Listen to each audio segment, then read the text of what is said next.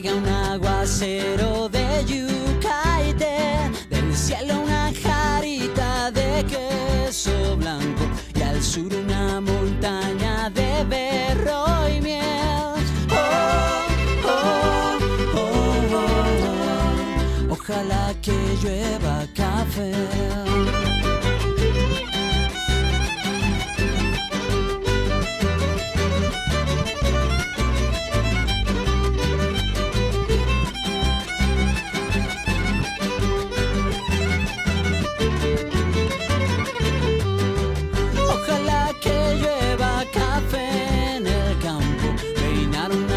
Cerro de trigo y mapuey, bajar por la colina de arroz graneado y continúe el arado con tu querer. Oh, oh, oh, oh, oh. Ojalá el otoño en vez de hojas secas pinta mi cosecha pitiza alegre. Siembra una llanura de patata y fresas. Ojalá que llueva café.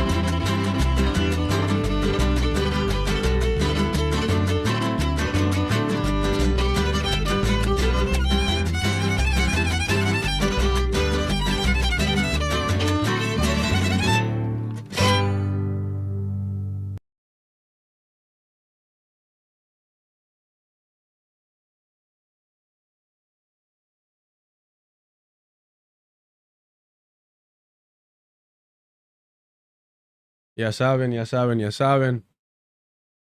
You already know.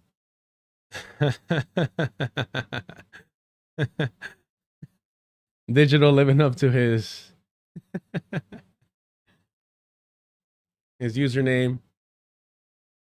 David Barnes, that definitely was El Arzón by Maldita Vecindad y Los Hijos del Quinto Patio. Is that correct? I just call, we just call it Maldita. La Maldita y estuvo. Hope you're all doing well. We're in for a long one today. I'm not even going to lie. I even plan to eat on stream. You've been warned. I got some fucking tamales. I have been calling my name since yesterday. So there's no way I'm not going to munch on those during like lunchtime. Yes, too. Like that's, I always said like, damn, I hate streamers that eat on stream, but my brown ass cannot contain myself to wait till after the stream to eat those fucking tamales that have been calling my name since yesterday. Uno creo que es de elote y otro de puerco, de pollo. I'm not sure. I forgot what it was. But I'm like, hell yeah. I get to eat that. It was too late when I saw that we had some yesterday, and I'm like, your boy's getting a little hefty in the middle, you know what I mean? So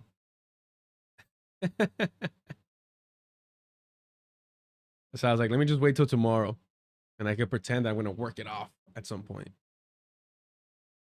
The Hamon, love that you appreciate the music. I don't think I have a unique musical taste, but I have been told I can be a little snobby with music.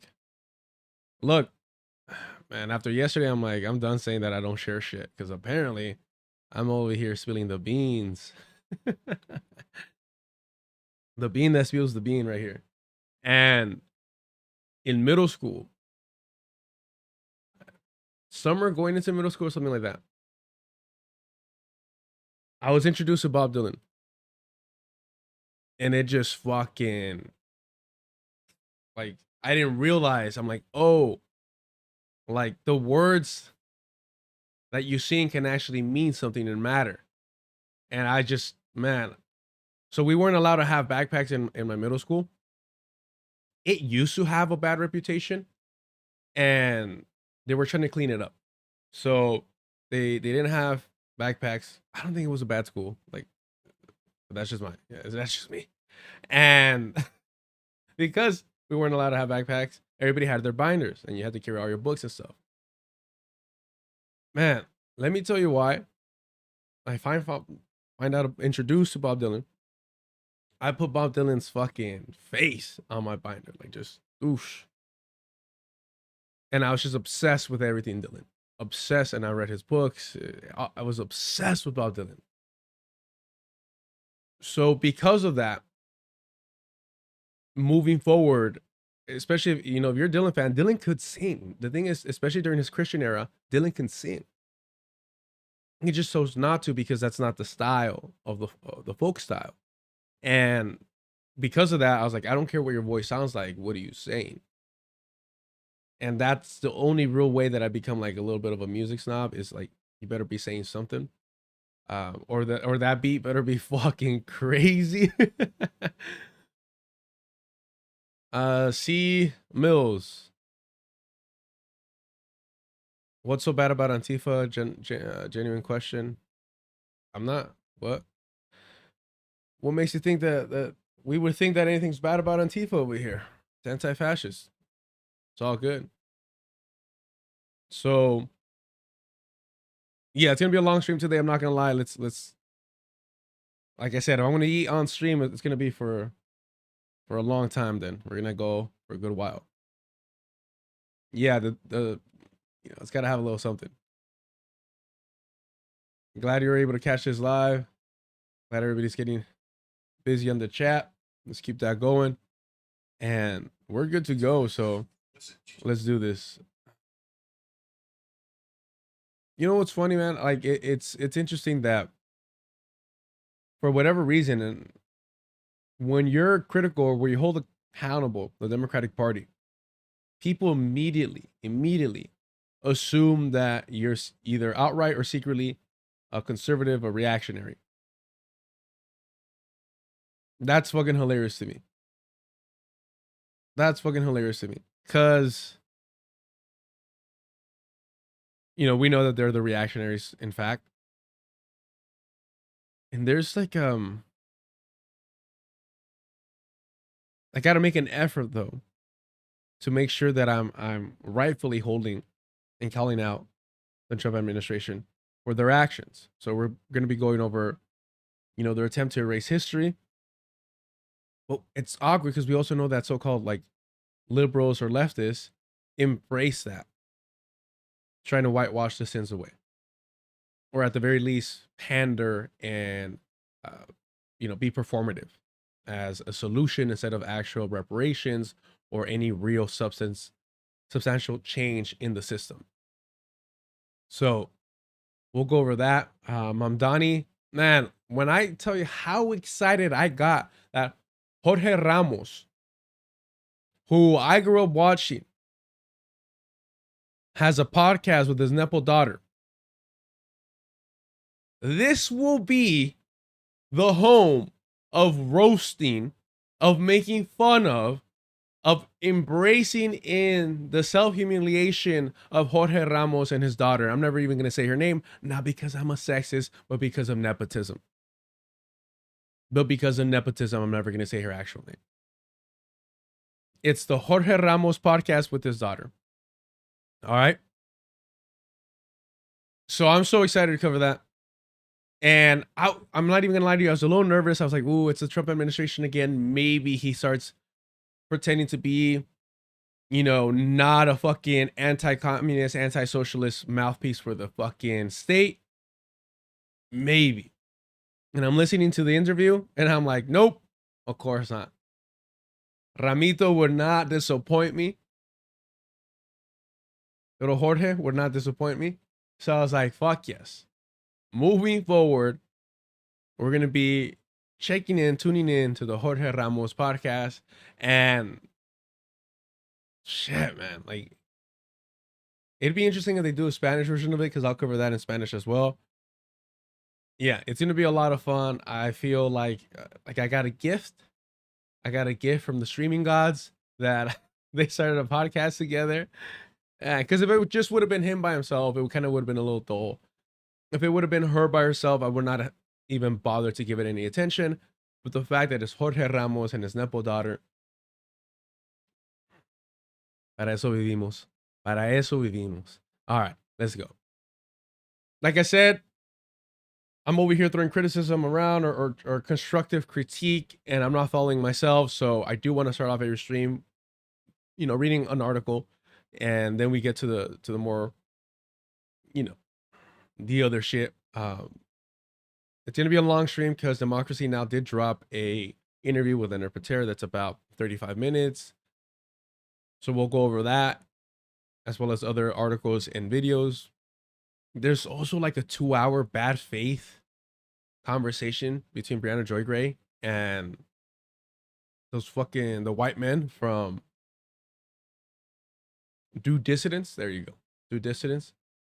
That I might go over just because it is outstanding. I say this yesterday, how Brianna Joy Gray is almost forced to. I don't know if forced to is the right word, but like finds herself surrounded by just stupid people, just stupid fucking people. And what's his name? Shoot, what was his name? I don't know their names. It's been so long. But one of them started saying some dumb shit when I tuned in to watch that. I believe it was like during the premiere. And he said that nobody was paranoid following 9/11 about another attack happening. I think in a way that some political commentators might be paranoid right now about that escalation. And immediately Brianna Joy Gray and the older gentleman was like, yo, like, what the fuck are you talking about? Like, all we were paranoid. All we were paranoid. And they even brought up I believe it was the anthrax situation, or was that before? I always forget because the anthrax situation gets like whitewashed from history because it was like a sketchy, maybe false flag that didn't pan out. And so immediately he has to like walk it back and tone it down and immediately change like his line of his narrative that he was pushing. And I love seeing that because it just highlights like, how can you say something so idiotic about not fucking history about 100 years ago or whatever, but modern fucking like history, like fucking 2 decades ago. 2 decades ago, you're going to say that New Yorkers, fuck New Yorkers, the country weren't paranoid being out here in the LA area? We assume that, oh, they hit New York. You know what I mean? They're going for like the major cities. That was, I mean, I was a kid, but come on. Yes, thank you, the Hamon. The anthrax was after, that's right. Yeah. You know, we put on our tin hats and yeah, it was definitely an inside job. You know who did a really good little mini documentary on that? It was, what was it? It was, he's kind of a weirdo, but I believe it was from Empire Files, Abby Martin's brother. Abby Martin's brother has a weird fucking podcast that I used to listen to. I'm not sure if it's still around. And he's very into the occult and conspiracy theories, but he did a mini documentary on anthrax. Foster, I see you in the Twitch chat, keeping it alive. Appreciate you. Hey man, my headphones are broken. Can you answer me in chat? BT Dub, which game do you stream the most? I don't stream video games. I'm an old man. that gets so fucking frustrated with video games so quickly. And I feel guilty because when I was younger, I used to watch a lot of TV. And eventually I kind of gave that up. I was put into martial arts. And whenever I sit too long in front of TV, whether it's video games or watching anything, I feel guilty. Let's see, documentary, anthrax. Let's see. I guess he had the attacks and Martin. I believe his name is Martin. It was on YouTube. It wasn't like an official one. Is it Anthrax Terror by Mail? Is it this one? Yeah, Jesse Lee Martin, right? That should be it. No, maybe not. Shoot.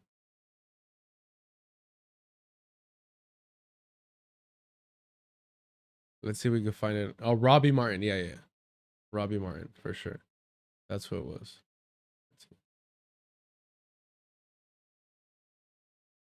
And I could be wrong. Maybe it's not even him. Yeah, this is maybe it. Well, he's on Guerrilla History, so I got to listen to that at some point.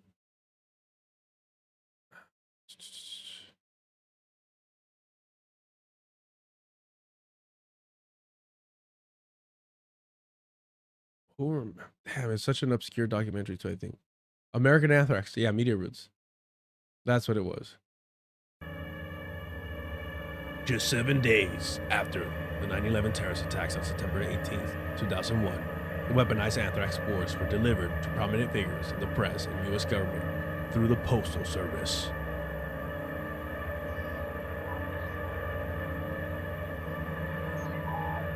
"9/11 was a localized event. However," sorry, I missed it. Oh well. I was looking at the chat over here. 2 days before anthrax attacks on September 16, 2001, Richard Perley, the leading proponent of the invasion of Iraq and advisor to the Bush administration, appeared on CNN, where he warned, "Oh, too slow. I'm warming up. Well, I'm sure would love to get back into the substance of his show. Sorry about the interruption, Bob. It was important to go to the Attorney General. Thank you, Paula. We're talking to Richard Pearl, former Assistant Secretary of Defense. He is now a private citizen, but he is also chairman of the Defense Policy Board of the Pentagon, and so is a leading advisor to Secretary Rumsfeld, but he is speaking for himself in our conversation. Mr. Pearl, maybe you can help, you can clear up some confusion. We've been talking about war, that this is a war. We're talking about... The next attack will not be of the same nature as this one. It will be entirely different. If we close airports because of what happened a few days ago, we'll discover that that isn't effective because something else will, another route. Can I just say this? Yeah, I'm 31. I hope most of the chat is older than me so that y'all can educate me. It's always kind of weird and creepy how a lot of these streamers attract like younger audiences. I don't know. I'm somebody that definitely likes to hang out with like my age demographic. When I was younger, I did not like hanging out with older people. Very condescending, dismissive of you, which I didn't appreciate. And but now, like, I enjoy being around, older people. But thankfully, because of my job, I get to be around like literally every age group, like people who have retired and went back into the workforce, and fucking kids that just graduated high school and it's their first job. I feel very fortunate to be in that work environment. I'm not even gonna lie, because it keeps me like tapped into, I don't know, like people's blind spots and what they informed of, what they're looking at. It's very interesting. But yeah, David Barnes, Albert C. I'm out for being a what? There's some, I'm not gonna lie, there's some moments, David Barnes, where I'm like, yeah, I remember. And then I think, I don't know. Yeah, it's just funny. I don't know if y'all even want to watch a little bit of this, but fuck it. Will be chosen. What is the most dangerous route to think about now? Well, I think we have to worry about the use of biological and chemical weapons against water supplies. That's all the time. That's all the time we have. Richard Pearl, thank you very much for joining us. All the time we have is to fearmonger the people by leaving them on a cliffhanger about the water supply getting hit. Imagine you're like watching this and you're like holding on to every word, especially following 9/11. And they're like, they might get the water supply. Jesus. DFTP. Well, believe it or not, we're old. 30 years old. We're old. We're here. We made it. It's been reported that the office of Senate Majority Leader Tom Daschle has received a letter containing a powdery substance. Morning. I'm speaking to you today from Shanghai, China. America has now confirmed several different cases of anthrax exposure in Florida, New York, New Jersey, and Washington, D.C. We do not yet know who sent anthrax to the United States Capitol or several different media organizations. We do know that anyone who deliberately delivers anthrax is engaged in a crime and an act of terror, a hateful attempt to harm innocent people and frighten our citizens. About 10:30 this morning, my office opened a suspicious package. Just as soon as it became clear that there was a suspicious substance in the envelope, we contacted the Capitol Police. On the Twitch chat, Cola, thank you for mentioning that. You just reminded me of something. There was an exposure when the letter was opened. The first field test came back as positive for anthrax. In order to confirm that, we did a second field test, and that field test also came back as positive for anthrax.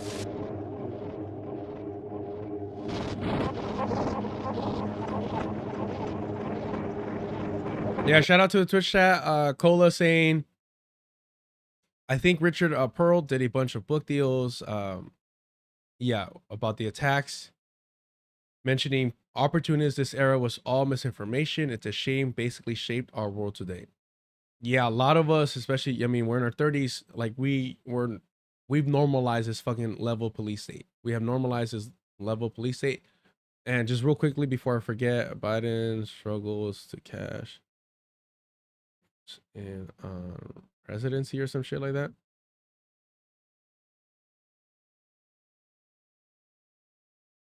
Yeah, I think this is it.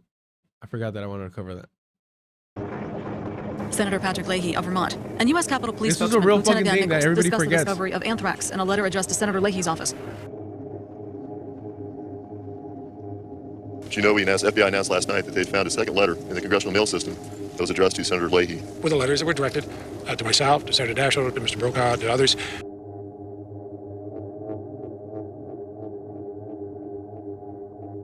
There is anthrax in the letter. This is the letter. It's very close to the Senator Daschle letter. The preliminary tests, which are not complete, but the preliminary tests indicate that there was no anthrax or dangerous infectious material. Know what the stuff was other than not anthrax? I don't. Letter directed to you? Yes. It was all a lie. It was a false flag. The Washington Journal, Tim Kern was talking about security preparations at the U.S. Capitol. Surgeon General. Yeah, but this is a real fucking thing. I recommend watching the entirety of this. It's pretty short, it's 30 minutes, but it's very thorough. And all I wanted to say was like it's wild how this shit gets memory hold.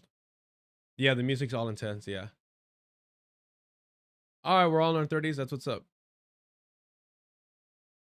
Yeah, DFTP. Bro's just pulling out and holding an anthrax letter in his hand. check what I got. Is that? Yep, smells like anthrax to me. General David Satcher said today, and I quote, "I'm worried that we're being attacked and we don't fully understand the attack." A lot of other Americans feel the same way. All right. So we move on or we keep watching this? Despite the fact that there was no evidence to connect the anthrax attacks to 9/11, the Bush administration manipulated the narrative in an attempt to link them to Al-Qaeda.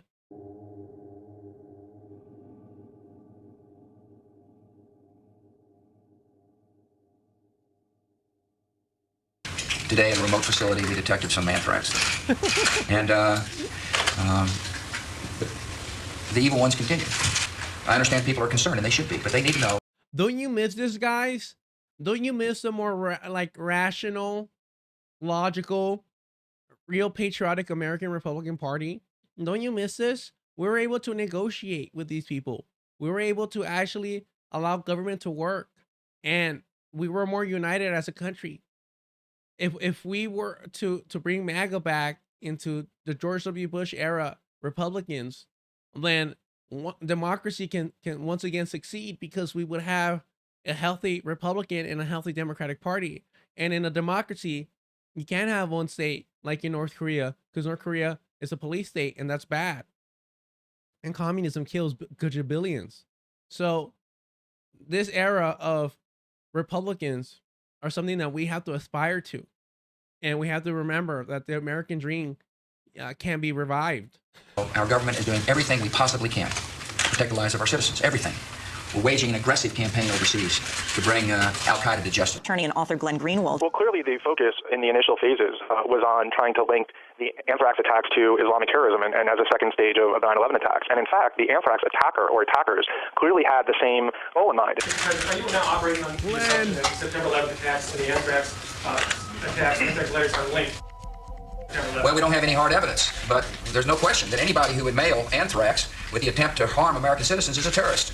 And there's no question that al-Qaeda is a terrorist organization, so it wouldn't put it past me that they're, it wouldn't surprise me that they're involved. And now the New York Daily News is reporting in the immediate aftermath of the 2001 anthrax attacks, White House officials repeatedly pressed FBI Director Robert Mueller to prove it was a second wave assault by al-Qaeda. Good morning.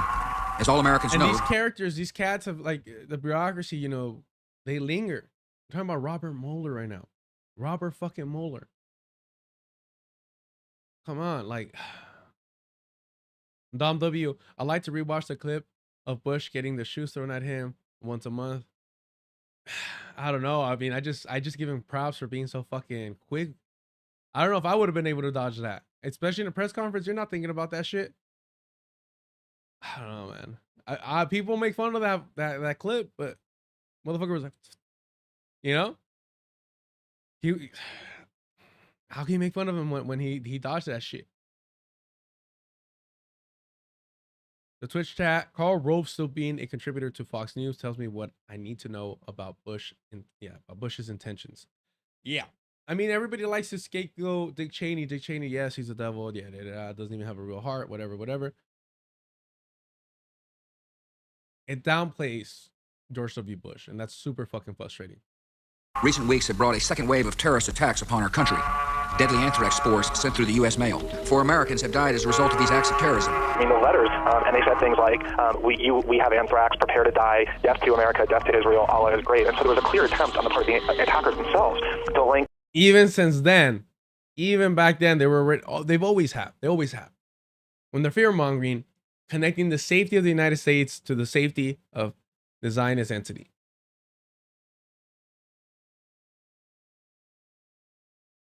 Yeah, that's a throwback.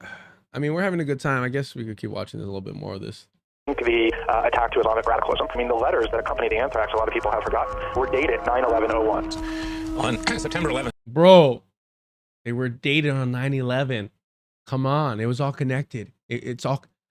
If you don't believe in the conspiracy that the 9/11 fucking hijackers were connected to the anthrax, if you don't believe in that conspiracy, then you're a conspiracy theorist. I think it'll come as a shock to a lot of people, but it's been reported by the New York Times and other major news organizations and confirmed by the White House.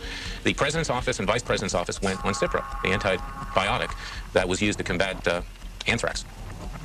There's no precedent for this type of biological attack. What happened to the Republican Party? What happened to the Republican Party? They were essentially taking vaccines in the White House. Remember, doctors warn that you can put your health at risk by taking antibiotics when you don't need them. So use antibiotics only after consulting a healthcare professional. The White House went on Cipro. It must have known that either an attack was underway or was imminent. Well, I think we have to worry about the use of biological and chemical weapons. Yet, other individuals, such as the postal workers, weren't given antibiotics for several weeks. At least 13 others have developed forms of anthrax disease, either in the lungs or, less severely, on the skin. I think most people don't know this. Brentwood postal workers have died. Senator Daschle led reporters into the Hart building for a tour of his temporary office. The Majority Leader's permanent office, site of the anthrax contamination, won't be opening until March. That's just wild, man. Good times, good times. In just 1 month, the seeds were planted that Iraq, not Al-Qaeda, was behind the second wave of terrorism.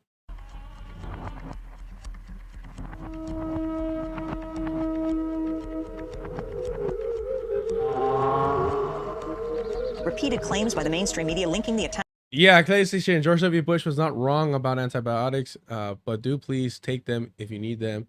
Yeah, no, absolutely. It's just funny how, like, the party is almost unrecognizable in terms of like, hey, dummies, like even for your own good. I think at that time, a big difference was like that the mainstream Republican Party wasn't actively trying to like off themselves. I would argue that at this time, if someone please correct me if I'm wrong, the anti-vaxxers were still more the hippie. Like the hippie was, the liberal hippie was still more prominent amongst anti-vaxxers of this era. Whereas now it's meshed into that so-called like upper middle class, where it's these reactionaries that don't trust the government. Attacks to Saddam Hussein helped shape American perceptions about Iraq in the lead up to the invasion. How are things going in Afghanistan now? I think we'll do fine. The second phase, if I can just make it very quickly, the second phase is Iraq. Everyone crying about Jimmy Kimmel, Stephen Colbert. All these people have helped to normalize these fucking animals, these fucking monsters, Jon Stewart included. So like, you know, this is nothing new to have. Everybody was like, what the fuck, John McCain? Like, he just gets to like go on, no pushback, no nothing, and talk about how we're gonna invade all these countries. Yes, that's always been the case. There is some indication, and I don't have the conclusions, but some of this anthrax may have come from Iraq. Is that right? If that may be the case, then, I couldn't hold that one in. I was like, oh my, his may got me. I could not hold that. I was like, oh my god, and they're so shameless. Like legally, I had to say may. Now, for the audience, for those listening at home and not seeing, I did throw up may. I cannot be held legally accountable for this. That's when some tough decisions are going to have to be made too. Still don't know where it came from, but the anthrax that killed 2 Washington postal workers seems to have the hallmarks of a sophisticated weapon built by someone who knows how to deliver a lethal blow. Much later on, the media blew up the scandal about Iraq's lack of WMDs. However, the disinformation released by the U.S. government about Saddam Hussein being behind anthrax attacks was rarely commented, even by... Why am I lagging? Lagging hard. Alternative press, and I think that's why he included Democracy Now. At that time, Democracy Now was you know, still considered like super fucking lefty.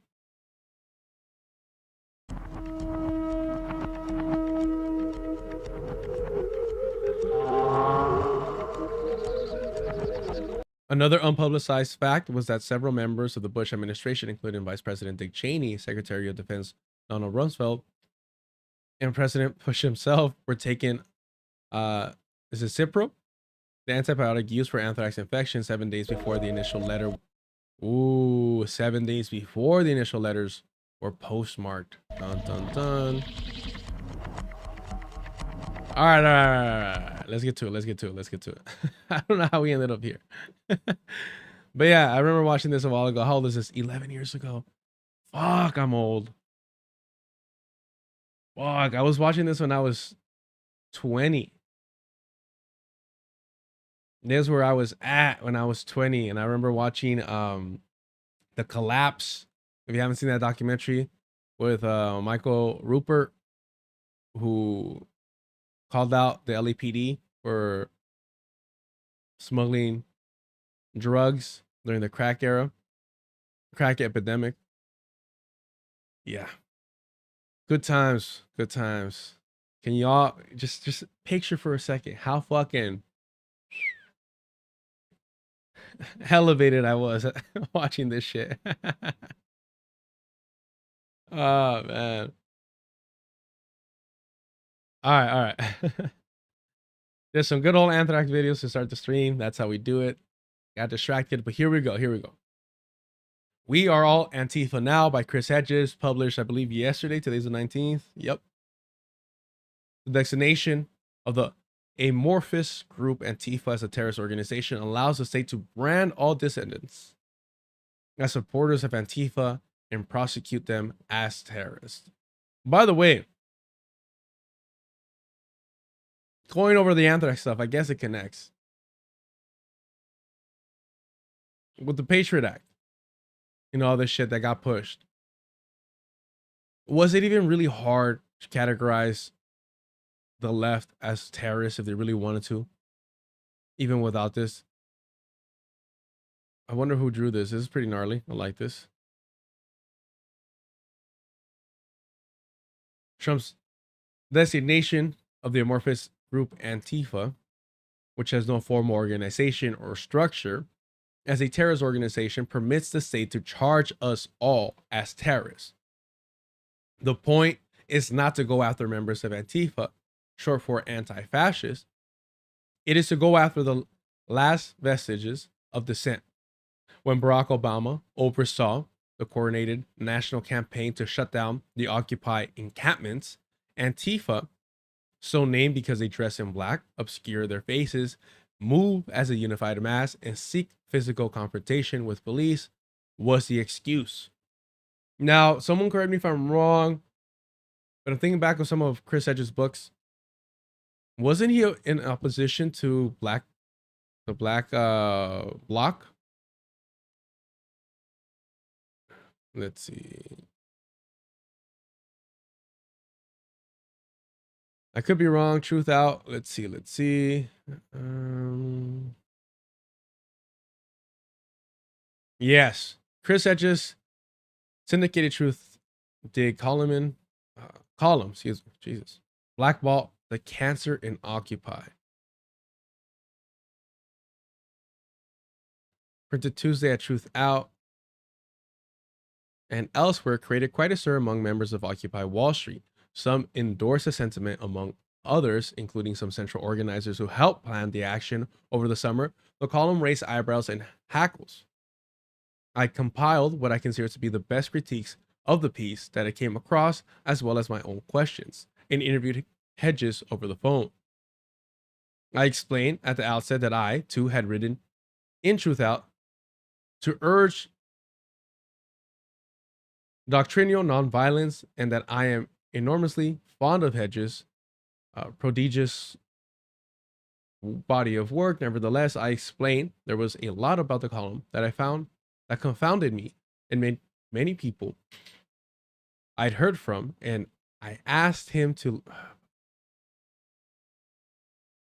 You know what I was thinking? I was thinking about this yesterday. Real quick aside. I was talking about the streams, the last two streams, and I was like, I felt like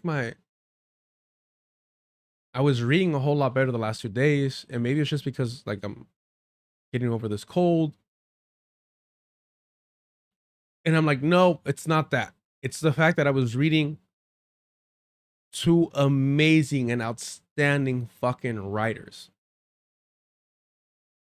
So I'm not giving the credit to myself for my reading abilities. I like reading abilities improving. It's the writers, because then I read shit like this and I'm like, why am I struggling to read this in comparison to these other writers? So let's just skip through with this. All right, the previous column of yours, entitled "The Greeks Get It," insinuated that the riots there were produced, and as you know, they committed vandalism and were productive, and as you know, they committed vandalism and arson, and so did protesters everywhere from Iceland to Romania, where the prime minister just resigned. I wonder if the arsonists and the vandals in those movements were cancerous as well. Chris Hedges, yes. Oh, man. I've said, for a long time, I said Chris Hedges was my favorite writer. And I was okay admitting that because I disagree with him so profoundly in certain areas. So I think it was credit to me that I can admit when somebody's a great fucking writer, despite my disagreements with him. And Jam, then I wonder if you would explain your writing. Here's to the Greeks. They know what to do when corporations pillage and loot their country. Riot, shut down the city centers, toss the bastards out. The Greeks, unlike most of us, get it. A lot of these motherfuckers, though, like Chris Hedges, it's like voyeurism. They're cool when other people get busy, when they get active. But when it's here, and especially these Chris Hedges and these people like to wag their finger at the professional managerial class. Homie, you are that. You are that. You're part of it. You're not in the club anymore. You're not in the club anymore, but you're still part of it. That is your world. that you kind of refuse and reject it, but you're kind of dying to get back in if they just course corrected. The article, this is Chris Hedges, the article in the column lauded the Greeks for responding. It was not an article about tactics. You use the word insinuate. That's correct. You would have to insinuate that I supported rioting, but I don't know how you can in the long history of everything that I've written. The point that I was trying to make in that article was that the Greeks had gotten out on the streets and risen up. Well, what do you think happens? Hold on. What do you think happens when you're being repressed by the state and you go out into the streets to rise up? Because the kumbaya shit that we've been seeing nonstop, that's with police coordination. That's with permits. That's with approval of the fucking state. What happens when people come out and they're not allowed to come out? They haven't asked for permission to come out. They get beat down. And it's frustrating to see because, and I've seen this time and time again, you're out protesting, the pigs get aggressive, somebody defends themselves, they get snatched, and everyone in the crowd, record, what's your badge number? Who are you? Aren't you ashamed of who you are? No, they're proud of being fucking dogs for the state. They're proud to be fascist tools. But you see in some parts of Europe, and you know I don't love giving Europe any credit for anything, and they snatch that motherfucker back. They grab him back. They got a real comrade shit. They grab him back. Because they outnumber the fucking pigs. And you don't see that here. Over here, it's just like, yay, Martin Luther King also got arrested. Not realizing how the system has adapted to that shit. It's so fucking frustrating.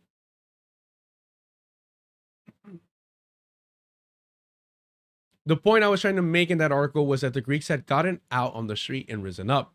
I didn't agree with everything they've done out on the streets, but I was confounded by the passivity on the part of the American public that was being fleeced and abused in a manner not dissimilar to what was happening in Greece. I never in the article approved rioting. I had to put it in there because that's what they did. But the point of the article was that the Greeks had responded and we hadn't. What's wrong with us? Motherfuckers like you. What's wrong with us? Motherfuckers like you was wrong with us. I just mentioned the fact that they rioted, but I didn't approve of it. That's factually what occurred. Get the fuck out of here. You think shit would have changed for them if they didn't get proactive like that? If they just, arm in arm, got together and we're singing fucking Kumbaya, my lord. You think anything would have changed? Of course not. Michael Martinez, yes, I've heard this a lot. In Europe, the cops don't have guns, though.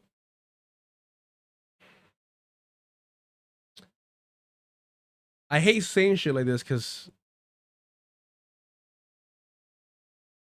look, for all that the pigs are over here, the fact that after everything we've seen, there hasn't been that shot heard around the world,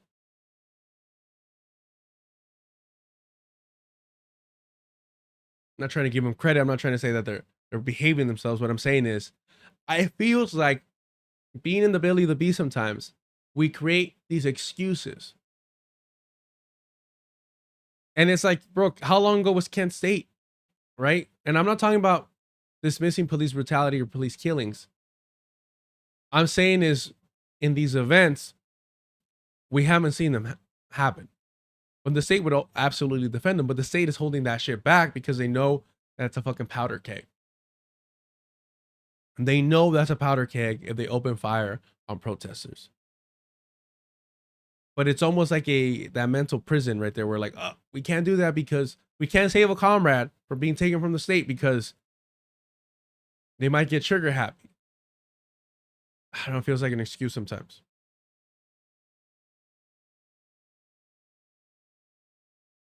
Where are we? Jam, you speak of the Black Bloc as though it were a political organization with membership, a violent, secretive, nihilistic cabal, which calls to mind the Black Hand, conveniently. It sounds like a really snarky question, but I swear I'm genuinely interested in your answer. Were you aware, writing this piece, that is not an apt description of a black bloc, which is no organization at all, but a protest tactic that does more than just smash and burn? Chris Hedges. I put in there that they detest organization of any kind. I use part of their jargon, feral and spontaneous protest, whereby you walk down the street and nothing is planned. You walk by a window and you break it. They feel that any kind of attempt to plan immediately imposes a kind of hierarchy that they oppose. That's in the piece. There's a limit to expounding upon the internal. I didn't get into the primitive anarchism and all this kind of stuff, but that was certainly part of the piece. It's precisely because they detest. There's a line in the article. They say that that says they are opposed to those of us on the organized left. The operative word is organization. Now, in this critique, I agree. In this, I agree.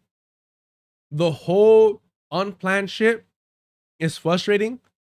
And in reality, I hate saying this, but like the right does give a lot of examples of how to organize somewhat properly. Mind you, the state is on their side, so they got their asses covered. And big critique was that the underground armed movement was too closely associated with the above ground, the Black Panthers. And the critique was made that, hey, those two entities need to be completely separated and not communicate in order to avoid entangling each other or exposing the other. I understand that critique. But when I look at white Christian nationalist militias, and they were not, it was not a giant organization. They learned from the Klan. But they were organized small groups, right? Organized small groups. And, the way that Chris Hedges is describing this is kind of motherfuckers just showing up. If that is the case, if we are to accept his narrative of things, that is frustrating, right? Because then it's mobilization and not organization. But again, the critique amongst Marxist-Leninists and anarchists is always the conversation. But it's funny hearing somebody like Chris Hedges, who is essentially for all sense, barely to the left of liberal. He's an anti-communist, anti-anarchist. Like, come on. And Jam, I have seen Black Bloc de-arresting their comrades. Oh, see? Look at this. Look how everything is so prevalent. Sealing people back from police custody without hurting anyone or anything. I have seen them win a tug of war with the police and confiscate their cattle netting. I have seen them returning tear gas canisters from whence they came in order to mediate the suffering of children and elderly protesters in the midst. Chris Hedges, let's not paint these people as Boy Scouts. Come on. That's your fucking response? Let's not paint these people as Boy Scouts? I mean, I don't know what fucking Boy Scout fucking medal badge you get for tossing back a tear gas canister or rescuing your comrade. But I'm pretty sure it's, it's an impressive one.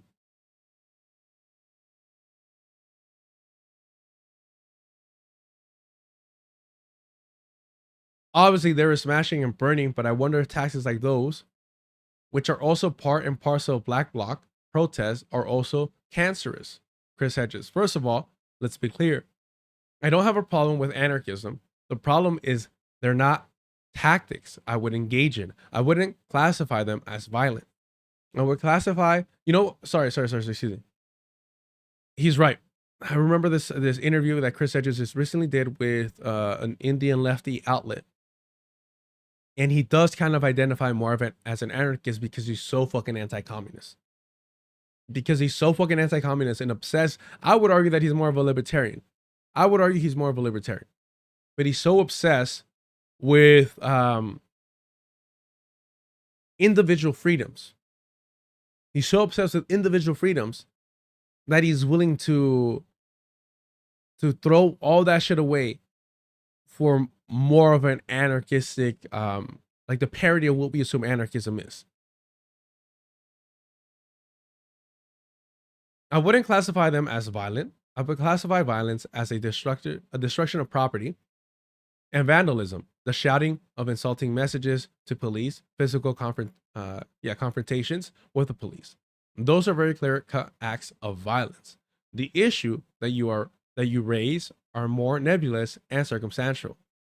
Throwing a tear gas canister back that's been fired at you would not classify as a violent act, and yet it was something that probably would not have been done during the civil rights movement under King.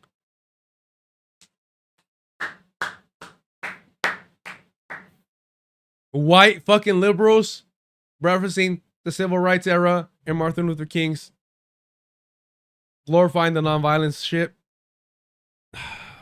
We should have badges, merit badges over here in the chat. Like a bingo card, maybe a drinking game. Every time a fucking liberal mentions the civil rights, Martin Luther King, and nonviolence. I think he might have thought of that as violent. I don't know that he would have thought of it as violent. He wouldn't resist arrest. I know that's an issue. When I've been arrested, I don't resist arrest. Wealthy white man says, what? Many people do resist arrest. King never did resist arrest, but I preface it by saying that's not something I would do. On the other hand, those are more nebulous issues which may be part of Black Bloc activity, but let's be careful. Black Bloc activity includes the other things that are clearly defined as acts of violence. They don't limit it to those activities, is what I'm saying.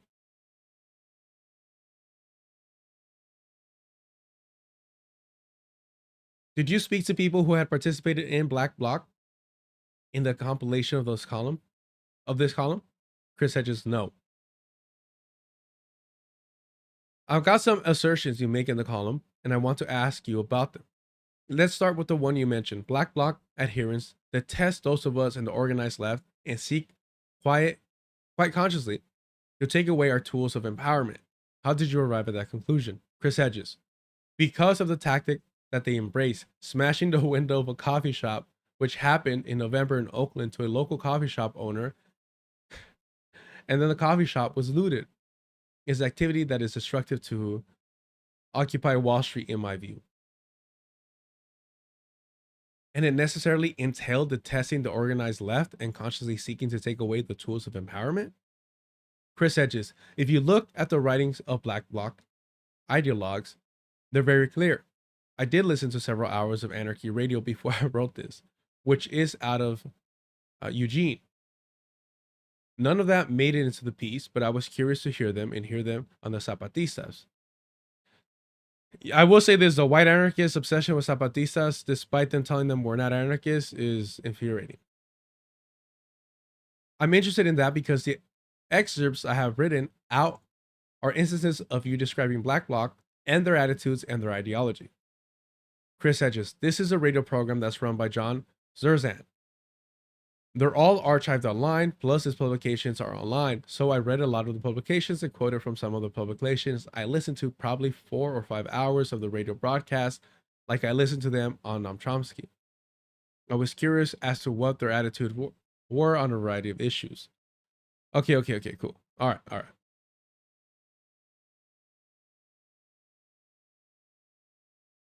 Let's go back. Where were we? When Barack Obama oversaw the coordinated national campaign to shut down the Occupy encampment, Antifa, so named because they dress in black, obscure, their faces moved as a unified mass and seek physical confrontation with police, what's the excuse?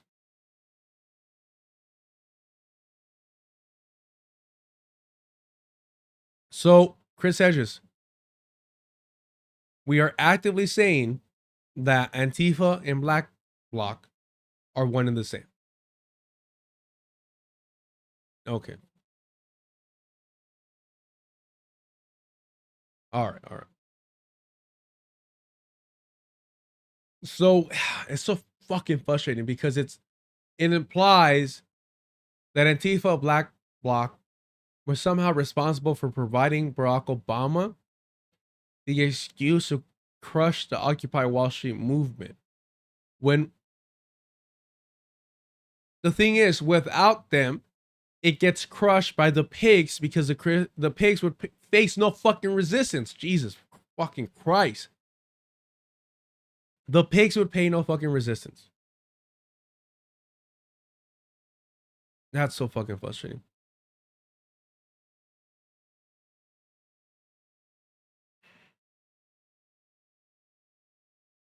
I am pleased to inform our many USA patriots that I am designating Antifa, a sick, dangerous, radical left disaster, as a major terrorist organization, the president wrote in Truth Social post. I will also be strongly recommending that those funding Antifa be thoroughly investigated in accordance with the highest legal standard and practices. Thank you for your attention to this matter. Now, I have no love for Antifa. The feeling is mutual. I was a fierce opponent of the Black Bloc, anarchists who identified with Antifa. They embedded themselves in Occupy encampments and refused to take part in the collective decision making. They carried out property destruction and initiated clashes with the police. Oh, they initiated clashes with the police. The police did not initiate clashes with them. Interesting. Okay, nice narrative building. Occupy activists were Antifa's human shields. I wrote that Antifa was a gift from heaven to the security and surveillance state. Wow. So he's saying, so this is like the Hamas uses Palestinians as human shields type of fucking argument. That is wild, bro. That is fucking wild.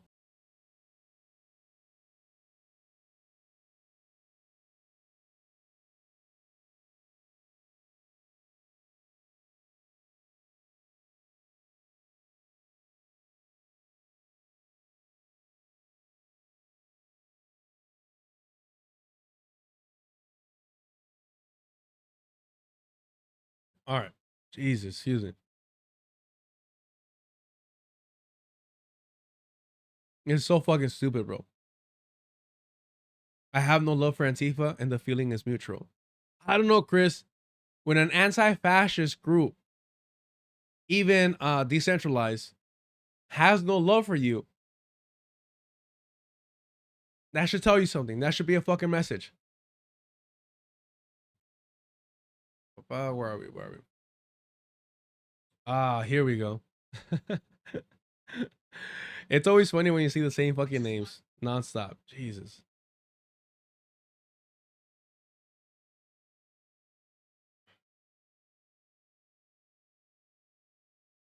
David Graeber, whose work I respect, wrote an open letter criticizing my position. Let's read it. Concerning the violent peace police, an open letter to Chris Hedges, the new inquiry. I am writing this on the premise that you are a well-meaning person who wishes Occupy Wall Street to succeed. I am also writing as someone who was deeply involved in the early stages of planning Occupy in New York. Ace Boogie, appreciate the super chat. Bro, what time do you go live? Because I be late on the streams and YouTube never notifies me. Yeah, I need to start saying this more. Thank you for the super chat. Ace, hit your notification button on the channel if you haven't already. That'll notify you. I've heard this complaint before. It's just like a new YouTube thing where they're not really going to inform you when the channels you follow go live if you don't hit the notification bell. I'll be more proactive on pushing the notification bell moving forward. Thank you for reminding me of that. Ace, thank you for the super chat. Yeah, so the goal following next week, I've switched some things around with work, is at the very latest 7 a.m. Wednesday, Thursday, Friday. And we'll do roughly 5 hours. And then I'll unlist the streams on this channel, Deculturation, but on Deculturation Live, everything will remain. So if you haven't already, go check out the channel where everything will stay up. Deculturation Live. Literally live right there right now. And all I have here are the live streams. We're at 223 subscribers. I'm hoping to get that at least by 500 by the end of the year, just so we can have some awareness on this channel that channel is very much alive. But I need to do a better job at editing these long ass fucking streams to shorter clips. That's 100% on me. But thank you for the super chat. Thank you for supporting. And I'll take this moment to say, if you haven't already, go ahead and subscribe. If you're sick and tired of these same fucking do nothing online leftists,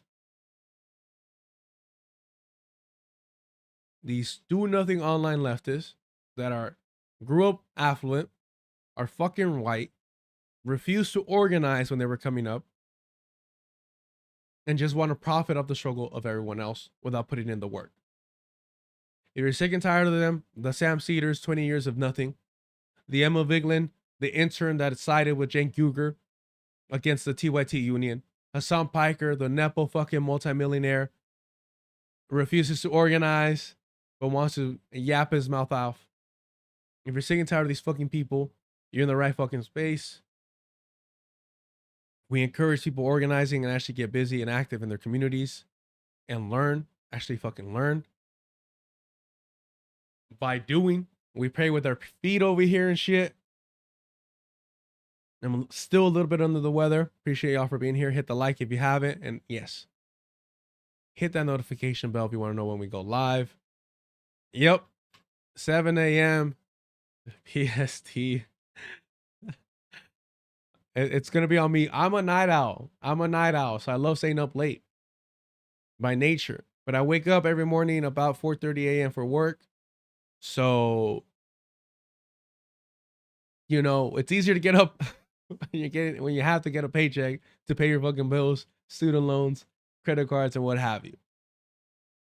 But I really do enjoy doing this, and I want to put more time and effort into this. So, yeah. Starting next week, we start the 7 a.m. shift. And that way, it'll give me more time to wrap up the stream earlier so I can start working on edited work. So I'm going to be doing like, you know, around 5 hours of the stream in the morning. And I want to do about 3 to 5 hours of working on edited videos on my days off of work. And I have a dog to take care of. I need to go back to training. And we all have personal lives and relationships to, you know, connect with. Yesterday I shared about my cousin. So we're kind of dealing with, you know, everything that comes with that, the financial stuff. It's a whole thing. It's across state lines too, so that doesn't make it easy.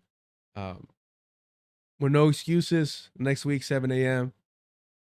Yeah, I wake up at 4:30 a.m. for work. Yep. Am I paying my student loans? Yeah, I don't want them to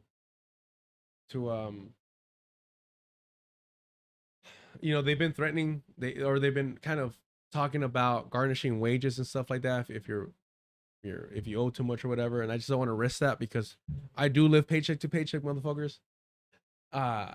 So anything that affects my paycheck is gonna be an issue, and I don't want that surprise.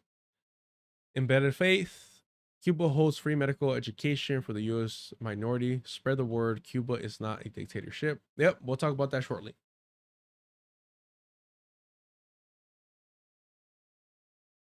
All right, where are we? I am also an anarchist who has participated in many black blocs. While I have never personally engaged in acts of property destruction, I have on more than one occasion taken part in blocs where property damage has occurred. I have taken part in even more blocs that did not engage in such tactics.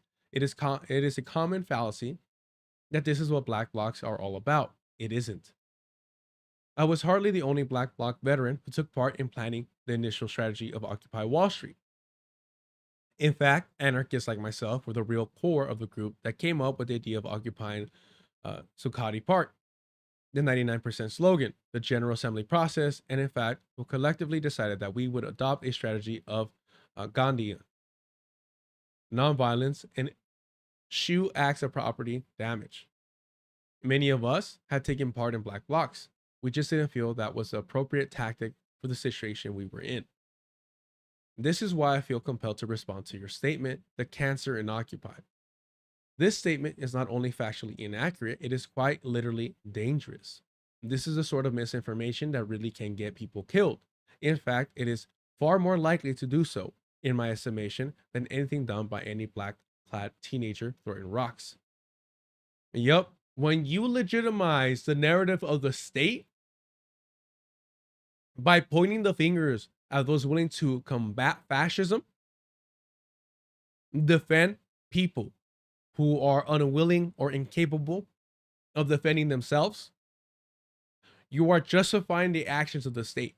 I mean, Chris Hedges literally said, we just read it right now, a gift from the heavens to the security and surveillance state. That's what he called anti-fascist. A gift from the heavens to the security and surveillance state. As if Barack Obama or any of these fucking war criminals need an excuse. The excuse is given for fucking liberals like you, Chris Hedges, to bite into. To blame them instead of the fucking state. Now, you do both, so you think you're in the clear. You do both. You point the fingers in both directions, and you think you're the fucking smartest person in the room. But you're giving the fucking state exactly what they want.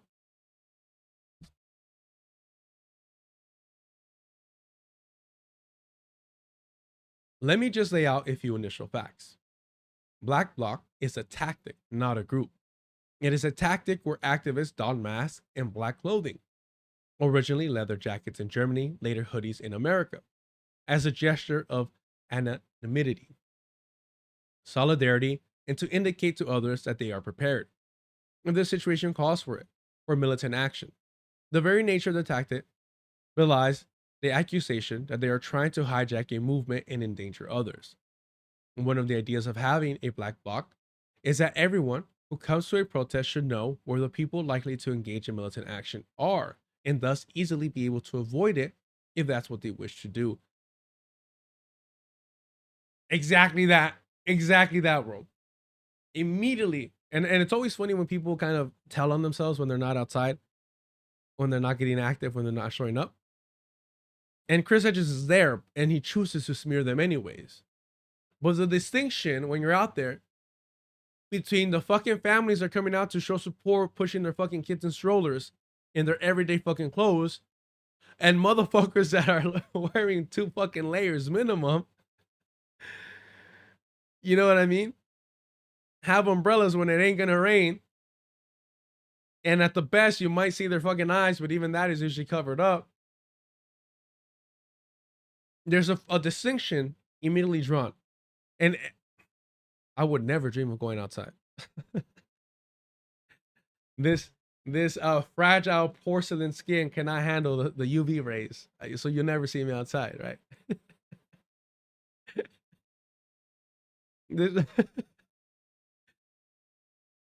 But yes, there is like kind of a lingering of those people that are already just in case.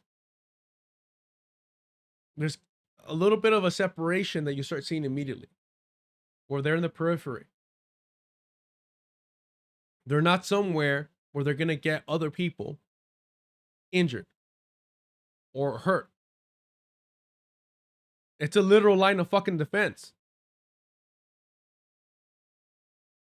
Black blocs do not represent any specific ideological or, for that matter, anti-ideological position. And this is right. I'm not an anarchist. Not that I've ever would dream of doing something so this unpatriotic.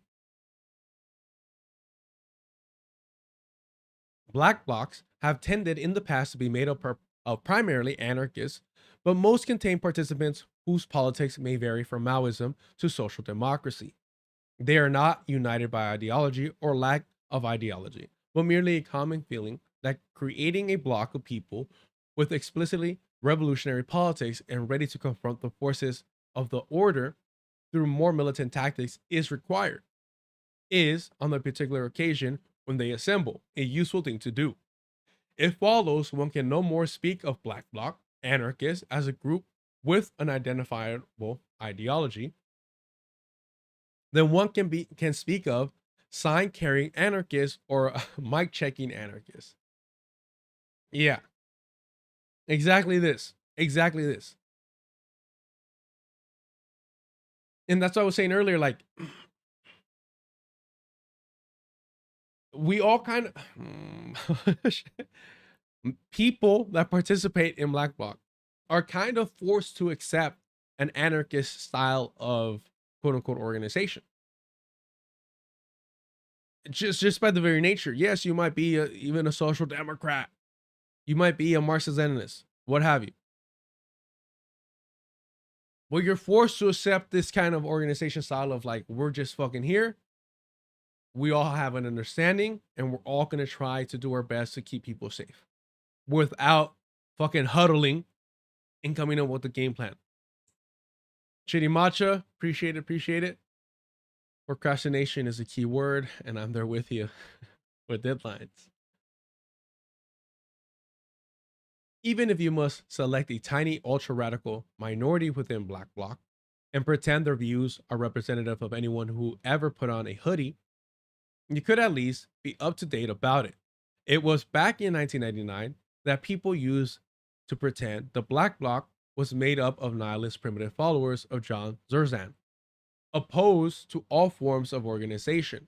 Nowadays, a preferred approach is to pretend the Black Bloc is made up of nihilist insurrectionaries, followers of the Invisible Committee, opposed to all forms of organization. Both are absurd slurs. Yours is only 12 years out of date.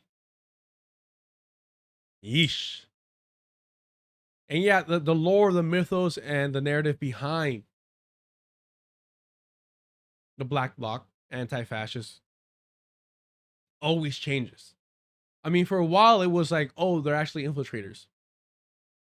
They're actually infiltrators who are here. You know, the narrative kind of stays consistently the same, but the details of who sent them or who they truly are alters. Relock. Exactly. The tactic follows anarchist principles regardless of the ideology of the participants. Which, I mean, again, you know, I've seen other streamers do this, other lefty streamers do this. I don't do this. Smearing anarchists and anarchism. I don't fucking do it. Because if you're outside, you know that anarchists are putting in the fucking work. I might disagree with the conclusion, but I admire and respect and appreciate the work that they're putting on every fucking day. I've seen it. So who the fuck am I to be like, well, actually, I'm a Marxist-Leninist and I disagree with your ideology, and so I'm going to smear you, when I know, because I've seen it, at times helped when I can, that anarchists are putting in that work.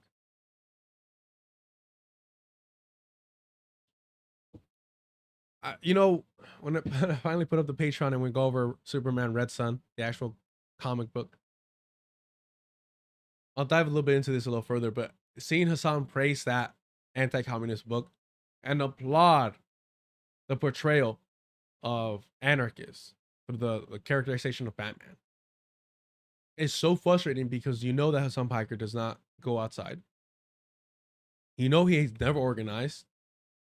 And to still go out of your way to smear anarchists, to applaud anti-communist propaganda that, you know, vilifies anarchists and feeds that fire of anti-communist anarchist tensions, so fucking infuriating. And really, I only see it with people that are just online. With people that are just online, they love that fucking commie versus anarchist narrative.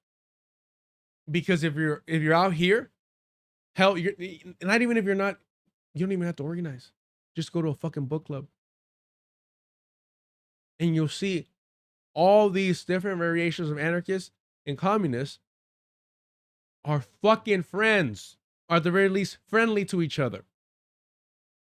So we've had my good friend Soli on here.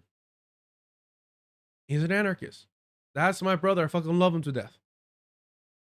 Smart as hell, talented musician. I could compliment him the entire stream.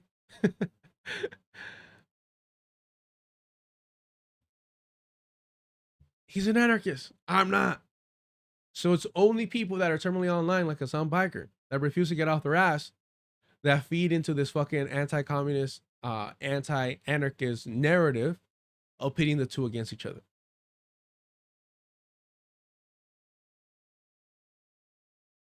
Your comments about black blockers hating the Zapatistas is one of the weirdest I've ever seen. Sure, if you dig around, you can find someone saying almost anything, but I'm guessing that, despite the ideological diversity, if you took a poll of participants in the average black bloc and asked them what political movements in the world inspired them the most, Eslen, Ejército,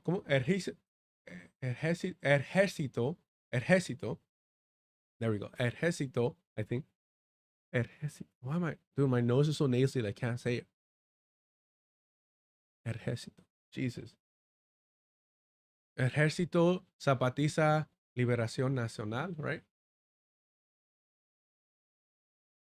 Would get about 80% of the vote. In fact, I'd be willing to wager that at least a third of participants in the average black bloc are wearing or carrying at least one item of Zapatistas paraphernalia.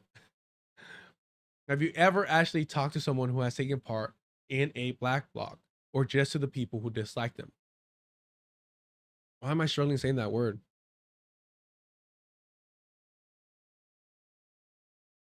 But how do you say the whole thing? Yeah, ejército. But I'm saying the R too early, huh? Ejército. There you go. I was saying instead of ejército. Zapatista de Liberación Nacional. I forgot the de. My apologies. Yeah, this part is the fucking funniest, really.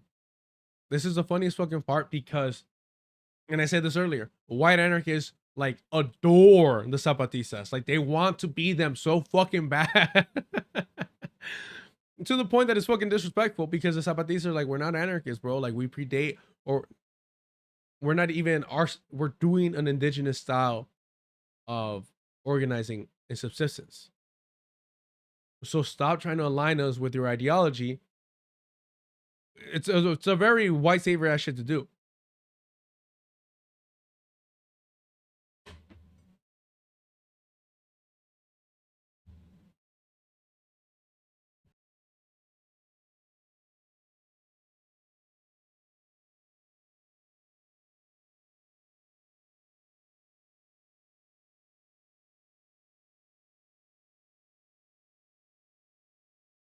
Diversity of tactics is not a black bloc idea. The original GA in Tompkins Square Park that planned the original occupation, if I remember, adopted the principle of diversity of tactic. At least it was discussed in a very approving fashion. At the same time, as we all also concurred that the Gandhian approach would be the best way to go. This is not a contradiction. Diversity of tactic means leaving such matters up to the individual consciousness, rather than imposing a code on anyone. Partly, this is because some groups break off in indignation. Excuse me, imposing code. Partly, this is because imposing such a code invariably backfires. In practice, it means some groups break off in indignation and do even more militant things than they would have done otherwise, without coordinating with anyone else, as happened, for instance, in Seattle. It's always Seattle. The results are usually disastrous.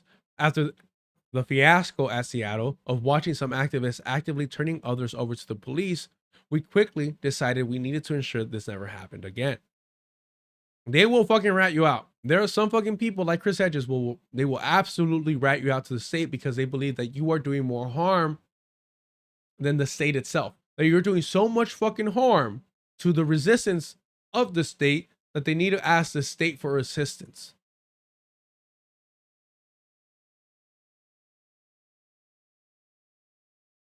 What we found was that if we declared we shall all be in solidarity with one another, we will not turn in a fellow protester to the police, we will treat you as brothers and sisters, but we expect you to do the same to us, then those who might be disposed to more militant tactics will act in solidarity as well.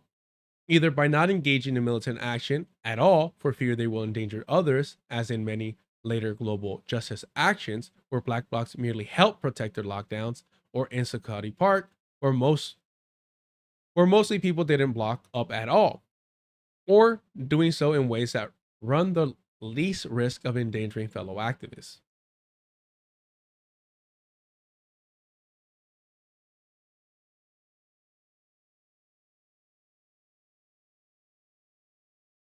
All this is, however, secondary. All this, however, is secondary. Mainly, I am writing as an appeal to conscience. Your conscience, since clearly you are a sincere and well-meaning person who wishes this movement to succeed. I beg you, please consider what I am saying. Please bear in mind, as I say this, I am not a crazy nihilist, but a reasonable person who is one, if just one, of the original authors of the Gandhian strategy Occupy Wall Street adopted, as well as a student of social movements who has spent many years both participating in such movements and trying to understand their history and dynamics. I am appealing to you because I really do believe the kind of statements you made is profoundly dangerous. The reason I say this is because whatever your intention, it is very hard to read your statement as anything but an appeal to violence. After all, what are you basically saying about what you call Black Bloc anarchists? 1, they are not part of us. 2, they are consciously malevolent. How do you say that? Malevolent. Here you go. Give me 1 second. Malevolent. Jesus. 1, they're not part of us. 2, they are consciously malevolent in their intentions. 3, they are violent. 4, they cannot be reasoned with. 5, they are all the same. 6, they wish to destroy us. 7, they are a cancer that must be excised. Yeah, that's pretty fucking good. Surely you must recognize, if laid out in this fashion, that this is precisely the sort of language and arguments that historically has been invoked by those encouraging one group of people to physically attack, ethnically cleanse, or exterminate another. In fact, the sort of language and arguments that is almost never invoked in any other circumstance. After all, if a group is made up exclusively of violent fanatics who cannot be reasoned with, intent on our destruction, what else can we really do? And this is the language of violence in its purest form. Far from the fuck the police, to see this kind of language employed by someone who claims to be speaking in the name of nonviolence is genuinely extraordinary. Fuck, bro. I will say this. Credit to Chris Hedges for fucking linking this. I have never read this before. I wouldn't even know to look it up. So credit to him, because this exposes Chris Hedges. And maybe he's going to do a mea culpa over here after this. We get back to the main article. But he's correct. He's saying what I'm saying. No. He's so right on this. By painting them as the other, as the infiltrator, as the excuse that the state will use to crush us, then what do you do with that excuse? You remove it. You excise it. You're calling them a cancer, bro. You're calling them a fucking cancer. That is fascistic language. And to use it against anti-fascists? Sick. I recognize that you've managed to find certain peculiar fringe elements in anarchism saying some pretty extreme things. It's not hard to do, especially since such people are much easier to find on the internet than in real life. But it would be difficult to come up with any Black Bloc anarchist making a statement as extreme as this. Even if you did not intend this statement as a call to violence, which I suspect you did not, how can you honestly believe that many will not read it as such? If not an outright call to violence, which I failed to grasp, I'm not gonna lie, initially, and I'm grateful for this article here.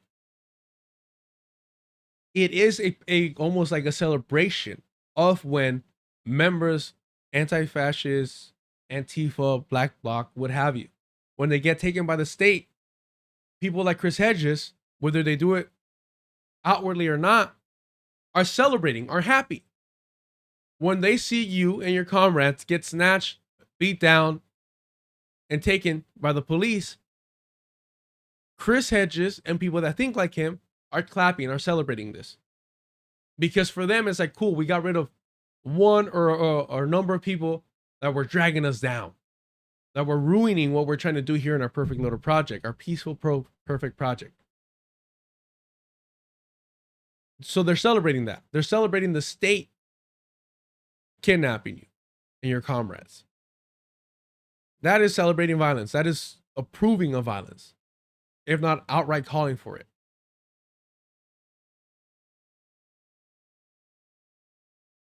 Association.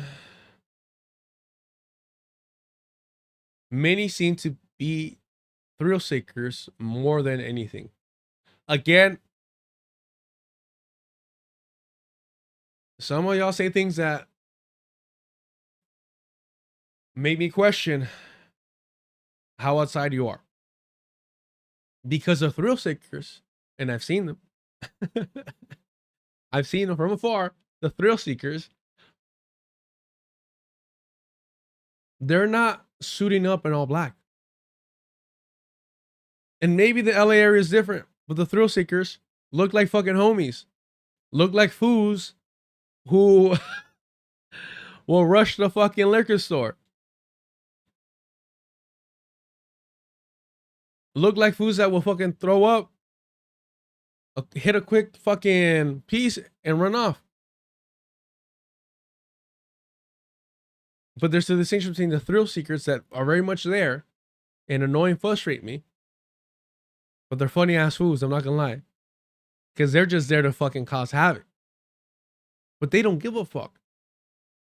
These aren't people usually with any ideological positions. They're literally there because fuck the police. And they get to have some fun with a higher chance of getting away with it. The other thing too, and it's kind of weird, the thrill seekers, I don't usually see them masked up. Unless they're really getting real busy. But when they're amongst the crowd, they're fucking chilling. They're having a good time.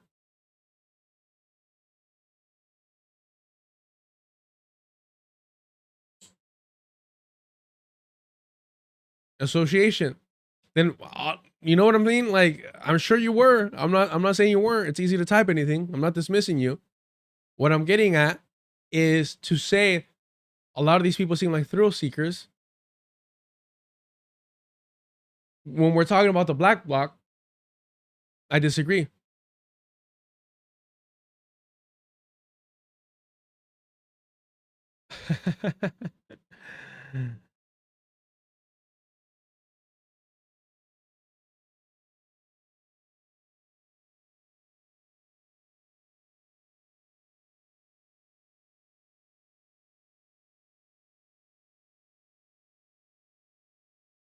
Association, in my view, especially following my experience in the recent French protests. So association, you're French. So already a negative. No, just kidding. I don't really like the black bloc, or at least what they do, because it's mostly white male, petty bourgeois students that don't tend to put themselves and others, because many people in the recent protests are new to that stuff, who tend to put themselves and others, I'm guessing, at risk. So I don't think their infiltrators are part of some nefarious plan. That's ridiculous. But many seem to be thrill seekers, no more than that. Association, you were born on thin ice. You were born on thin ice, and you're skating a little too freely here in the chat. No, I'm kidding. No, I hear what you're saying, and maybe it's just a regional thing. From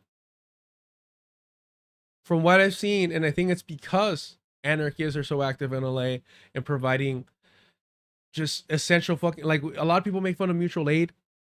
Mutual aid is not going to be the revolution, this and that, all this shit like this. And I'm like, one, who said it would? And if they did, then they shouldn't be saying silly shit like that. But two, like, and this sounds so fucking stupid, It does. Believe me, it sounds stupid. It sounds so fucking insignificant. Showing up with portable chargers for homeless people to be able to charge their phones. Even that little thing. And mind you, that's just one thing of what anarchists do that day, right? It's so easy to dismiss when you don't have to worry about shit like that, right? And so these same people are presumably, I wouldn't know, are the same ones suiting up and showing up to these protests in case things get out of hand. And like I said, from my viewing of videos online, from what I've seen online, they hang around in the periphery of these fucking areas trying to help. Michael Martinez, anarchists in LA do a ton of community work. Rarely I met any that were thrill seekers. Yeah, I think it's just a regional thing, association. And I think also maybe depending, I don't know, it's Europe, bro. I feel, bro, like you motherfuckers, one fucking soccer match doesn't go your way and shit. So I think it is very much a regional thing, maybe.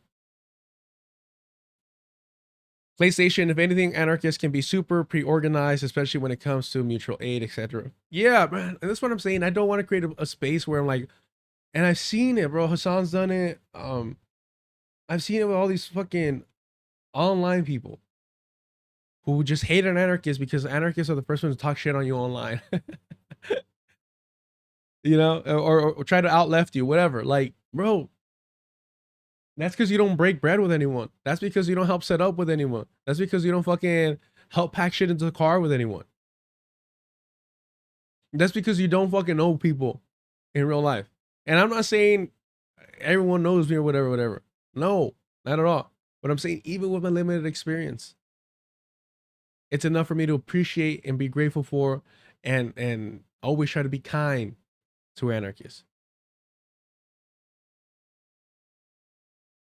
Where are we? In my experience, when I point this sort of thing out, the first reaction I normally get from pacifists is along the lines of, what are you talking about? Of course, I'm not in favor of attacking anyone. I am nonviolent. I am merely calling for nonviolently confronting such elements and excluding them from the group. The problem is that in practice, this is almost never what actually happens. Time after time, what is actually meant in practice is either A, turning fellow activists over to the police, i.e. turning them over to the people with weapons who will physically assault, shackle, and imprison them. Exactly, they celebrate this shit. Or B, actual physical activist on activist assault. Such things have happened.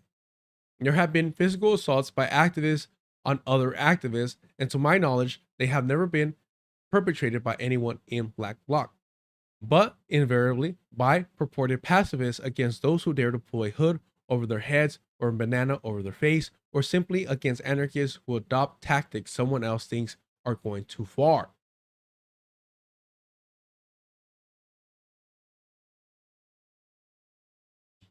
David Barnes, Lance from the Surfs tried to claim that Hassan going out to the LA protest means that's proof he's gone outside. That's proof that you're down to fucking mobilize. That's proof that you're down to live stream shit that shouldn't be live streamed. But if you're just showing up to the protest, then you're kind of proving the point, right?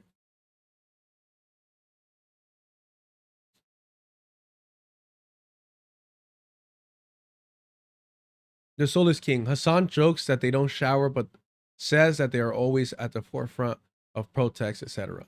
The Soulless King is our in-house Hassan, what do we call it? Like defender, which is fine. We're cool. We like that. We like that. Soulless King. We appreciate that. Yeah, no, I've seen multiple moments of him literally smearing anarchists, which when you're a self-proclaimed socialist, social democrat, democratic socialist, communist, economic populist, I don't know, whatever he decides to be the day or who he's talking to, you don't really get the privilege to do. Right? I just mentioned when he was fawning over Superman Red Sun, which is an anti-communist, propaganda. He literally he said that he loved the portrayal of Batman as an anarchist trying to ruin, this communist utopia. Nah, the Soulless King, you're off on this one.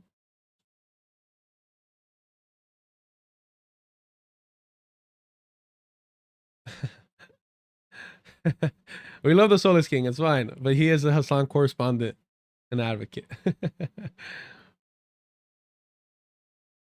Where are we at?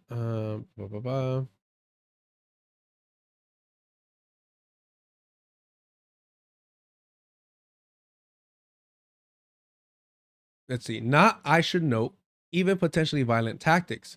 During one 15-minute period in Occupy Austin, I was threatened first with arrest, then with assault by fellow campers because I was expressing verbal solidarity with, and then standing in passive resistance beside a small group of anarchists who were raising what was considered to be an unauthorized tent. That's crazy. Bro, the Soulless King, I didn't just see a fucking clip. We went over it on stream because I thought it was hilarious that anyone would fucking, on the left, would applaud the Superman Red Sun, bro. You must have missed it that day.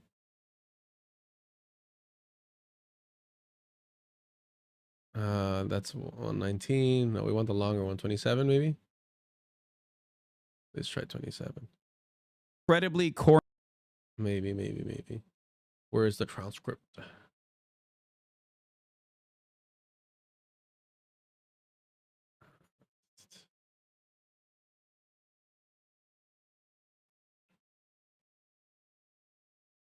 Red Sun. Let's see, Red Sun. Oh, just anything with the words red, R-E-D together. That's interesting.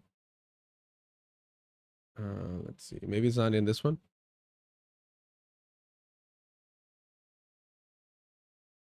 Why does it do shit like this, bro?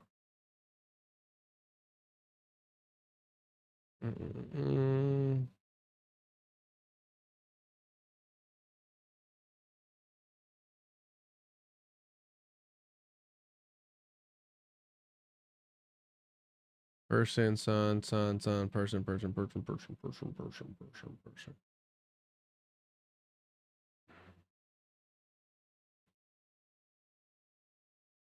Let's see. Fuck it.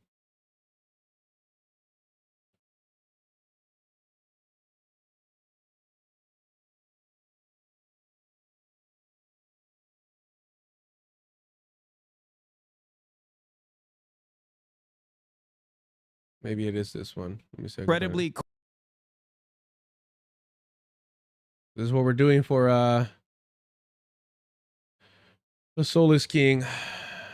Fucking boring.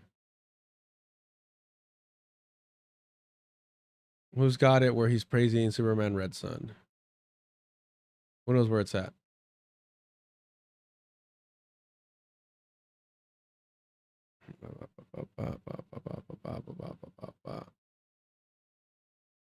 Nah, homie, if you're over here trying to say that I'm like lying or just saw a clip when we literally went over on stream. Like, I literally laughed at this for fucking too long.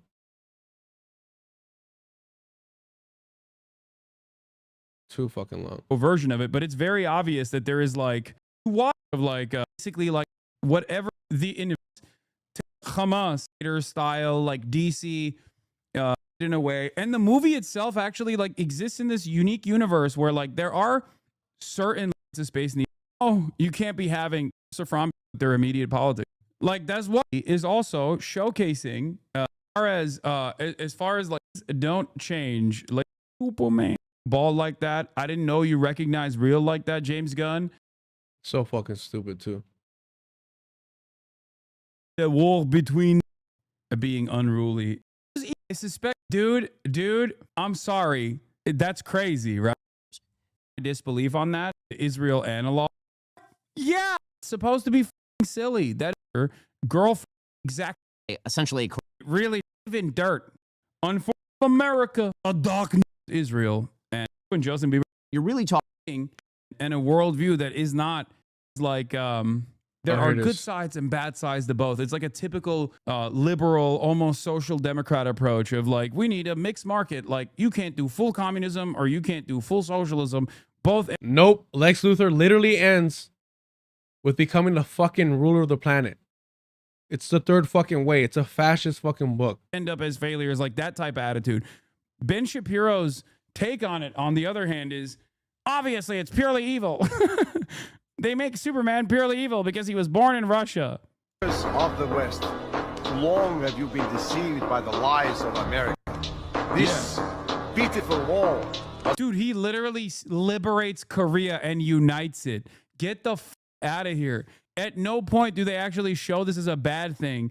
They literally show this as a good thing. To prevent you from knowing the truth, that you live your lives enslaved to the capitalist elite. Anarchist tip. Like, it literally portrays anarchists as evil collaborators that are counter-revolutionary, that will service Western governments, okay?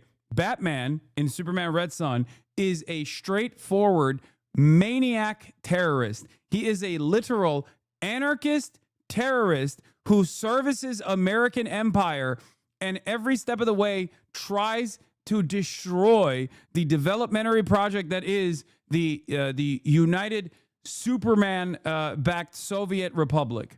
He literally works with Lex Luthor. I do not need to lie on this motherfucker. I do not need to take him out of context. I do not need to make shit up. I despise this rich white man for who he is.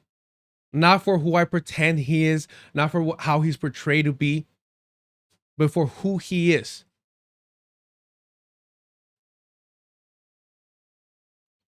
PlayStation is an alternative universe where Superman is born in the Soviet Union instead in the heartland of America.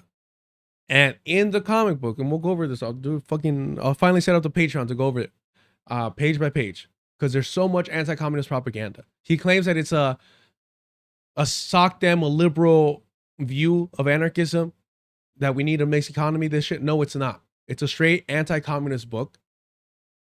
It's a straight anti-communist book that essentially advocates for a third way, when at the conclusion of the book, Lex Luthor becomes president in a sketchy way of the United States, again, gets reelected, and then is so successful that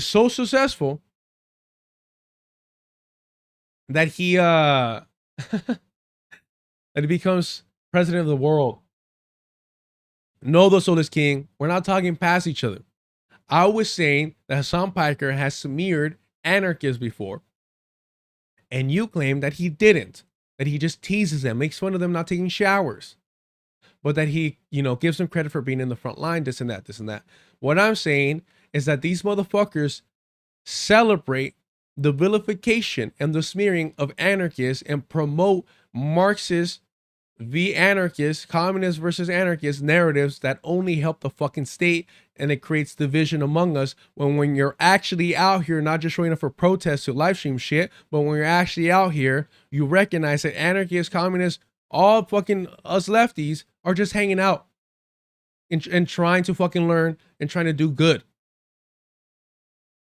And here he is celebrating the fact that this anti-communist book is smearing anarchists as collaborators with the fucking state.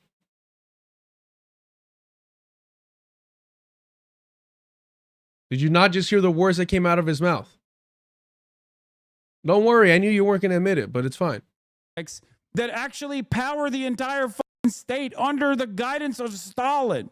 There's even a mention of like the Sino-Soviet split. Bro, in the movie, Superman kills Stalin. In the comic, he does not. The movie is like, we're going to make this even more fucking anti-communist. As well, because he kills Stalin in the fucking in Red Son. Bro, it's not about the fucking movie. It's not about Superman. It's about him celebrating the smearing of anarchists. It's about his response, his reaction to the smearing of anarchists. And there is a moment where like the Chinese ambassador's like, I'm terrified. Man's capsule. But there's almost a subtle nod to like the Sinoso Man's of America as evil collaborators that are counter-revolutionary.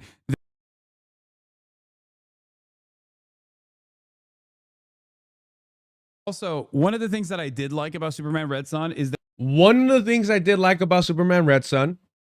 Okay, what is it? What does he like about Superman Red Son? Let's hear it. It just straight up is like on the anarchist tip. Like it literally. That it's straight up on the fuck anarchist tip. This is what he's spreading to his fucking, what is it, at this point, like hundreds of thousands of viewers? Just on the live streams? Not even talking about rewatch. You know, people catching the editor shit.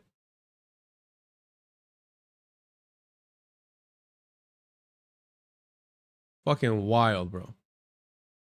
Also, one of the things that I did like about Superman Red Son is that it just straight up is like on the anarchist tip. Like it literally portrays anarchists as evil collaborators that are counter-revolutionary that will service Western governments, okay? Batman in Superman Red Son is a straightforward maniac terrorist. He is a literal anarchist terrorist who services American empire and every step of the way tries to destroy the developmentary project that is the United Superman backed Soviet Republic. And what's wild is he's celebrating the smearing of anarchists, not realizing that the book is a complete smear of communists, not just some like, oh, both makes economy shit. That the book celebrates this fucking third way. And even if we dismiss all that, the perfect utopia that Superman is building in this is how limited his fucking media analysis is. Requires literal brain implants into people that oppose him. So it's characterization and parroting of re-education by literal physical implants in people's brains to obey Superman. So why would you celebrate this portrayal of the Soviet Union? He's so fucking stupid, bro. And that's why I say, like, for his audience, for you to be a fan of his, you just have to be like semi-illiterate. You just have to be semi-illiterate. And I hate using that as I'm not even, I wanted to become fully literate. But to be a fan of Hassan Piker and to be a leftist, you have to be almost LARPing.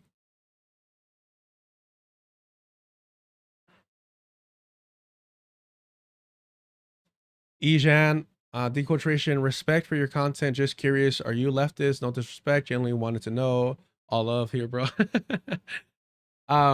Yes, I always tell people shorthand, sure, call me Marxist, Leninist, whatever. But if we get into deeper conversation, I'm more invested and interested in decolonization, anti-imperialism.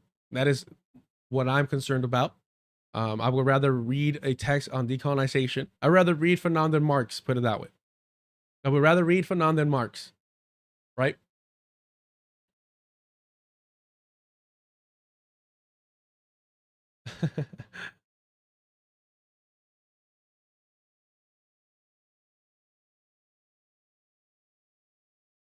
Right? Yep. Sorry. But there you have it. Now we know. Timestamp it. 40 minutes into Lex Shapiro hates Superman.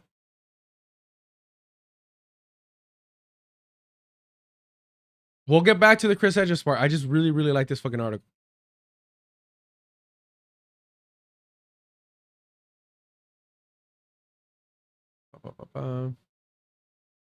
Oh, it does go on for quite a bit.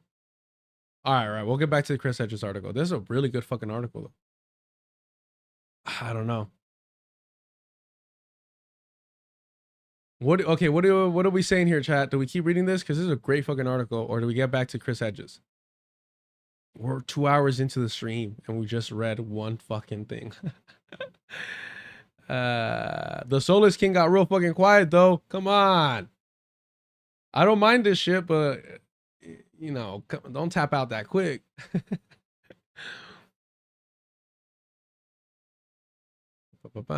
This situation often produces extraordinary ironies. In Seattle, the only incident of actual physical assault by protesters on other individuals were not attacks on the police, since these did not occur at all, but attacks by pacifists on black blocs engaging in acts of property damage. Since the black blockers had collectively agreed on a strict policy of nonviolence, which they defined as never doing anything to harm any other living being, they uniformly refused to strike back. In many recent occupations, self-appointed peace police have manhandled activists who showed up to marches in black clothing and hoodies, ripped their mask off, and shoved and kicked them, always without the victims themselves having engaged in any act of violence, always with the victims refusing on moral grounds to shove or kick back. This is very much true. This is very much true. Man, this is very much true. And you know, I say too much sometimes, but it's always fucking hilarious. And usually rad libs. If I'm going to smear somebody, it's going to be rad libs who are angry. You're ruining our perfect peaceful protest, and start lashing out because they're toddlers, they're children, right? These are people who still believe in America. But yeah, PlayStation Peace Police collaborate with the cops. They do. They stand alongside of them. They're their little fucking mini-me's. It's embarrassing.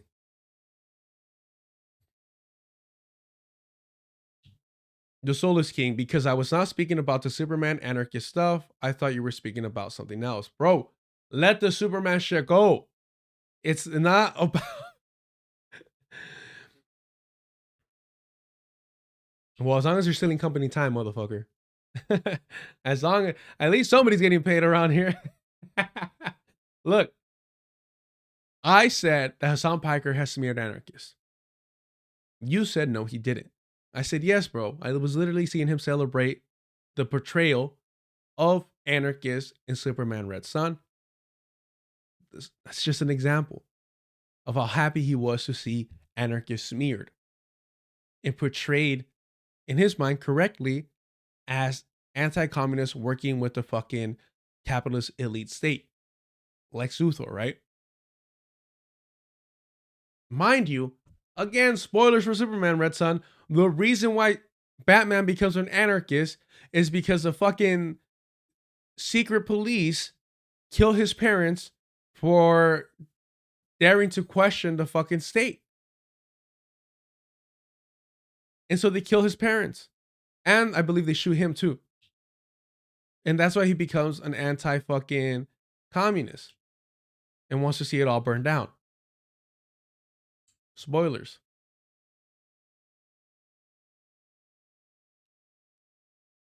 The kind of rhetoric you are engaging in, if it disseminates widely, will ensure that this kind of violence becomes much, much more severe.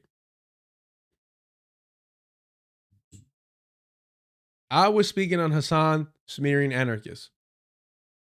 I think that was very clear. If you were talking about something else, please inform me on what it was. The Hamon is back. Perhaps you do not believe me or do not believe in these events to be particularly significant. If so, let me put the matter in a larger historical context. If I understand your argument, it seems to come down to this. 1. Occupy Wall Street has been successful because it has followed a Gandhian strategy of showing how, even in the face of strictly nonviolent opposition, the state will respond with illegal violence. 2. Black bloc elements who do not act accordingly to principles of Gandhian nonviolence or destroying the movement because they provide retroactive justification for the state repression, especially in the eyes in the media. 3. Therefore, the black bloc elements must be somehow rooted out.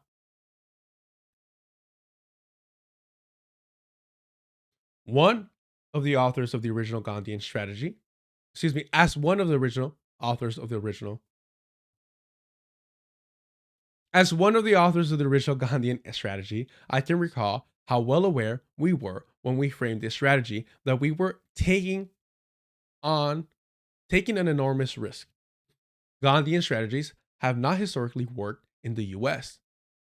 In fact, they haven't really worked on a mass scale since the civil rights movement. This is because the US media is simply constitutionally incapable of reporting acts of police repression as violence. One reason the civil rights movement was an exception is so many Americans at the time didn't view the Deep South as part of the same country. Many of the young men and women who formed the famous Black Bloc in Seattle were in fact eco-activists who had been involved in tree sits and forest defense lockdowns that operated on purely Gandhian principles, only to find that in the US of the 1990s, nonviolent protests could be brutalized, tortured, have pepper spray directly rubbed in their eyes, or even killed without serious objection from the national media. So they turned to other tactics. We all knew this.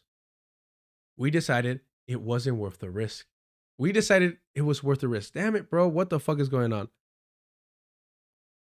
Sorry, the petty and hate, the haterade got to me. I butchered that paragraph. My apologies. I butchered that paragraph.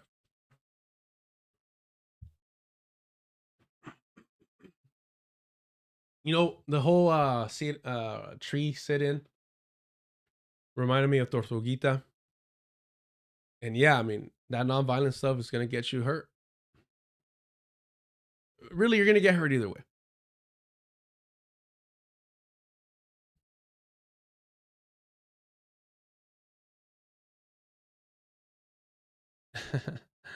Thank you, David. We decided it was worth the risk. However, we are only aware that when the repression begins, some will break ranks and respond with greater militancy. Even if this doesn't happen in a systematic and organized fashion, some violent acts will take place. You write that Black blockers smashed up a locally owned coffee shop. I doubted this when I read it, since most Black blocs agree on a strict policy of not damaging owner-operated enterprises. And I now find in Swiss Calc's response to your article that in fact it was a chain coffee shop. No, Chris. God damn. And the property destruction was carried out by someone not in black. But still, you're right. A few such incidents will inevitably occur. The question is how one responds. If the police decide to attack a group of protesters, they will claim to have been provoked, and the media will repeat whatever the police say, no matter how implausible, as the basic initial fact of what happened. Exactly. We don't need fucking state media. We don't need state-run media because corporate media is going to do the job either way. He did bring the receipts, PlayStation. We admire men. Well, we admire people that bring receipts. I will say, I think that slip came because I do feel like men really do lack the bringing of receipts. It's usually mostly emotional, angry responses. Maybe that's why I said men. Yeah. Maybe. This will happen whether or not anyone at the protest does anything that can be remotely described as violence. Many police claims will be obviously ridiculous. Many police claims will be obviously ridiculous. As at the recent Oakland march, where police accused participants of throwing improvised explosive devices. But no matter how many times the police lie about such matters, the national media will still report their claims as true, and it will be up to protesters to provide evidence to the contrary. Sometimes with the help of social media, we can demonstrate that particular police acts were absolutely unjustified, as with the famous Tony Boulogne pepper spray incident, but we cannot, by definition, prove all police attacks were unjustified. Was that the cop that sprayed the people that were just sitting?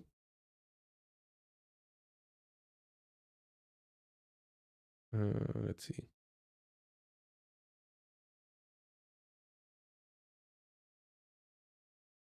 Oh no, I don't even know this one. Who's got the video?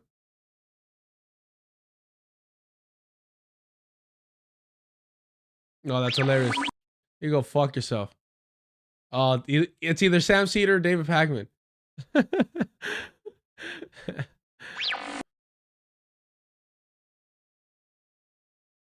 Here we go. Reason.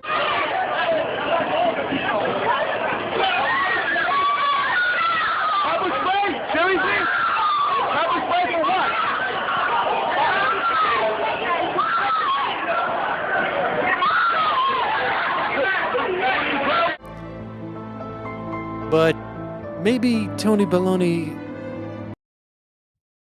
What the fuck? Oh, they're doing a fucking bit on this? Bro, TYT, the Majority Report, they all try to be so edgy. I want to see the beginning, though. No real reason.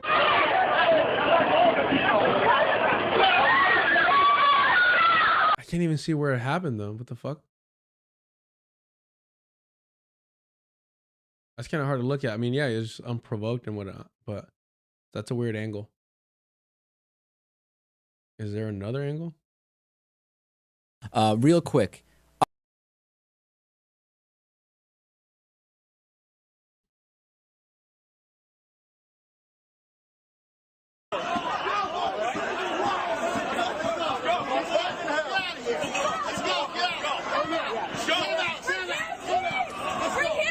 All right, so as you can see, it's very, very quick.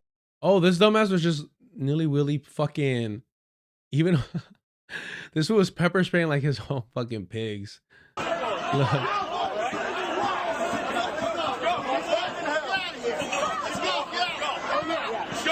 Look, he starts spraying it, but the pig's right here.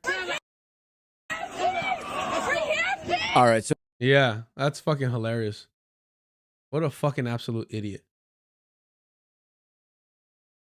Yeah, David APAC who? Yeah.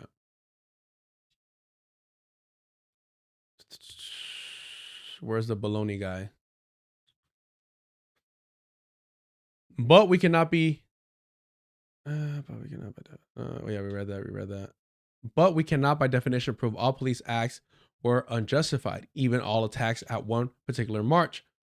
It's simply physically impossible to film everything that happens from every possible angle all the time. Therefore, we can expect that wherever we do, the media will dutifully report protesters engage in clashes with police rather than police attack nonviolent protesters. What's more, when someone does throw back a tear gas canister or toss a bottle or even spray paint something, we can assume that the act will be employed as retroactive justification for whatever police violence occurred before the attack took place. All this will be true whether or not a black bloc is present. If the moral question is it defensible to threaten physical harm against those who do not do... One more time. If the moral question is it defensible to threaten physical harm against those who do no direct harm to others, one might say the pragmatic tactical question is, even if it were somehow possible to create a peace police capable of preventing any act that could even be interpreted as violent by the corporate media, by anyone at or near a protest, no matter what the provocation, would it have any meaningful effect? That is, would it create an institution where the police would feel they couldn't use arbitrary force against nonviolent protesters? The example of Zuccotti Park, where we achieved pretty consistent nonviolence, suggests that this is profoundly unlikely. And perhaps most importantly and perhaps most importantly at all, even if it were somehow possible to create some kind of peace police that would prevent anyone under gas attack from so much as tossing a bottle, so that we could justly claim that no one had done anything to warrant the sort of attack that police have routinely brought, would the marginally better media coverage we would thus obtain really be worth the cost in freedom and democracy that would inevitably follow from creating such an internal police force to begin with? That's a good one. That's a good one. We'll end there. There's a little bit more, but we'll end there.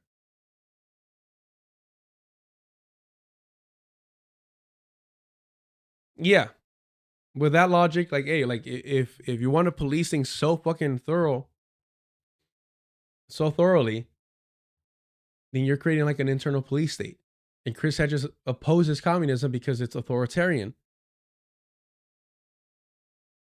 All right, so we got into like this fucking second paragraph of this. Awesome. I was doxxed. My lectures and events which received phone threats forcing venues to hire private security, including bodyguards, were picketed by men dressed in black. Gasp! Their faces were covered by black bandanas. They all carried the same sign, no matter which city I was in, that read, "Fuck you, Chris Hedges, dun dun dun." During a debate with an anarchist reporter of Antifa in New York City, several dozen black-clad men in the audience jeered and interrupted me after yelling out sarcastically, "Amen." Poor Chris Hedges. Poor Chris Hedges. I mean, I was doxxed. When you're proactively calling for the police to crush down on anti-fascists, it's kind of hard to feel sympathetic for you. The state effectively used Antifa. I'm certain Antifa was heavily infiltrated with agent provocateurs to shut us all down.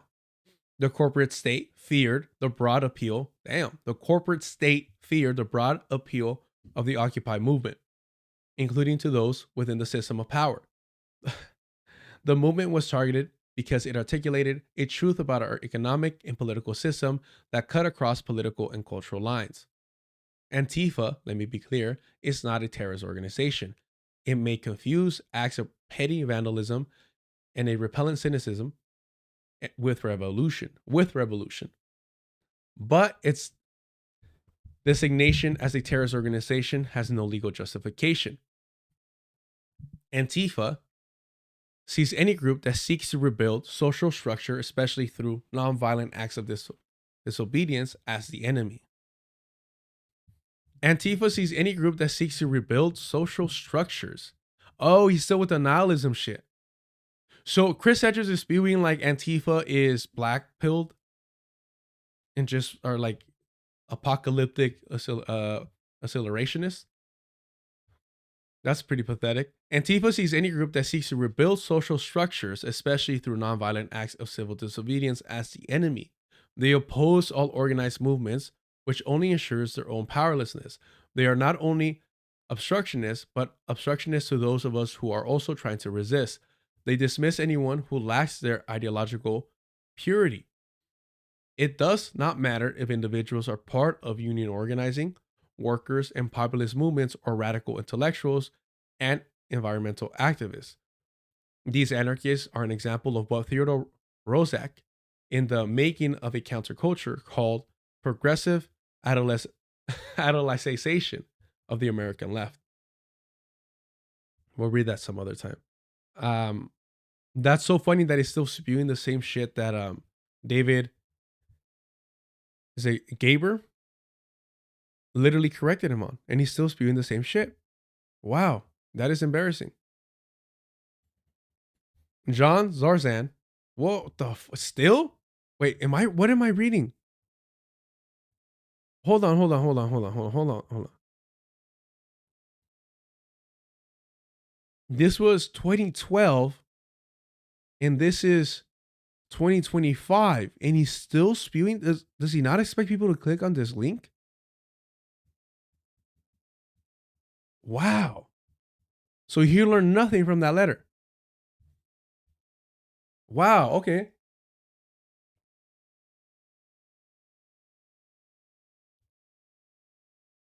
John Zohran, one of the principal ideologues of Black Bloc movement in the United States, defended industrial society and its future. The rambling manifestos of Theodore Kaczynski, I forget his name, Ted Kaczynski, known as the Unabomber, although he did not endorse Kaczynski's bombings. Zohran dismissed a long list of supposed sellouts, starting with Noam Chomsky and including myself. Wait, why include the fact, one, Why include John Zorzan if David Gaber already showed you were wrong with that? 2, why mention that he was a proponent of Ted Kaczynski when he opposed the bombings? And yes, Noam Chomsky, Epstein's good friend. Did you miss this part? All right, cool. Yeah, I'm sure he wasn't a sellout. Black bloc activists in the cities such as Oakland smashed the windows of stores and looted them. It was not strategic, moral, or tactical act. It was done for the sake of destruction. Random acts of violence, looting, and vandalism are justified in the jargon of the movement as components of feral or spontaneous insurrection. Did he just fucking copy and paste his original fucking article? Wow. Yeah, the Twitch chat, Dakadoon. Noam Chomsky just needed Epstein's accountant services. I bet he fucking did. I bet he fucking did. As components of feral or spontaneous insurrection, these acts the movement argues can never be organized. Organization in the thinking of the movement implies hierarchy, which must always be opposed. There can be no restraints on feral or spontaneous acts of insurrection. Whoever gets hurt, gets hurt. Whatever gets destroyed, gets destroyed. Holy shit, bro. I mean, how many times is he going to say feral, spontaneous, feral, spontaneous? Come on now. The Black Bloc movement is infected with a deeply disturbing hypermasculinity, I wrote. Holy shit, bro. Chris Hedges does not know some badass women and queer folks. Wow. Okay. This hypermasculinity, I expect, is its primary appeal. It taps into the lust that lurks within us to destroy. This is why, I'm sorry, this is why some Christians are weirdos, bro. We have a lust lurking within us to destroy. God damn. Not only things, but human beings. It offers the godlike power that comes with mob violence, marching as a uniform mass, all dressed in black, to become part of an anonymous bloc.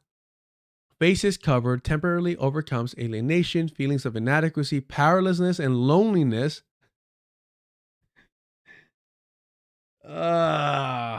Yes, the people more involved with their community and organizing are the lonely ones. It imparts to those in the mob a sense of comradeship. It permits an incoherent rage to be unleashed on any target. Any target? Wow. Pity, compassion, and tenderness are banished for the intoxication of power. I'm sorry, but when you're rescuing your comrade from being taken from the state, is that not compassion? When you're helping somebody after they've been fucking pepper sprayed in the face, when they've been hit with a tear gas canister, is that not tenderness? Wow.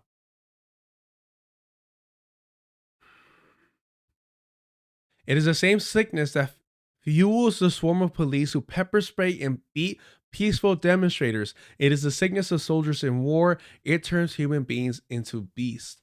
Now he is equating anti-fascist Black Bloc with the actual fascist police state. David Gaber was right. This is a call for violence against anti-fascists. Because now you're equating the two. It's no different than equating, respectfully of course, the Palestinian Resistance Forces and Hamas and the IOF. The same shit that Bernie Sanders did. Bernie Sanders did that. Bernie Sanders did the Hamas and the Zionists the ultra Zionists aren't very different. Let's see.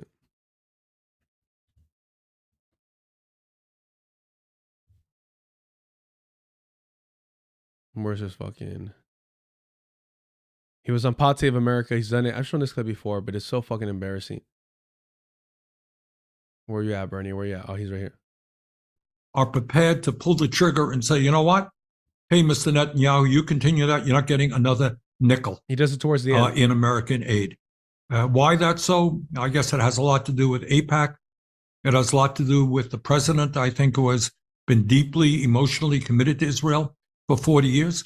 And I think that many people do not understand that the Israel of today is not the Israel of Golda Meir of 20 or 30 years ago. It is a right-wing country, increasingly becoming a religious fundamentalist country, where you have some of these guys in office believe that God told them they have a right to control the entire area. Not a whole lot different, by the way, than what Hamas is saying.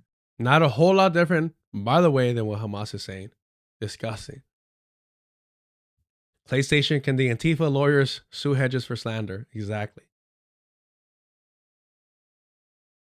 But while I oppose Antifa, I do not blame them for the state's response. If it was not Antifa, it would be some other group. Our rapidly consolidating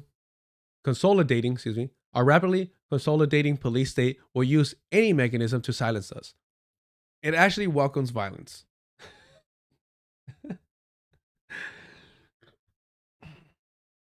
Excuse me. Confrontational tactics and destruction of property justify draconian forms of control and frighten the wider population, dividing them away from any resistance movement. It needs Antifa or a group like it. Once a resistance movement is successfully smeared as a flag-burning, rock-throwing, angry mob, which those in the Trump administration are working hard to do, we are finished. If we become isolated, we can be crushed. Jesus.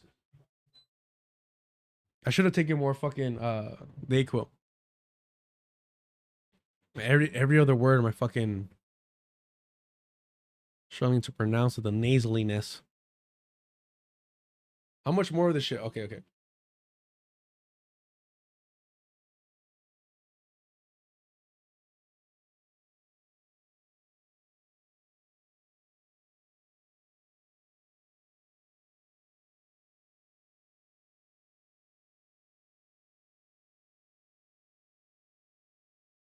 All right. Nonviolent movements on some level embrace police brutality, I wrote. The continuing attempt by the state to crush peaceful protests who call for simple acts of justice delegitimizes the power elite. It prompts a passive population to respond. It brings some within the structure of power to our side and creates internal division that will lead to paralysis within the network of authority. Martin Luther King, take a shot, kept holding marches in Birmingham because he knew Public Safety Commissioner Bull Connor was a thug who would overreact. And as we all know, Martin Luther King's dream came true. Oh no, that's right. The state assassinated him. Oh shit, my bad. The explosive rise of Occupy Wall Street movement came with a few women trapped behind orange mesh netting, were pepper sprayed by NYPD Deputy Inspector Anthony Bolonga. I went on. The violence and cruelty of the state were exposed, and the Occupy movement, through its steadfast refusal to respond to police provocation, resonated across the country, losing this moral authority. This ability to show, through nonviolent protests, the corruption and decadence of the corporate state, which would be crippling to the movement. It would reduce us to the moral degradation of our oppressor, and that is what our oppressor wants. I saw how Antifa was weaponized to break the Occupy movement. Now it is being weaponized to throttle any resistance, no matter how tepid and benign. This justification of widespread repression is absurdist theater, characterized by fiction, including the supposed red-green alliance of Islamists and the radical left. Stephen Miller, Trump's top policy advisor, insists there was an organized campaign behind the assassination of Charlie Kirk, whose martyrdom has turbocharged state repression.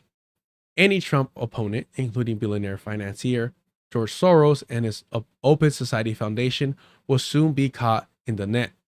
We are all Antifa now. What a fucking blowhard. What a fucking blowhard. What a useless, spineless hack he apparently has always been. Wow. Wow, wow, wow. Crazy. What was this? Oh, the counterculture book. Let's hear what he has to say, yeah? You, in my opinion, are the leading chronicler of America's slide toward authoritarianism, which you often tie to the fact that it's a global empire. And you talk about the connections between being a hegemon and the fueling of an internal decay. So in the aftermath of Charlie Kirk's murder, where you're seeing the Trump administration exploit it to call for an even harsher crackdown on its domestic opponents, what are your thoughts?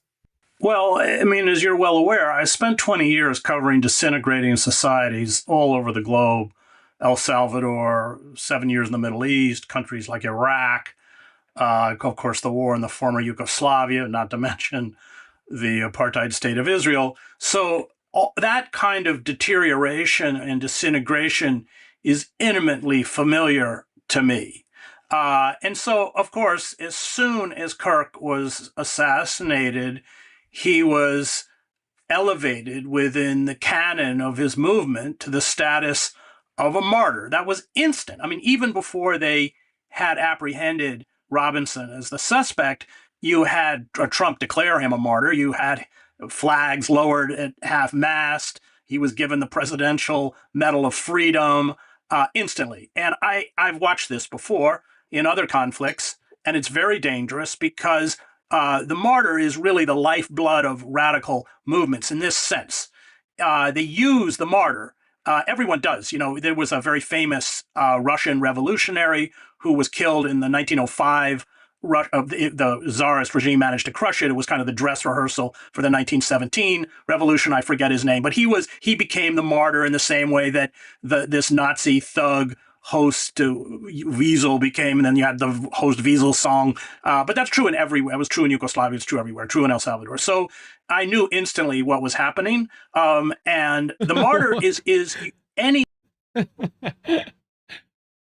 He always does, like, he works extra hard to make sure to compare Nazis to communists. Always. Any kind of collaboration, any kind of dialogue, any kind of compassion with the opposing movement or opposing group is a betrayal of the martyr. It's a betrayal of the sanctity of the martyr. It is to essentially collaborate with people who, through the eyes of the radical movement that you're in, have kill the martyr. And that's, of course, precisely what's happening. I mean, it's really frightening. All of this rhetoric by J.D. Vance and Miller and others, this is not hyperbolic. They are deadly serious, and they will use the death of Kirk to they are using the death of Kirk to essentially sanctify this crusade against what is left of our open society. And just to add, finally, I look at it as kind of three different phases. The first being attacking people who oppose the genocide, in particular students, as anti-Semitic. And of course,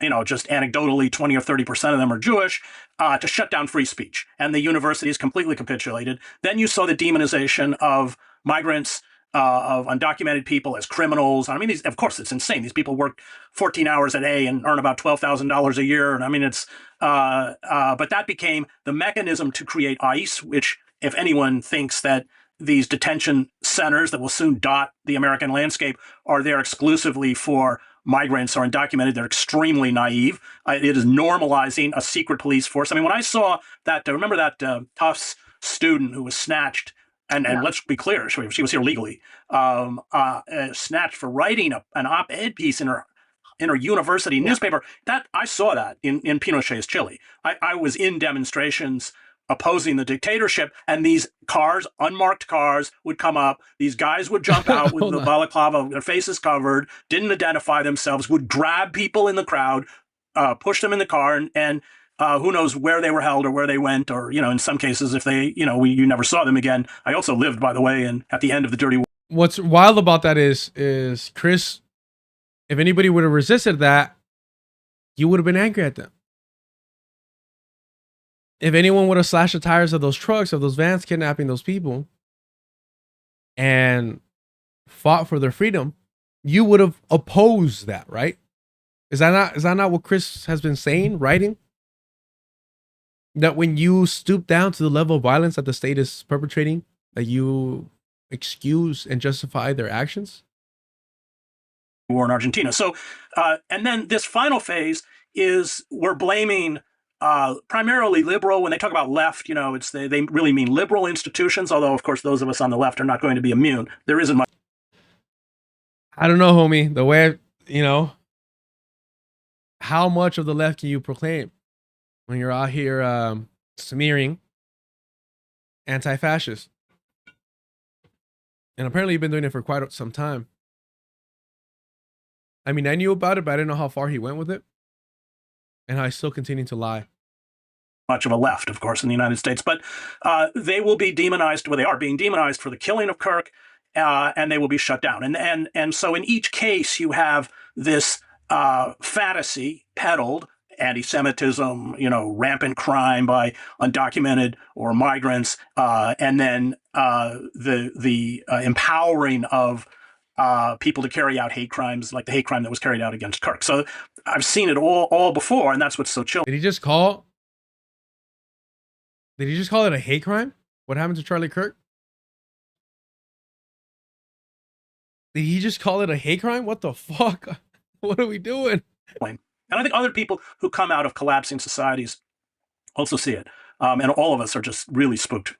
So you talked about the sanctification of Charlie Kirk when it comes Hold to... on, let's do this. We're setting a chat goal for today. We're going to be streaming for quite some time. Let's set a chat goal. We're going to do...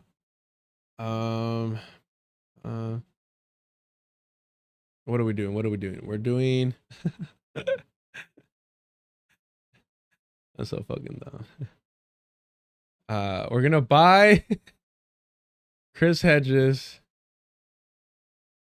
a fucking shiesty.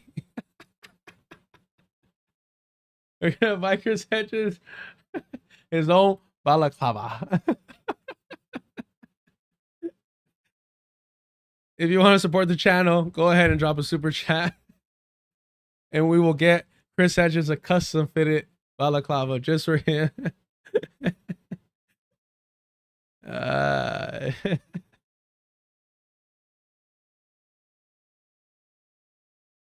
We'll start that goal. The right, but I'm curious what you think of it when it comes from the liberal side. I'm not sure to what extent this is a trend, but Ezra Klein, who is a prominent liberal columnist for the New York Times, you know, the paper of record, he wrote an article called "Charlie Kirk was practicing politics the right way," and basically saying that, you know, you can disagree with Charlie Kirk, but he was doing things the right way. He was going to college campuses, holding good faith debates, and trying to use the power of good faith persuasion. Debates is wild. Well, that's why I don't read Ezra Klein. That's ridiculous. Charlie Kirk was fomenting the kind of hate and demonization. I mean, let's begin with the kinds of things he said about Muslims, the kinds of things he said about people of color, in particular black people, the kinds of things he said about the LGBTQ community, the kinds of things he said about feminists. This was really vitriolic hate speech. And it is like all hate speech, giving license to people to act upon that hate speech. So, I mean, one of the things, look, I've like all of us, I mean, when I heard about the assassination, I was appalled and horrified, not because like all of us, chat, we were all appalled and horrified. Were we not, chat? We were all appalled and horrified. Yes, we were. We absolutely were. I have any love for Kirk. I don't. But because I know how it would be weaponized. Right. And in all totalitarian states, vigilante groups are vitally important, and they serve this strange purpose of at once in the formal structures of power. They have a kind of deniability because it's not them, you know, it's one step removed. On the other hand, the vigilante group carries out a lot of the dirty work that whatever, police state or totalitarian state wants carried out. And we have all sorts of vigilante groups, and we have to count groups, you know, these paramilitary. And who were they? They were Christian white nationalist groups. They're Christian white nationalist groups. And what is Charlie Kirk? A Christian white nationalist spokesperson. Oh, he was. military groups that Eric Prince, you've got this, they've been in the so-called Gaza Humanitarian Foundation. They recruit from these white Aryan biker groups. I mean, they're very, very frightening. And so Kirk was part of that. And let's be clear, I mean, these people reap a lot of money from it. I mean, and of course, he apparently had a break with his Zionist donors at the end. No. Stop spewing this fucking lie that Charlie Kirk was somehow going to switch up on the Zionist entity. He was not. If Charlie Kirk dropped the Epstein angle like that, it was never going to drop being pro-Zionist. And Max has done a good job of reporting that, but he was a shill for for the genocide and the apartheid state for a long time, and of course had a massive budget of about $80 million a year. I get this from Max, and was really creative. Many of these figures, like Rubio, we forget Tony Blair, they are total creations of Zionist money, and he was too, and Bari Weiss is, and these groups. So I don't understand. I mean, I'm not a liberal. I was cured a long time. I used to live in. I'm not a liberal, but I hate anti-fascists. I don't know, Chris. I'm not a liberal, but I hate anti-fascists. Sounds a little sketchy. I went to Harvard Divinity School. I lived in a housing project across the street from a housing project in Roxbury. I would then commute for my classes into Cambridge, listening to classmates talk about empowering people they never met. And I always say Harvard's where I learned to hate liberals. Where did you learn to hate anti-fascists? Where did you learn to hate anti-fascists, Chris? That's the question. If Harvard taught you how to hate liberals, or where did you learn how to hate anti-fascists? Zuccotti Park, baby. I think that column that you just cited is kind of an example of how utterly clueless people like Ezra Klein and liberal class are, not only about Kirk, but about this moment in American history. Well, you'll be happy to know that after writing about how great Kirk was and did politics the right way, Ezra Klein then went on to have Ben Shapiro on his podcast. Oh my God. Yeah, I know, you kind of can't make it up. Yeah. So, there you go. Yeah. Thank you for showing and not just telling Ezra. I wanted to know about something that you said in this great piece that you wrote at your Substack. It's called The Martyrdom of Charlie Kirk. And you write, history has shown what comes next. It won't be pleasant. Kirk, elevated to martyrdom, gives those seeking to extinguish our democracy the license to kill, just as Kirk was killed. It lifts what few constraints still exist to protect us from state abuse and vigilante. Right. The state needed a license to kill. Okay. Violence. Kirk's name and visage will be employed to accelerate the road to tyranny, which is as he would have wanted it. And I want you to elaborate on that last part, which is as he would have wanted it, because there is a kind of debate now, and the space of what Kirk would have wanted is being kind of contested. You have some people who are saying that he was a free speech champion. Thank you, Chad Alpha. The timing of Kirk's death cracked me up. Yeah, taken out right after calling black people violent. Of course, I knew right away it was a white boy. We all fucking did. I mean, it's kind of it's a little sad on our part that we know it wasn't like one of us. Because it's like, yeah, we're not organized like that. We're not prepared for the consequences of that. Cool. We oppose adventurism 100%. But I was so shocked that people were thinking that it wasn't anybody that other than a white person to the right of Charlie Kirk. That was always going to be obvious to me.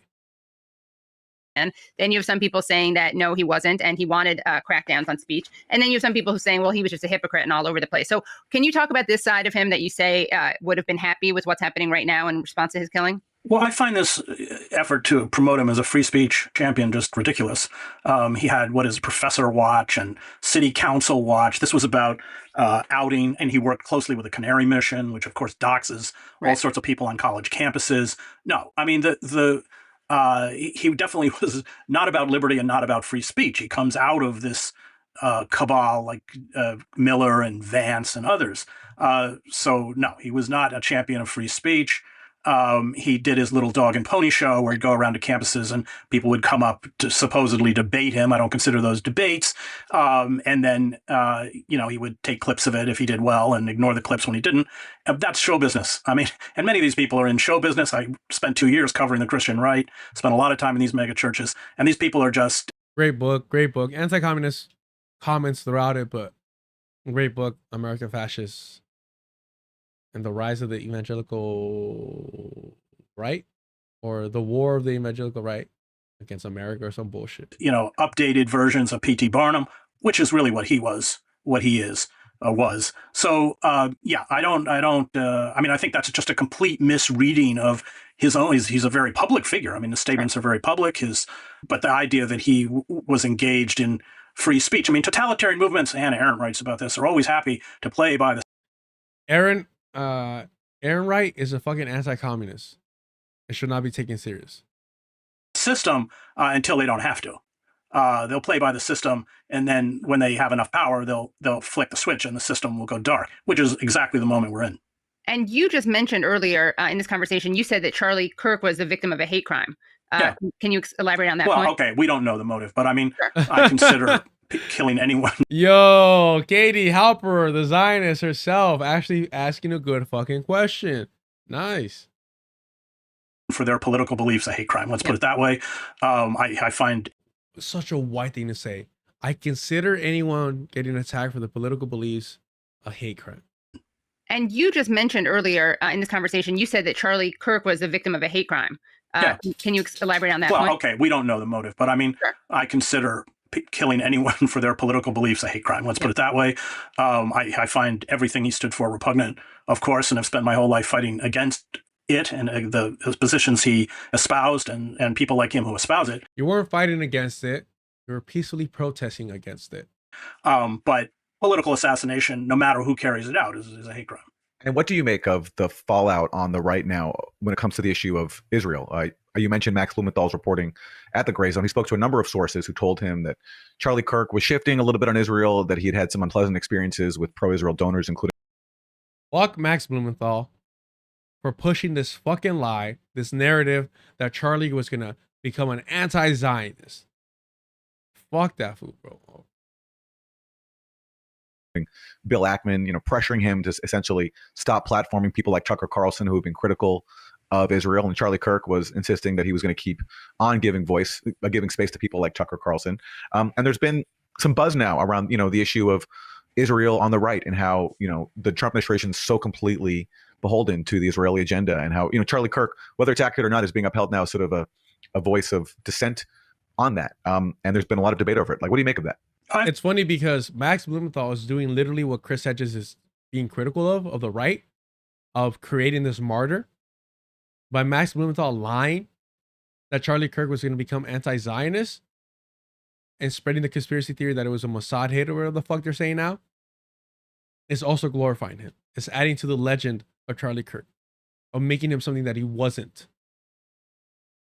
I find it really fascinating. I mean, what Max reported on was kind of nascent. It was beginning. We had not actually broken with Israel, and of course, Max did two stories that I read. The second one being Bill Ackerman, dressing him down. And of course, the Zionist lobby has all sorts of ways to shut him down. The big one is pulling the plug on the money, which apparently they were threatening to do. So, I mean, I find that interesting. I think Max is, from what I read from his story, was saying that it was Charlie Kirk was responding to his base. And of course, the polling numbers bear that out, that even among young Republicans, they've had enough. I mean, how long can you watch a live stream genocide and not get sick to your stomach? So Charlie was responding to this huge turning away from Israel across the political spectrum. Marjorie Taylor Greene, of all people, actually came out. And so, and the Zionist lobby was not happy, not surprisingly. But they didn't need to kill him. I mean, they have lots of ways to turn the spigot off and make life really uncomfortable. And then, of course, the other thing they do is carry out character assassination. And they've got a very compliant media as an... The Twitch chat, Docadoo keeping it alive. Kirk was making a business decision. He was hedging a bet. He didn't want to keep losing followers to Groypers. He was still a full-on Zionist. Was that a pun? Was that a Chris Hedges pun there we got?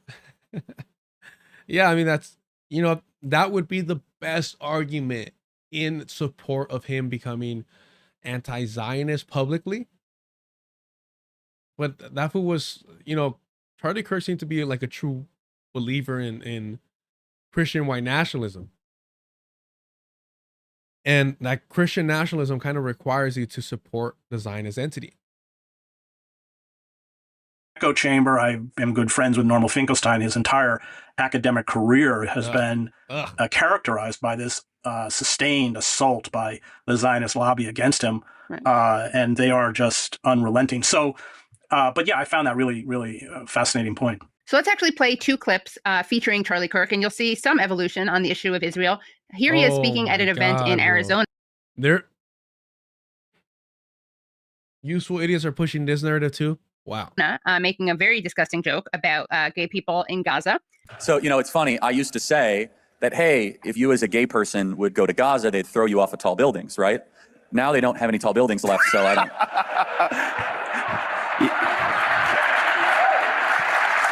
When you mess with a bull, you get the horns. Is that too soon? I'm sorry. Maybe you shouldn't kill Jews, stupid Muslims. And here is Charlie Kirk a few days before he was killed, speaking to Ben Shapiro.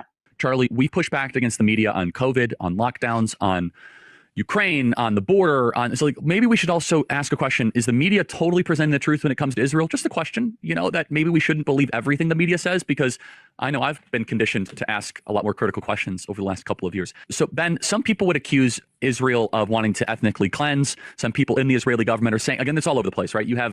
So you can see the shift. I mean, nowhere is he talking about the humanity of Palestinians, right? We should be clear. But oh my God. Do see him perhaps. Oh, the shift, Katie. Oh, the shift.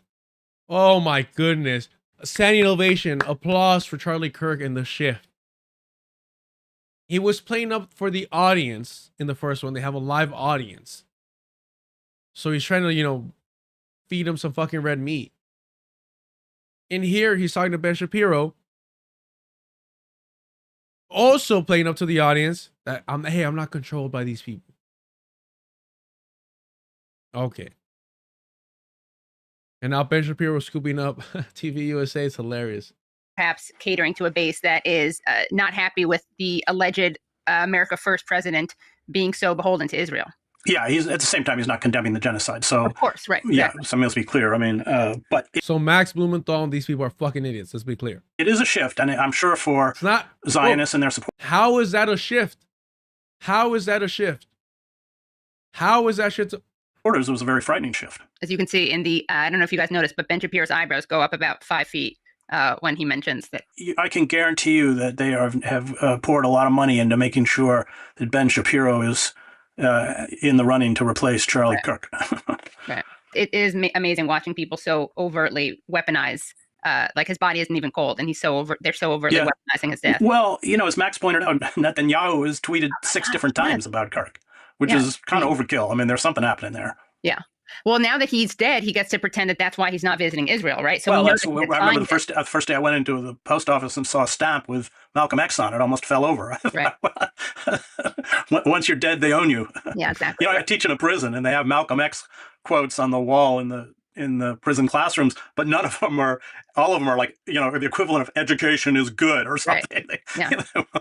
He is the unintentional poster child for prison rehab. Well, most of my students are Muslim, and they come to Islam through Malcolm Speaks, through that book. Yeah. I mean, I worship Malcolm as a political figure, as a prophet, but yeah, he's been completely, in the same way King has been frozen in 1960. King also had a radical side to him. Right. And Cornell did a good book, The Radical King, but he's frozen in when was the I Have a Dream speech? 64, I think. Yeah, 63, I can't remember. Definitely don't talk about his Vietnam speech. They don't talk about the VA. They don't talk about his huge shift in the war on poverty, in essence, and that racism will never end until economic. And then that's when all the white liberals went for the exit. Let's go to Attorney General Pam Bondi. In the aftermath of Charlie Kirk's murder, she argued that there is now a distinction between free speech and hate speech, and she vowed to go after people who she says in the aftermath of Charlie Kirk's murder are practicing what the Trump administration deems to be hate speech. There's free speech, and then there's hate speech. And there is no place, especially now, especially after what happened to Charlie, in our society. Do you see more law enforcement going after these groups who are using hate speech and putting cuffs on people so we show them that some action is better than no action? We will absolutely target you, go after you, if you are targeting anyone with hate speech, anything. And that's across the aisle. And I do have to add that, though I think he was an opportunist and inconsistent, it is interesting because Charlie Kirk himself said there's no hate speech. Well, but it's also how they define hate speech. Sure. Y'all see this, though? I'm kind of over this interview. Kind of over Chris Hedges for the day. Where is it?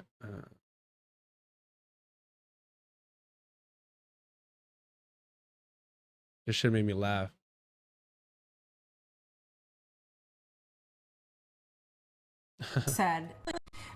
Charlie said, that there was no such thing as hate speech. He obviously, no one anticipated what happened to Charlie, but you have always been. Charlie said, that there was no such thing as hate speech. He obviously, no one anticipated what happened to Charlie, but you have always been. He said he might not be saying that now. Just trolling the fucking dead man.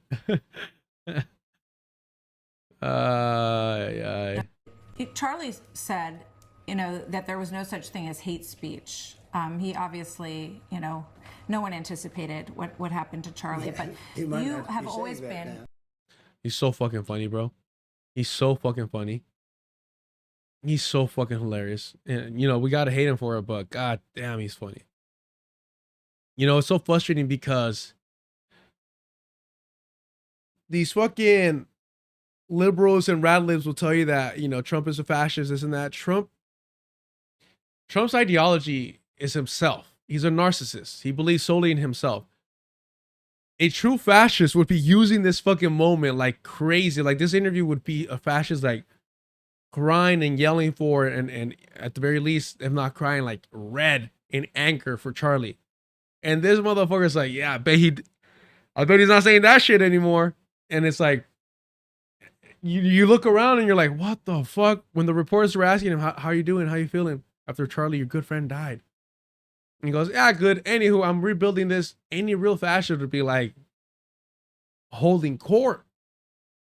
This motherfucker does not give a fuck about anything or anyone other than himself. He has no ideology. And in a lot of ways, we're very fortunate for that. Yes, awful things are happening under his administration. But it's not Mike Pence, who's a real Christian white nationalist. It's not JD Vance, who's a real fucking servant of the Silicon fucking mafia, the PayPal mafia, who believes in like fucking everyone over to become richer and more powerful. Because he's so fucking insecure.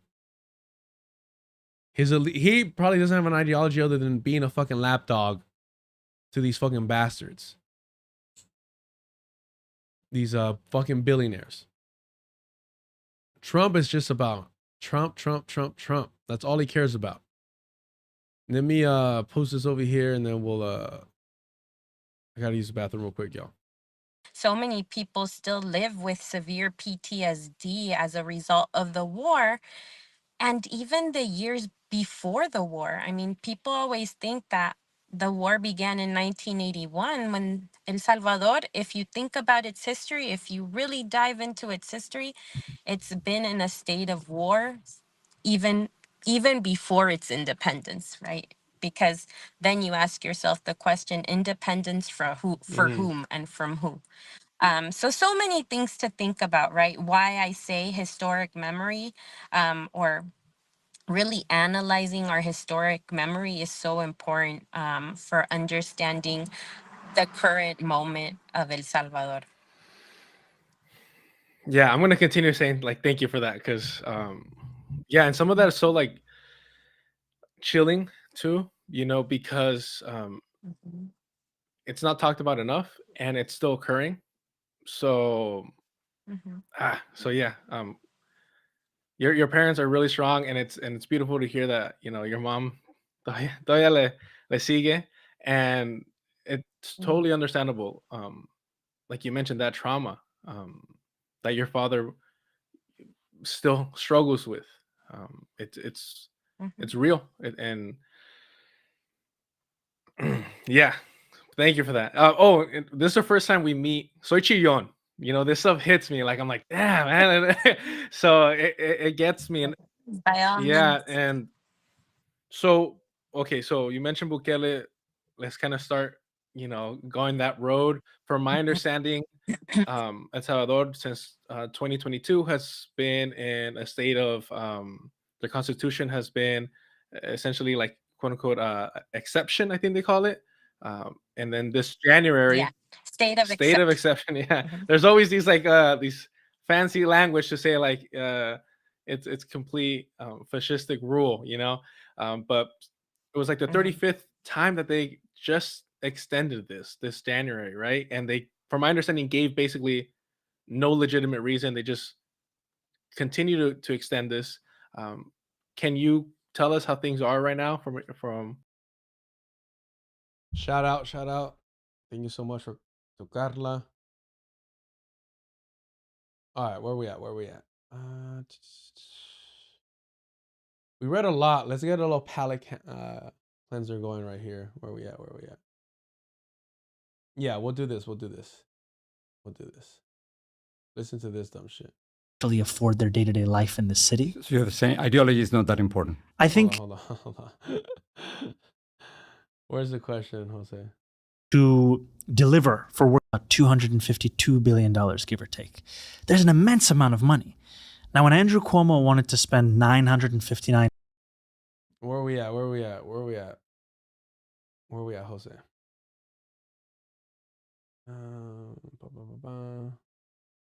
If we are at 12, we're at 12.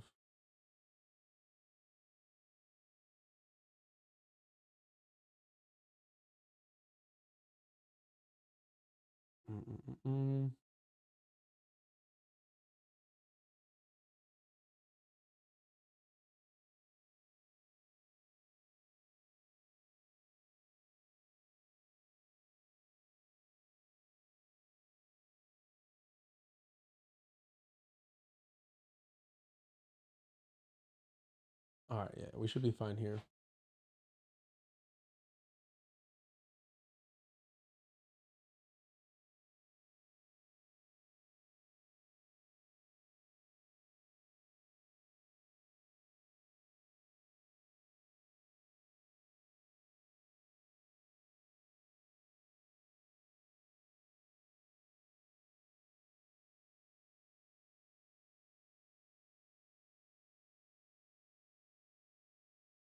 Where are we at?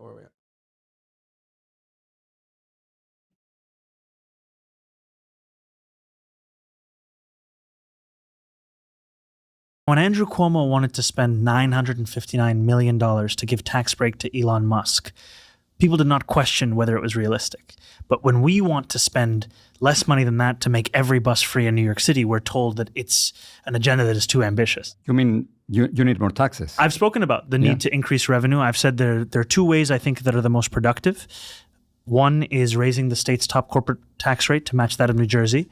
The other is raising the personal income tax rate on the top 1% of New Yorkers who make $1 million a year or more by 2%.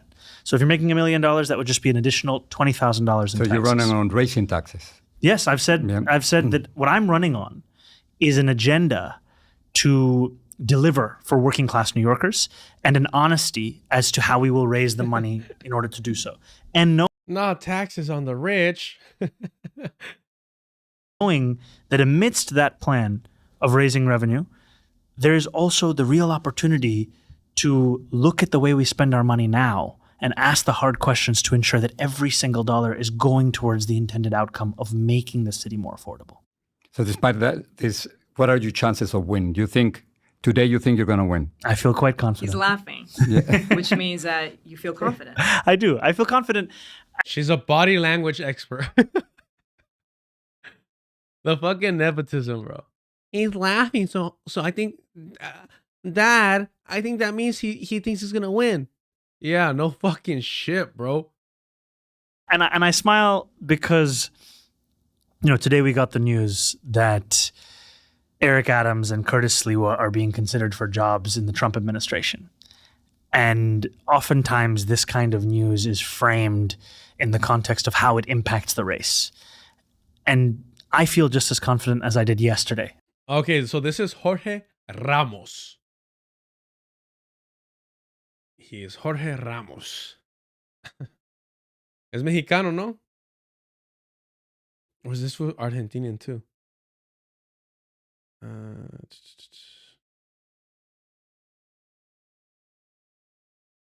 Yeah, Mexican. Yeah, he's Mexican. About winning this race. What outrages me in this news is that it's an affront to our democracy. It's an affront to the very notion that makes so many of us proud to be American, that we can choose our own leaders, not that they pick themselves or their friends. The conversations that have taken place between Eric Adams and the Trump administration, or Andrew Cuomo and Donald Trump himself, they are not conversations about the welfare of New Yorkers. They are not conversations about how to make the city more affordable. They are conversations about power, how to secure it and retain it. So is the system against you? That's how you see it? All the system, or everyone against you? No, I don't see it as everyone against me. I see it as... Bro, the whole Democratic Party is against you. Like, what the fuck are you doing here? Your neighbors aren't endorsing you. People like that should have your back after, especially after winning the Democratic Party nomination, should be endorsing you. You hear dumbass Destiny Light Hutch talk about, oh, show me when Democrats have been forced to endorse the mayor. It's like, bro, well, when the Democratic nominee, he already won the name, the brand, it's on him, is facing all these so-called like people that are still running. What is Adams running as? They're running like third-party independent? It's fucking crazy. Is running against the politics of the past. And New Yorkers are tired of that politics. A politics that promises you that which you already have and tells you simply to celebrate it, as opposed to crying out for that which you deserve. You know, we just found out that Andrew Cuomo has spoken to Donald Trump more than he's spoken to Kathy Hochul in the last few months. That tells you about someone whose understanding of politics is tied not only to the past, but also to these specific people that he can see himself in and they can see themselves in. And yet what New Yorkers have been crying out for years is a functioning relationship between City Hall and Albany, City Hall and Democrats in D.C. And I say this as someone who thinks the greatest mayor in our city's history was Fiorello LaGuardia. And you cannot disentangle his accomplishments from the relationship he built with Washington, D.C. and with those of his party that were there. And that's also what I'm seeking to build. You know, many Latino immigrants. Here we go. Now it gets good. We're building up to it. I don't want to be accused of clip chimping. I think it was a good response, a little timid. When Jorge Ramos asked him, do you think everybody's against you? He should have been like, yes, the system is against me because I'm fighting for the people. The Democratic Party is afraid of the change I'm going to bring in representing the people. Give a little sazon, cabrón. Like, just give it a little bit of fucking energy. But he's so fucking spineless and showing his belly to the Democratic Party. This is not a fighter, bro.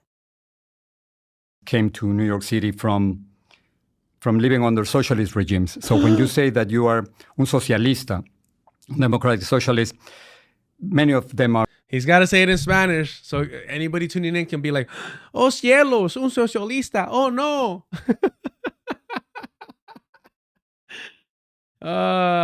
This is why Jorge Ramos is like the most famous Latin American fucking journalist, because of dumb shit like this. A lot of Latinos come from socialist countries. Aren't they scared? And first of all, he's not a fucking socialist. No matter what Hassan says, he's not a fucking socialist. He's a fucking what do they call themselves now? Democratic socialists? Socialista, democratic socialists. Many of them are very scared, and they would never vote for someone who calls himself a socialist. I was in the numbers. In New York City, there are about 140,000 Cubans. In 2022, the largest share of arrivals were from Venezuelans. So what can you tell them about you being a socialist? They simply can't vote for you because you're a socialist. He's not a socialist. I was told this when I started the race, that there were many New Yorkers who I could not reach because of the fact of how I describe my politics as being a democratic socialist. And I was proud that by the end of the primary, we won Latino voters by 7 points. And we won it by not looking to debate those same New Yorkers as to their own experiences, but rather by understanding them, by listening to them, and by explaining that these experiences, as they've been told to me, whether it's with the sense of freedom narrowing in one's life or the inability for any dissent to take place without repression, it's already agreeing that there is limited freedoms, that they cannot contest their government. These were the exact examples of the opposite of what it was that we were fighting for. Our vision, my vision, as a democratic socialist, is one that can be best described by the words of Dr. King decades ago when he take a fucking shot every time these rat-libs liberals talk about Martin Luther King. God damn, bro. He said, call it democracy or call it democratic socialism. There must be a better distribution of wealth for all of God's children in this country. And we often hear politicians say, New York City is the greatest city in the world. They don't answer the question of what good is being the greatest city in the world if you cannot afford to live here? What good are the freedoms that we talk about if you can't afford to exercise them? And so to these same New Yorkers who have had these kinds of experiences, ones that are often characterized by the absence of freedom, I speak to them about the ways in which our freedom here cannot simply be in the rights that we have, but in our ability to afford that same city, to use those rights. So please keep in mind, he is pushing or going along with the narrative that these immigrants that are coming from socialist countries did not have freedom there, that their freedom was restricted, that their ability to protest the state was limited, and that his project as a democratic socialist is actually the opposite of these socialist projects. That's what he's saying. Don't let the Hassan Pikers, don't let the Emma Viglins, the Sam Cedars, don't let the fucking, all these, the Humanist Report, the Rational National, don't let them confuse you. Don't let yourself be played by them. He is saying that his project as a democratic socialist is the opposite of these socialist experiments. That's not enough for Jorge. That's not enough for Jorge Ramos. I'm telling you, we're going to continuously be covering this dumbass podcast, this Nepo podcast. And I found time and again that what people care most about is if they can actually afford their day-to-day life in the city. So you're saying ideology is not that important? I think it's not been the first question that New Yorkers have asked me, but even more than that, I've often been asked as to what does it mean when I say that I'm a democratic socialist? I think that's important because once again, notice how he always makes a distinction that he's a democratic socialist. When people online that push him try to erase that line, no, he's a socialist, but he's a democratic socialist because people are scared of the word socialism. Sure, buddy. Because Republicans and some Democrats weaponize that term so much. I mean, it's completely misconstrued. And so what's the most simple way to address a Spanish-speaking Latino New Yorker who may want to vote for you, but he's so scared about that term? So scared, so terrified. I would tell that New Yorker that to be a democratic socialist is to believe that every New Yorker should live a dignified life, and that is city government's responsibility to ensure that. It's about the things that you need, not the things that you want or the things that you'd like, but that you need to live that dignified life. And in New York City, there's a consensus that every child should be able to go to K through 12, that there should be a library, that you should have a sanitation department, a fire department, a police department. And yet there are other things that we all know to be necessary, and yet we are accepting of the fact that one could be priced out of it. Childcare. Before your child can go to K through 12, that childcare costs $25,000 a year. Mm-hmm. Housing. We are seeing more and more New Yorkers being priced out of the places that they call home. If you even think about public transit, it's in the name, public transit.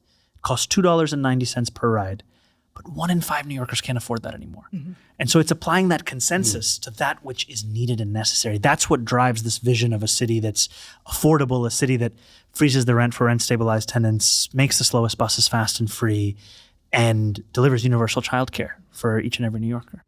Politically, I think I have to ask you this question, just going back to socialismo. Mm-hmm. Just going back to not socialism, but socialismo. Going back to let's get the close-up ready. Let's get the close-up ready. Where we at? Let's get the close-up ready. He's such a fucking idiot. Socialismo. Dun dun dun. Oh cielos, not the socialismo. What a fucking clown, bro. What an absolute fucking clown. He's like, it's not enough. It's never fucking enough. Jesus, bro. question, just going back to socialismo. Do you think that Miguel Díaz-Canel in Cuba is a dictator? I haven't thought much about Miguel Diaz, I'll be honest with you. I think mostly about these 5 boroughs and how we can actually deliver affordability for New Yorkers. But what a fucking coward ass fucking answer. I haven't thought much about it, really. No, Jorge's like, nope, we're getting an answer, boy. Do you think Nicolás Maduro is a dictator in Venezuela? I think he has done many a horrible thing. Do you think Nicolás Maduro is a dictator in Venezuela?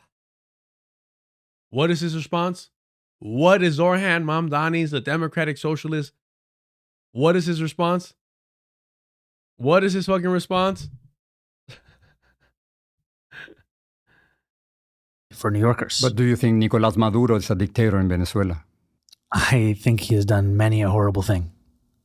But again, do you think it's important that you say that they are dictators and that people understand here in New York that you are not aligned with them? Call them dictators. Call them dictators. Jorge's like, you got to call them dictators. I got to hear you say it. I got to get my paycheck. I think it's clear and it's important for me to showcase how this is a vision for the people of the city. And as you said, it is in stark contrast to the experiences that many others have had. And it is in stark contrast to what they experienced in Venezuela and Cuba. Interesting. I think when I hear from a number of Venezuelan New Yorkers about what drove them to come to this city, the conditions that they had to live through, I understand their skepticism. I understand their caution. And yet... Why? Is the U.S. going to sanction New York? Is the U.S. going to create a blockade around New York? Come on now. I have found in them an understanding that my vision is one that is distinct from that experience. Yeah, but I wonder if you're reluctant. So his vision of democratic socialism is distinct from the project in Venezuela, distinct from the project in Cuba. Remember, these democratic socialists are not socialists. It is the rebranding of the Democrat, of the liberal, of the progressive. They rebrand. It's a rebranding project. It's a PR stunt. Oh, the kids are liking socialism. Oh, how cool. All right, cool. We're democratic socialists now. It's got the word Democrat in there, got the word socialist in there. Boom, we made it happen.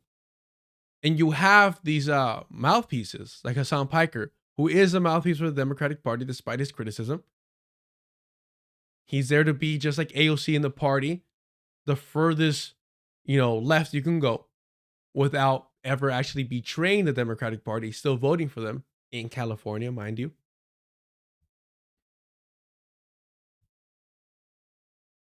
It's just a PR thing. Hassan Piker calls himself a socialist, a democratic socialist, communist, economic populist, all this shit. It's just a rebranding thing. Oh, the kids like it? Cool, I'm that now. Remember, Hassan Piker was his bro. He was Andrew Tate before Andrew Tate, teaching you how to isolate women from their friends. And then Cenk Uygur was like, hey, this isn't working for us. We need to abandon TYT was trying to be that fool from Sirius XM, Howard Stern. He was trying to be the Howard Stern of the political left. That didn't work out.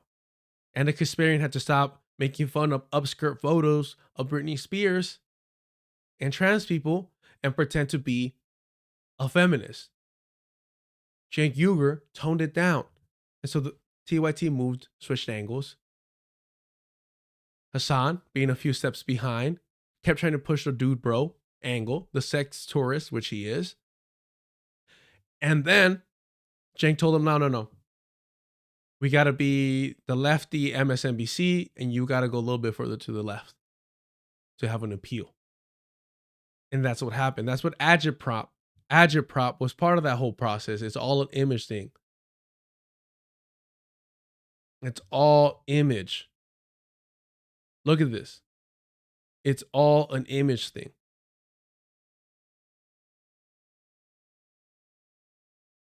Motherfucker has the rising sun behind him. It's all a facade. Understand that. It's all a facade. So being a democratic socialist doesn't mean fucking shit when you're still in the Democratic Party and when you're still denouncing actual socialist experiments like Venezuela, like Cuba, who are being targeted by the capitalist United States. Reluctant to call them dictators in Cuba and Venezuela. I'm not reluctant. I just haven't thought about them that often. I'll be honest with you. I think that Maduro's government is one of repression. There's no question about it. And I think it's in Cuba. Sorry? And also it's happening in Cuba since 1959. And I think that the repression that since 1959. Since 1959. Since 1959. I wonder what happened that day. In 1959. What could Jorge Ramos be referring to? Cuba in 1959. What could it possibly be that he's referring to? I'm sorry. Who was in charge of Cuba before 1959? Let's see. Until works. Until works, I guess. Who was that? Who was in charge of Cuba before 1959? I wonder who it was. Let's find out. Let's find out together. There we go. No, I'm not interested. Batista. That's interesting. I wonder how that shit worked out. Wait, what happened to Batista after the revolution? Let's see. It's just Bat. Or where did he go? Let's see. The Cuban Revolution. I wonder where he went. Are they showing it? No. I fucking hate AI, but he went to fucking Florida. Let's see. Fidel Castro's guerrilla movement overthrew Batista. This is known as the Cuban Revolution. Batista. Batista fled Cuba and went to the Dominican Republic before moving to Portugal and finally Spain. Who went to fucking Florida? Who went to Florida? Who am I thinking of? Let's see. Am I thinking of, it was a Pinochet?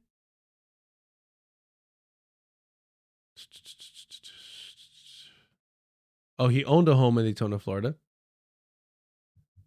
Was it Pinochet?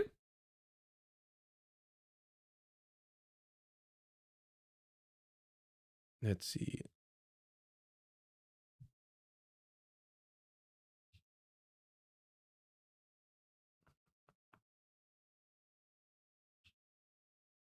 Who am I thinking about? Chat?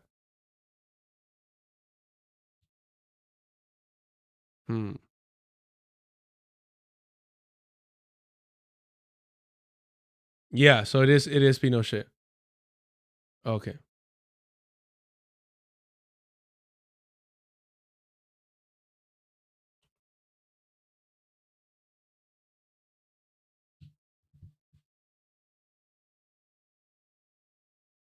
Let's see. Jesus.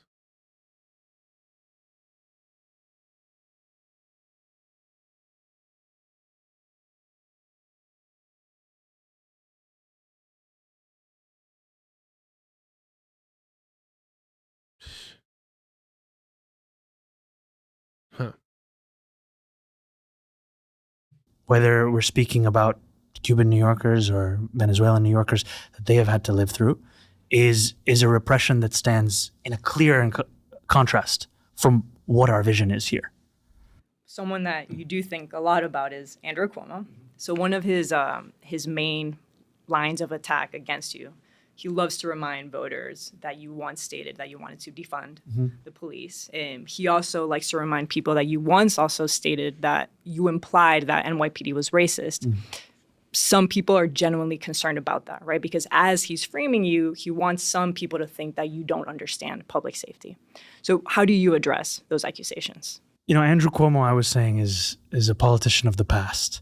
And he wishes that we were still there. And he runs against my campaign, not for our own vision of public safety, not for the platform that we've actually shared, but instead for these tweets from 2020. And I've been very clear throughout the entirety of this campaign that we are not defunding the police. We're not running to do so. We are running to actually work with the police to create true public safety. And our vision for that is one that empowers and enables police officers to do their jobs.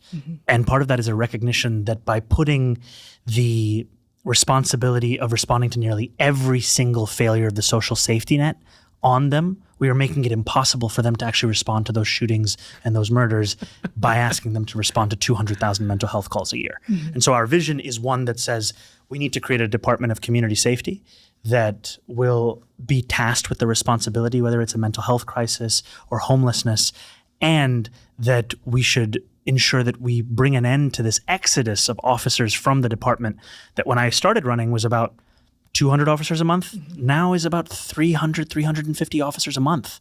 And when you ask, why are they leaving? Oftentimes they will say, it is because of the forced overtime that they are being told they have to take. Now, there are some officers who want to take overtime and they take their overtime. Yeah. What I'm speaking about is the distinction where you have an officer who has 3 days off and then they are told at the last moment that that vacation they planned with their family, they have to come back for the second day. And they have no choice about that. And that is a tough life for many to live. And that's part of this exodus that we see. As it currently stands today, do you see the NYPD as an extension of ICE? Like the way that things are playing out right now? Please notice how his pitch is, hey, we need to make sure that these pigs stay on payroll. He's literally saying, more pigs have left, and I'm here to stop that so that they don't quit their job. And what's frustrating, he's like, oh, yeah, you know, Cuomo, he's an old-style politician. I'm a new-style politician that will, as he's running and building up his campaign, will tell you he's on your side, will parrot the slogans that you're invested in. And once he starts actually getting close to power, starts selling all that shit out. Again, Alejandra Ocasio-Cortez at least played it better. She waited. But this motherfucker immediately regretted opening his mouth to begin with. And Dako Dune in the Twitch chat, I think I was thinking about Guaido. On Guaido. I see these as two distinct entities, and yet so many people want to merge those, right? Deputize them. And yet I have seen a number of incidents that give me great pause and concern. I mean, I heard a story of a New Yorker who took down all of the numbers on the wall of all of the apartments on that floor such that ICE would not know which door to knock on. That's how people are living right now. And it's not just one that extends at an individual level, it's also one that extends at a communal level. If you go into certain neighborhoods in New York City, you feel the absence of that bustle. You feel when you speak to small business owners, you hear from them about how fewer customers they have that are actually coming in. I mean, we just had the West Indian Day Parade, and I was speaking to the owner of a health food store called Nani's, and he was telling me that they've been in business for years, and they feel fewer and fewer people coming through their doors because they're terrified. It is a real chilling of this city. And what the NYPD must do and must be is distinct from ICE. That we have to ensure that the possibility of collaboration that has been opened up by Eric Adams' administration is one that we not only never fulfill, but is one that we put in the past and return instead to a policy of sanctuary cities that are not simply a reflection of our values. They are also policies that have kept New Yorkers safe for decades. These were policies that were defended by Rudy Giuliani.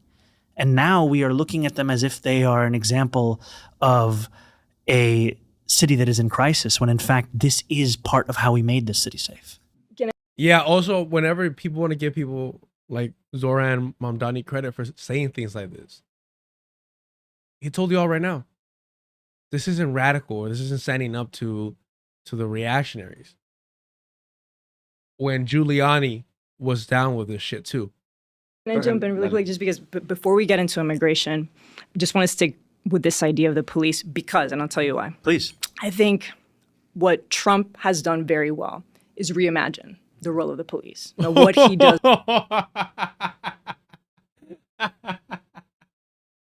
She's so fucking stupid. She's so fucking stupid. Yeah. Yeah. Trump has changed the image of the police. Yeah. Yeah. Before Trump, they were just friendly neighborhood people. But Trump has really corrupted the image of the police. Does very well is attempt to dismantle systems. Attempt to reimagine what the National Guard looks like, what the NYPD can look like, how to invoke things. And so I wonder if, as Democrats, right, if the Democratic Party has something to learn about the way that Trump can dismantle a system. And I would then ask you, why shy away from this idea of defunding the police, right? I feel like if you are in the Trump world, they are so radical and adamant about their ideas. Do Democrats kind of shy away from embracing some of these more progressive ideas? Like, is there something to learn from them? Oh, she called him a boo. She said, why are you scared, homie? God damn, why are you a spineless fucking hack, is what she said. If they stand for the shit they want, why are you switching up? All right. All right. No. I think Republicans have shown us that there is no limit to their imagination. Right. Oh, they want to remake this country in a manner that we would have scarcely thought plausible or possible just years ago. I mean, some would say that they even dream more than Democrats. And I think oftentimes we can see with our own party the inability to have an affirmative vision. It is a party that we have seen too often is simply reacting to the vision that is being put forward. So much of our campaign was an argument that democracy isn't just under attack from an So he's not going to answer, huh? He's not going to answer the question. Authoritarian administration. Yes. Quien sabe? She said, defend your position. Yep. Instead of rolling over and saying, oh, those tweets were so long ago. Stand by your shit, bro.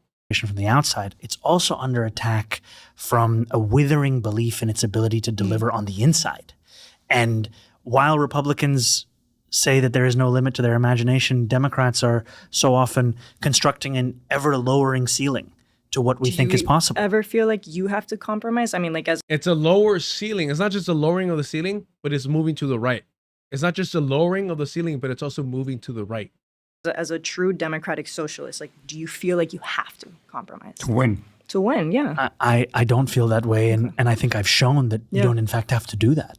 You know, when I started this race as a Muslim immigrant. Hold on. They asked them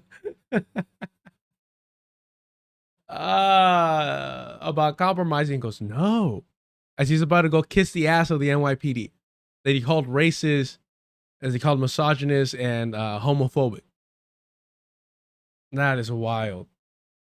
That is wild. Who's a democratic socialist, I was told time and time again that either by virtue of my identity or my ideology or my age, that this idea was an interesting one at best, but it would never actually be considered by New Yorkers across the 5 boroughs.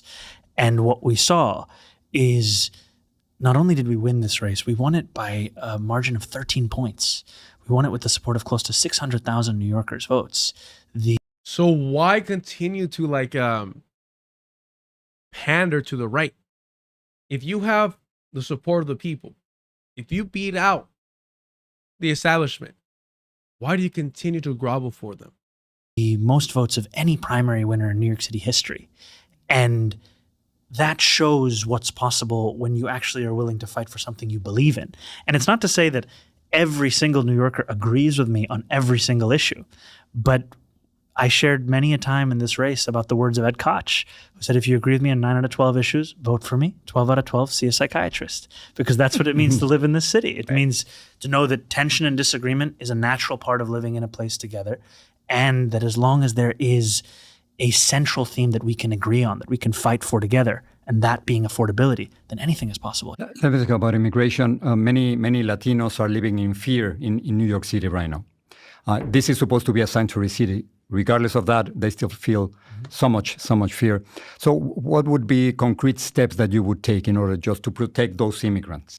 There are a number of things. The first is to ensure that we do not see any more incidents such as the ones that have taken place under this administration of collaboration between the NYPD and ICE that goes in violation of our sanctuary city policies. The second thing is to not only protect those policies, but to strengthen them. The third thing is to look at what is possible under the tools that we have. Right now, of the 8.5 million people who call this city home, 400,000 are in immediate danger of deportation. The city has a program that could provide legal defense services for New Yorkers in detention. Of those 400,000, the city served less than 200 last year. And so we have put forward a commitment to fund additional tens of millions of dollars in legal defense services, because we know that by simple virtue of having a lawyer in those proceedings, it increases your chances of going home to your family 11-fold.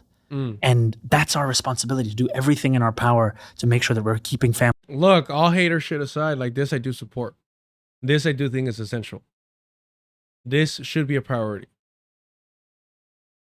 Families together. And this is something that I have found New Yorkers are crying out for, that clarity and that courage to actually stand up for what this city represents. Clarity, though? We have tourists from across the world who come here to see the Statue of Liberty, and then we turn our back on those same words that are etched into stone by practicing this politics of collaboration with Donald Trump. One of the main pushbacks now that Republicans are constantly saying is that how will this 33-year-old self-described democratic socialist handle such a huge budget? Can he do it? I am, and I'm equipped not because of my unique mastery of the work of that budget, but because of the fact that I will run this city and lead this city with equal parts understanding that I am the one who is responsible for what happens in City Hall, and I have to surround myself with people who are characterized by track records of excellence and of outcomes. Not people who are simply the quickest to say yes to each and every idea that I have. And one side of youth is also a humility of that which you don't know. Because what we've seen in so many of our so-called leaders is a sense as if they must answer every question. And what I see in City Hall is the necessity of having a team of people who have worked across multiple mayoral administrations, ones who are not hired on the basis of a prior personal relationship, their identity, their ideology, but a question of, can you deliver on this agenda? It's an ambitious agenda. It's a necessary agenda. It will require the best of the best. And that's the team that we're putting together. You just mentioned that if you win in November, you would be the first Muslim mayor in New York. What does that mean for the perception of Muslims in America since 9/11? Don't care. Don't give a fuck about the identity shit if he's still going to serve empire. Talking about immigration.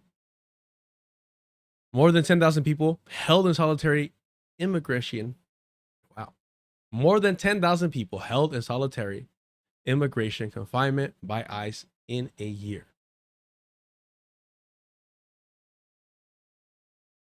I want to see that. And this just dropped today or yesterday. When was this? The 17th? 2 days ago. Well, just to wrap up that interview, right? I just kind of hate the whole, oh, you're going to be the first brown guy up there, bro. Like, did it matter that fucking Adams was black? Did it matter that Adams was black? No, that shit did not matter. How many fucking Muslims and NYPD pigs aren't there? Come on.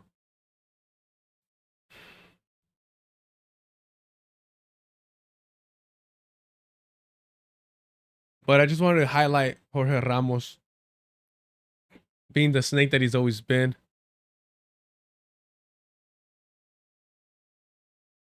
Let's see. What is it? What is it? It's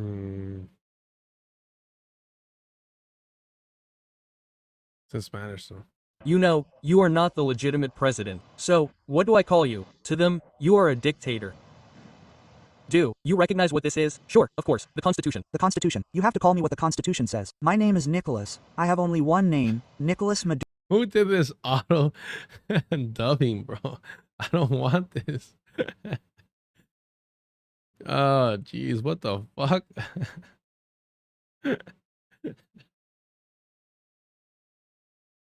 Oh, no. He uses special attack. I don't even know how to fucking turn that shit off, bro. What the fuck? I don't want it auto dub. You know, you are not the I don't want it auto dub. How do you take that shit off? What the fuck? I never had this issue before. Oh, okay. Original. Damn, bro. What, in the anime? Usted sabe, usted no es el presidente legítimo. Entonces, Jorge Ramos tells Maduro to his face, you know that you're not the legitimate president. ¿cómo le llamo? So then what should I call you? Para ellos, usted es un dictador. For the people, you're a dictator. ¿Tú reconoces qué es esto? Do you recognize what this is? Claro, por supuesto, la Constitución. Me tienes que llamar como dice It's the Constitution. You got to call me what the Constitution tells you. You should call me. la Constitución. Yo me llamo Nicolás. My name is Nicholas. Solo nombre tengo. Nicolás Maduro Moro. Soy un obrero. It's the only name that I know. Nombre sencillo. Soy popular. I'm a humble man. I'm popular. He sido electo y reelecto presidente. I've been elected and re-elected president. Así que bueno, ya te corresponde a ti como me quieras llamar. So you can respond to me, sir. You call me whatever you want. Pero te estoy recibiendo en el Palacio Presidencial. You call me whatever you want, but I am receiving you. I'm hosting you in the presidential palece. De Miraflores, donde legítimamente llegué por el voto popular. Where I legitimately came due to the popular vote. Nosotros todo lo que hemos obtenido, Jorge, todo ha sido por el voto popular. Somos una fuerza, somos de verdad. He says, George, everything that we've obtained, everything that we've accomplished have been through a popular movement, through gaining the popular support. Quizás en las televisoras a las que tú trabajas, perhaps like the television media that you work for, nos presenten como una minoría, may present us like a minority, acorralada, pero somos una fuerza de verdad en la but we're a true force profundidad del pueblo venezolano. Pero 50 of the Venezuelan people. 52 países no lo consideran a usted el presidente legítimo. Me estás hablando del país primero, ¿cómo me vas a llamar? Ahora. And Jorge was like, oh, there's people that wouldn't call you, wouldn't consider you the legitimate president. La oposición tampoco lo considera presidente legítimo, lo considera un usurpador. And Jorge Ramos is now saying that your opposition, the opposition party, the right, doesn't consider you the legitimate president. El presidente interino le llama a usted. Ah, Jesus, what the fuck just happened? And then he mentions Juan Guaidó. Que es un usurpador. Déjame decirte que ellos tienen un problema de identidad grave, porque ellos solo reconocen electoralmente los resultados cuando hay victorias. And then Maduro says, they have an identity problem because they only recognize elections as legitimate when they win. When they win. And it's funny because the right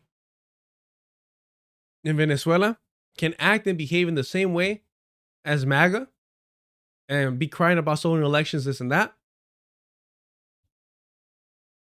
And Jose Ramos will believe them and support them and uplift their voices. And then come here to the United States and be like, oh, Trump is awful. That's what being an anti-socialist does to your fucking brain. Does he end up leaving? I forget. This was so long ago. solamente quiere ver el guión, el show que está montado sobre Venezuela. Yo lo vi en Nueva York y lo vi en Miami. Yo lo acabo de ver tú lo ayer. sacas en Nueva York y en Miami. Lo acabo de ver hace solo unos días. Lo que yo te digo, en Venezuela somos 30 millones de venezolanos. Y todas las cifras de protección social, igualdad social, seguridad social que hay sobre el sistema venezolano a nivel internacional reconocido, es que, bueno, tenemos un nivel altísimo de inversión.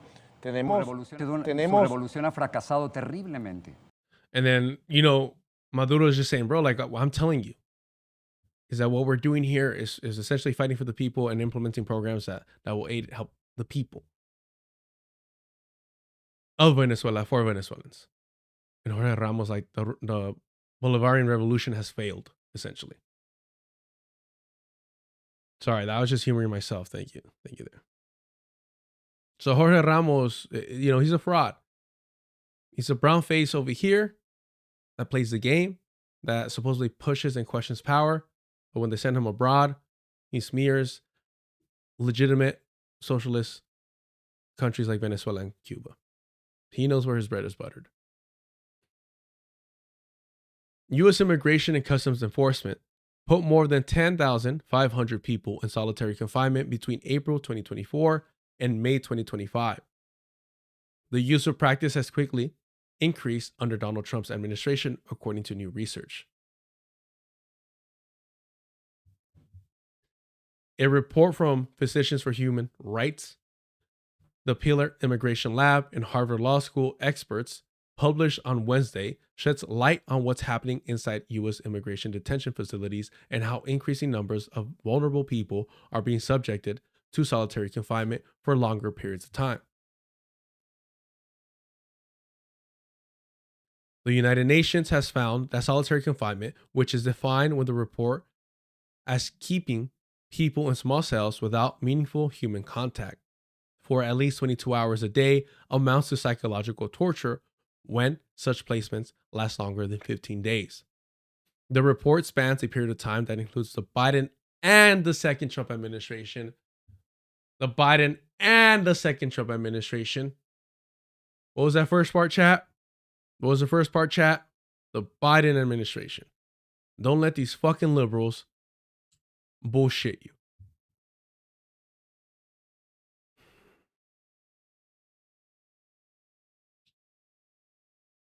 But shows a spike in the use of solitary confinement in recent months.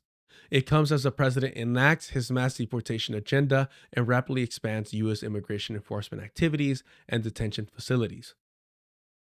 We certainly have seen increase in solitary confinement over the last years, but we've seen significant increase from month to month during Trump's first 4 months, said Arika Avdin, a Harvard Law School lecturer and one of the authors of Cruelty Campaign, Solidarity Confinement in U.S. Immigration Detention. I'm grateful for her work, and I'm glad that they mentioned that, yes, the increase was already happening under Biden. That even under Biden, this was increasing, but now we're seeing a more rapid increase under the Donald Trump administration, which really just highlights the Democratic Party and the Republican Party perfectly. The Democratic Party will still see increase in this authoritarian shift, but it's done at a pace where you're able to boil in that shit comfortably. Whereas the Republican Party is like, nope, warp speed ahead.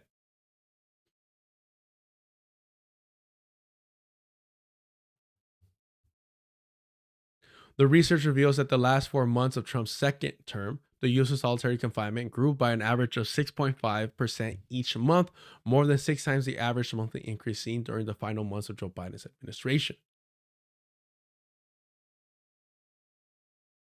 Meanwhile, the number of vulnerable people placed in solitary confinement, such as those with health problems or mental health conditions, rose by 56% in fiscal year 2025 when compared with 2022.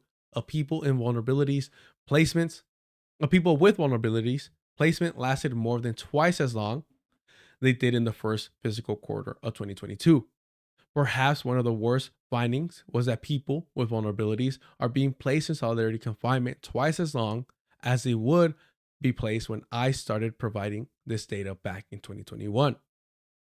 It's a lot worse conditions despite all the policies to only put people with vulnerabilities in solitary confinement when there's no other choice. Solitary confinement. Said that shit way too fast.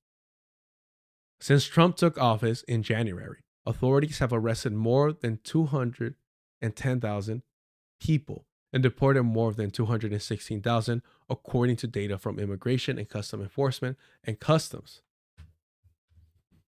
and Border Protection, published by The Guardian. The number of detainees climbed to a record high this summer, with nearly 60,000 people still in custody across the country as of the 8th of September. The figures underpinning the report come from the government's own statistics in the use of solitary confinement from publicly available ICE data, as well as from public records requests. The researchers were aided by new federal reporting requirements implemented last December that offered an unprecedented window into the scale and scope of solitary confinement in the U.S. immigrant detention centers, but the authors warn the report is likely ultimately understates the true scope because of ICE's flawed data and reporting system. Conveniently, right? Conveniently, there's some flaws in the system. Not some motherfuckers disappear, especially children. U.S. immigrant detention capacity is set to rapidly expand as Trump's big, beautiful bill, signed into law in July, dedicated $170 billion for immigration border operations and made ICE the largest and most heavily funded federal enforcement agency. This massive expansion of resources for a system already characterized by torturous conditions combined with little to no oversight creates conditions of catastrophic human rights violations. Creates a condition for catastrophic human rights violations on an unprecedented scale. The report also includes an in-depth analysis of facilities in New England where researchers found that almost 3 out of 4 solitary confinement placements were 15 days or longer, and that people, on average, were isolated for about a month. Fuck. How do you not lose yourself after a month of isolated confinement?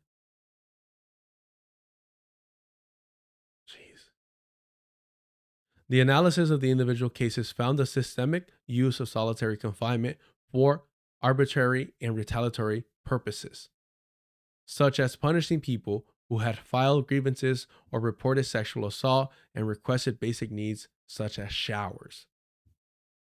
So if you want to be treated like a human being, you'll be isolated from the rest of the world. The lingering effects of solitary confinement can be disastrous, including severe and often irreparable psychological and physical consequences, according to the UN, such as post-traumatic stress disorder, lasting brain damage, hallucinations, and increased suicide risk. Researchers highlighted the case of Charles Leo Daniel, who died in ICE custody last year after spending more than 13 years of his life in solitary confinement in different prison facilities, including his final 4 years in ICE detention. Everyone involved with that needs to pay. Holy fuck. The 61-year-old from Trinidad and Tobago, who died of, atherosclerotic cardiovascular disease, had served one of the longest periods in isolation in ICE custody since 2018, according to the report from the Center of Human Rights at the University of Washington. The authors of Cruelty Campaign issued a series of recommendations for federal government policy makers, such as ending solitary confinement and stopping the expansion of immigration detention centers. The U.S. loves to torture. The U.S. loves to fucking torture. Damn.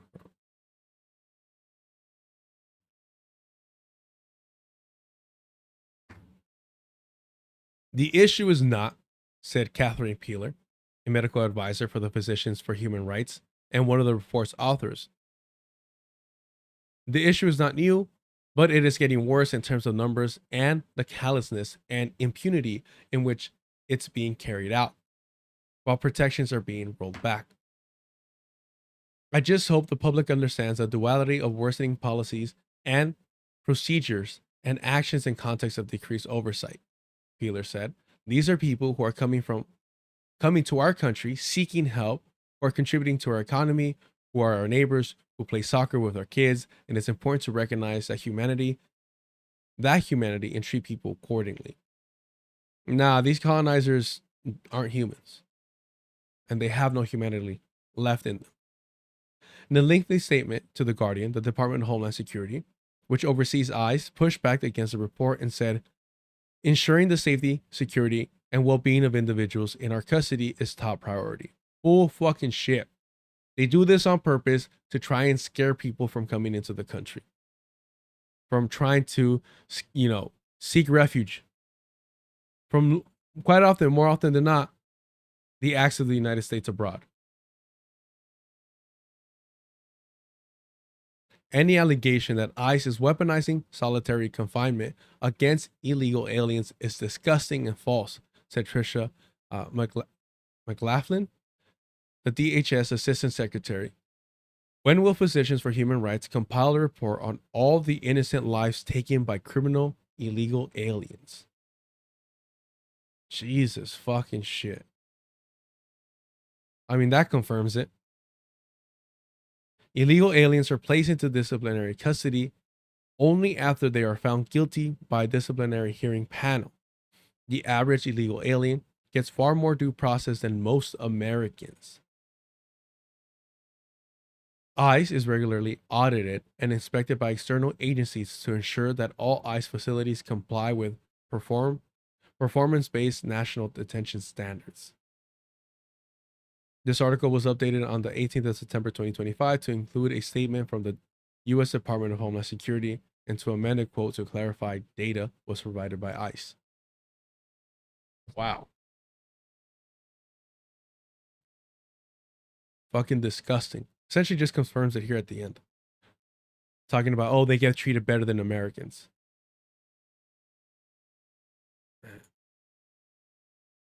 There's an interesting clip.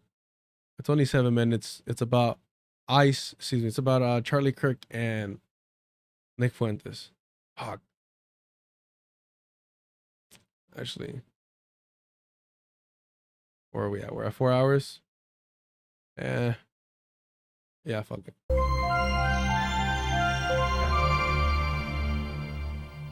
Now it seems like almost every single step of Charlie Kirk's tour, there were a bevy of groypers waiting in the wings to spit their vitriol at him.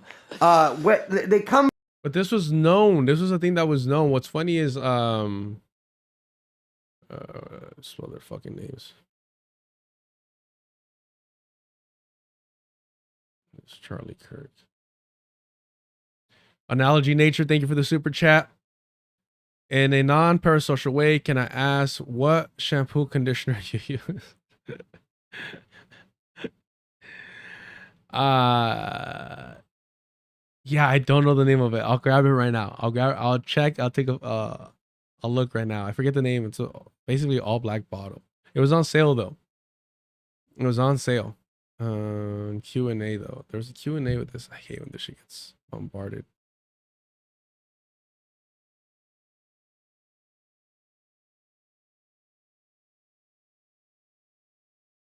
I hate when you can't find the shit that started it, man.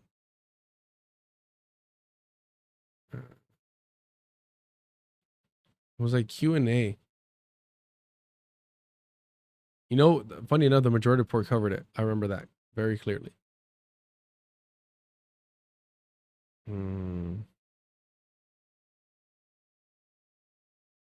Corporate Q&A.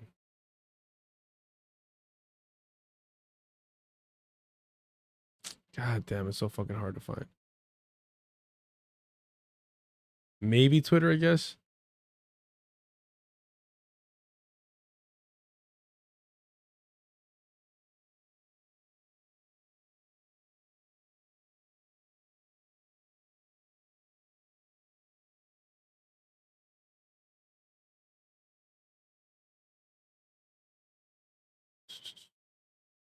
Are they gonna have it?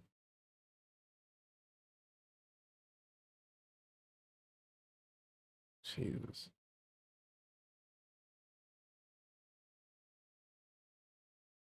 When was this? 2019. You know what's funny? I'm almost certain the majority report covered this. Oh, here we go. Hey, Mr. Kirk, thanks for coming out tonight. I got a question for you real quick. Up until about 5 years ago when gay marriage was legalized nationwide, the conservative movement has been explicitly pro-traditional family. Now, both you and your organization advocate for the acceptance of anti-Christian, immoral lifestyles like homosexuality and transsexuality, going as far to invite drag queens like Lady MAGA to your events. It seems to me and anyone who's paying attention that conservatives just believe whatever liberals believed 5 years ago. Right now, there's a push by the left to normalize pedophilia by way of child drag queen shows and... Oh, excuse me. Phone shut off. Go back to your notes. That's probably where you saved it. You know, you got to like push double tap and then go over. Right now, there's a push by the... That's a good little troll. I mean, I always found that interesting. I'm like, well, do you not want them to give you a coherent fucking question?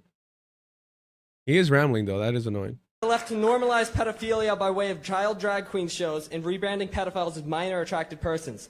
5 years from now, will you be promoting child drag queen shows? Will child abuse become part of the conservative platform?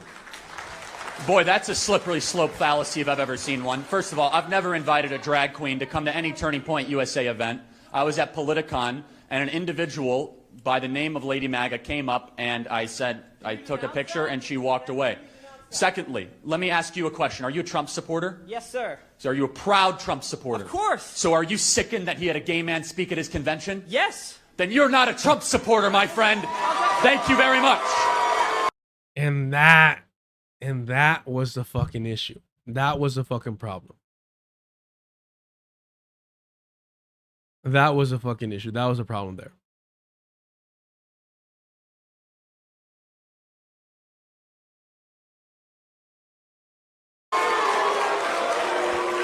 Let me ask you another question. Should he return the money of Peter Thiel, an openly gay man who supports his campaign? No, if it helps him strategically, okay. Sure, he can. Should he stop talking to Tammy Bruce, who's an open lesbian that's a Fox News contributor? If it's affecting his ideas, then probably, yeah. Okay, so you say you're a Trump supporter, yet you have all these issues and these disagreements with him. Let me be very clear about my position. My personal position. I'm a Christian first and foremost, then an American, then a constitutionalist, then a conservative, in that order. I believe marriage, biblically, if we want to have a biblical and theological discussion, as articulated in the greatest book ever to exist in the history of the world, the Holy Bible. Marriage in the Holy Most fucking sales, baby. Bible is one man, one woman. I also do not believe in the sort of rhetoric that some people engage in, that all of a sudden that they say there's no place for gay people in the conservative movement. I do not believe that. That's not conservative. And let me ask you a question. Can I ask you a question then? Sure, go for it. So, the American family, liberty, freedom, the Constitution, our history, veterans. That's what we're conserving. Baby. I'll get to you later, though. Don't worry. So let me ask you a question. What if you had your way? What would you do with gay people in America? What would I do with them? I wouldn't. Yeah, because they're not allowed in the conservative movement. So would you just kick them out anytime they show up at a Republican Party? If you were in charge, like what would you say? You can't be part of the Republican Party. If somebody is advocating for being openly homosexual, yeah, they should not be part of the conservative movement. So again, the thing is, Charlie Kirk, he realized, well, him among other Republicans, like, hey, as long as they vote for us, who gives a fuck? As long as they vote for us, who gives a fuck? As long as we can push our agenda, who gives a fuck? Because then we can strip them from their rights anyway. They started implementing the same playbook they did with poor white people, right? Where it's like, hey, we'll give you somebody else to hate for gay people, hate trans people. They're ruining being gay for you. They're making it more difficult. By trying to be accepted and normalized into society, they're associating being gay with transness. So vote for us, align with us, and we'll help you, be accepted into society. And slowly but surely, they're going to turn around and bite you in the ass. Strip you of your own rights. And then, I mean, again, white trans people can still be racist as fuck and say, hey, maybe I could pass well enough to where I'll be accepted. But at the very least, I'm not black, I'm not brown, I'm not illegal, yada, yada. And look, thank you for the super chat once again. The answer to the to your question was it's called Blind Barber. I think that's the name of it. Yeah, Blind Barber. I didn't know about it. I didn't hear about it. I walked into years, I mean, months, not years, I guess. I wash my hair fairly consistently. And this little fucking bottle has lasted me so long. Blind Barber. It was on sale when I got it. Supposedly it's good. I don't know. Somebody told me that it was good, so I just picked it up. I don't like to overthink this stuff. But yeah, thanks for super chat. Thanks for the question.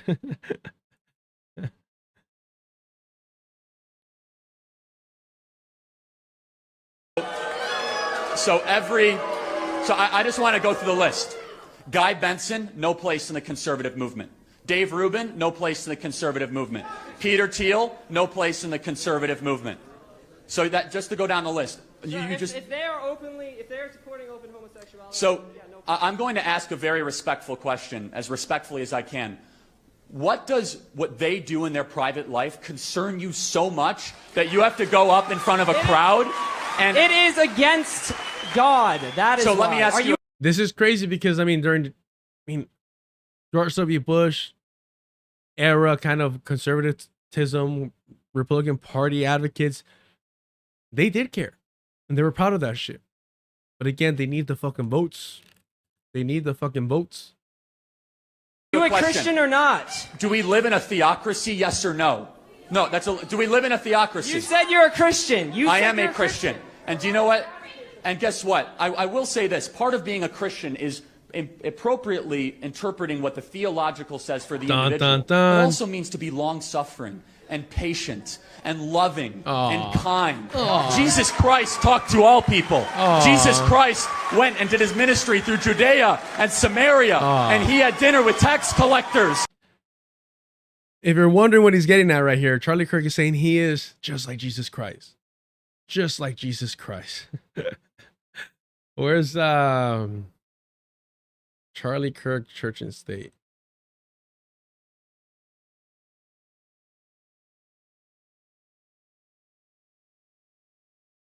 I'm not even gonna lie to you. I need to eat that tamal pretty soon, but I'm also craving like Popeyes.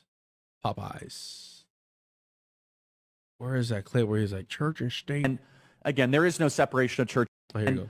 Again, there is no separation of church and state. It's a fabrication. It's a fiction. It's not in the Constitution. It's made up by secular humanists. It's derived from a single letter that Thomas Jefferson wrote to the Danbury Baptist Convention. Of course, we should have church and state mixed together. Our founding fathers believed in that. We can go through the details of that. They established literally a church in Congress. Anyway, separate issue. So literally advocating for theocracy. So you see how these people just move further to the right when convenient. Man. Where are we at? This was pretty funny. I almost forgot about this a while ago. So let's read this. Yeah, this is on the 16th. Wow, and we're barely in the 19th. I feel like this is older. And again, look, I get caught up over here. I'm not used to it. But if you haven't already, hit the subscribe button. We tried to do things a little bit different. The start of this stream was a little all over the map, not going to lie. Look, Chris Hedges, hate never hurt nobody. But go ahead and hit the subscribe button, hit the like. You got to hit the notification if you want to know when I go live moving forward, starting next week. It will be Wednesday, Thursday, and Friday, starting at, what did I say? Did I say 6? Did I say 7? Let's say 7. 7 a.m. 7 a.m. we'll stream for like about 5 hours, and I'm going to start putting out more edited content. It'll be a good time. Working on the background right now, and we'll move forward with that. Super chats are turned on. Y'all just don't want to get Chris Hedges his balaclava, his shiesty. I understand it. I get it.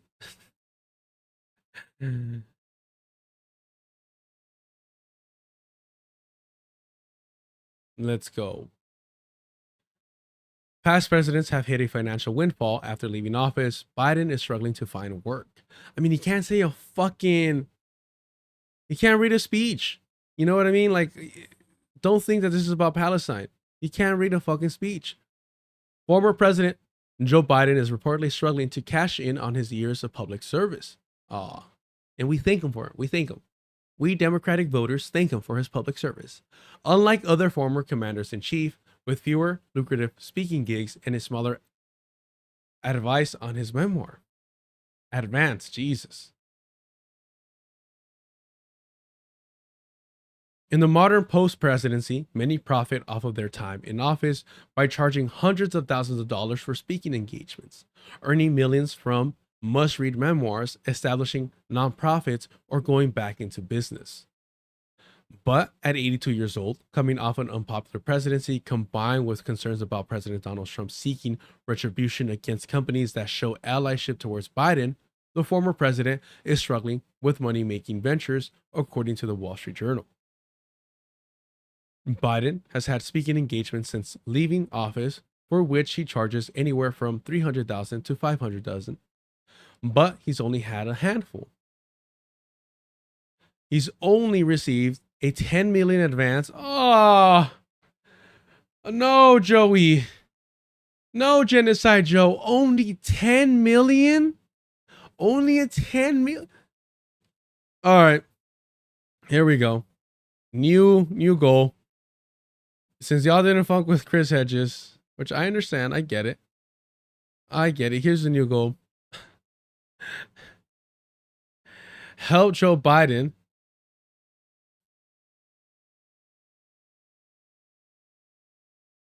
with his with his book advance. I mean, come on, yeah.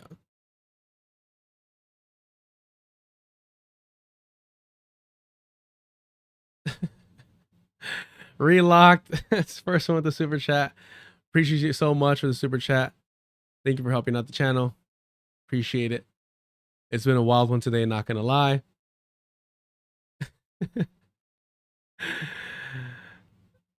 You're right. Let's change it. It's gonna be the Joe Biden Retirement Fund. You're right. Let's do that. You're correct.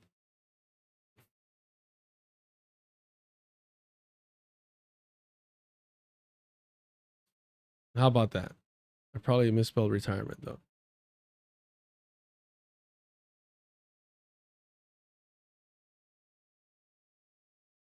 Well, I'm to cancel the other one then. I'll fix it shortly. I don't know how to end. Let's see. Let's edit. Here we go.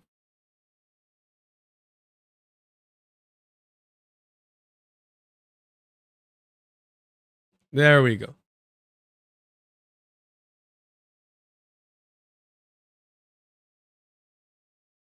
So dumb.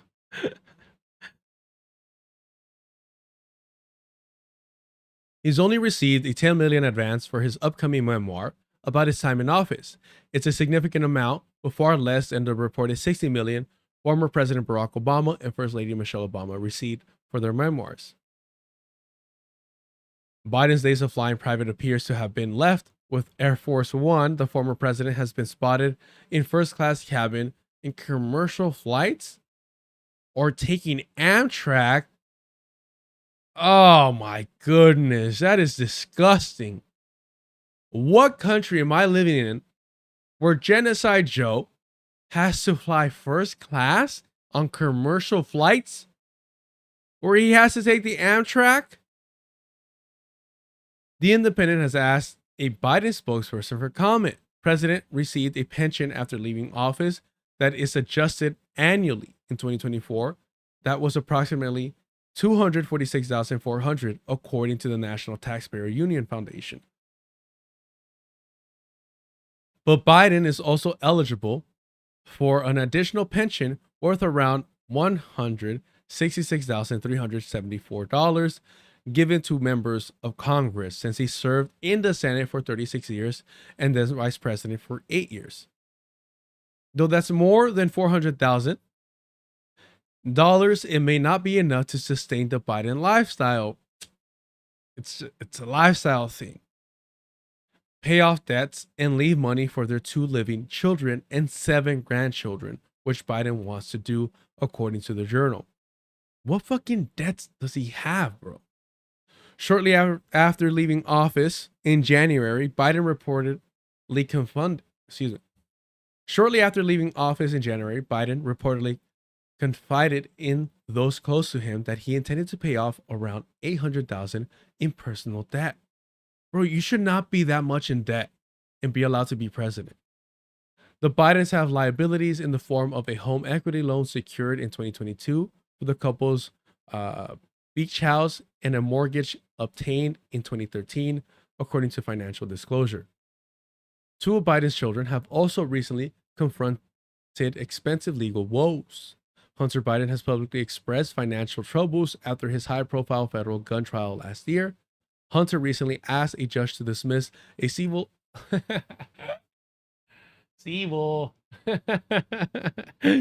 a civil lawsuit regarding the contents of his laptop because he could not afford to proceed.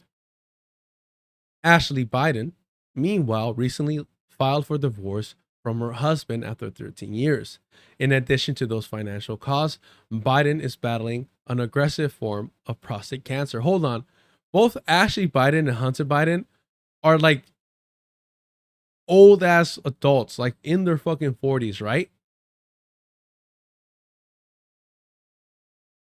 While Joe and Joe Biden are far from financial concern, their lifestyle differs from other former presidents who have had decades post-presidency to build wealth through book deals and speeches. The Obamas are estimated to have a net worth of $70 million, according to Forbes. The Clintons, who left the White House in 2001 in debt, are believed to be worth more than $445 million. Former President George W. Bush and First Lady Barbara Bush have an estimated net worth of $40 million. There's a lot of ads in this shit. Oh, that was it? It's a weird way to end a fucking article. But it's The Independent. What are you going to do?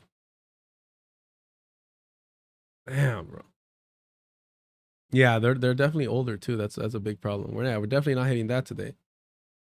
That shit made me laugh yesterday. It's not even worth reading though, let's be honest. Yeah, we'll go over this. Primarily from Nick Fuentes, right? Yeah, yes. And so he is like this, I think he could be said to be like the one person, like the alt-right media figure that has like gone through the gauntlet of like the 2016 and post-2016 cancellations, because he has a brand that basically it can be Nazi-like, and he still has an audience that is dedicated to him. Yeah. So he's basically, I think, one of the most influential of like far-right U.S. I mean, he's definitely more than a micro celebrity, but he's like not quite like a full celebrity because he's still like really young and like internet like Zoomer basically. Yeah, like Spencer is like really out of the picture now. Spencer's done. Spencer's old news. He's fat as shit. He looks like a fucking groiper. Yeah, all the Zoomers hate him. Yeah, Spencer looks like a groiper, but he's like, I think he's like anti-groipers, or he's like a jaded cynic about it. So Spencer's out of the loop. It's a different generation of people, and there's people like Patrick Casey, who is in charge of the American Identity Movement, which is So the thing is, and people are gonna downplay this, but I truly believe that the reason Spencer lost popularity is because he got decked, and that shit got memed, and so he lost all his like influence slowly but surely, because it's like, oh, you're the guy that got punched the fuck out. What does that tell you? What does that tell you? Nobody wants to support and follow somebody who gets publicly humiliated that way. What does that tell you? What does that tell you? Yeah, the American identity thing is an interesting one too. Groypers, or he's like a jaded cynic about it. So Spencer's out of the loop. It's a different generation of people, and there's people like Patrick Casey. Patrick Casey, I think he has like curly hair and glasses.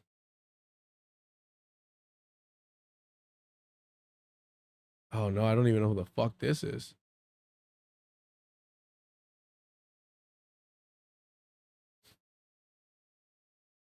Let's find out.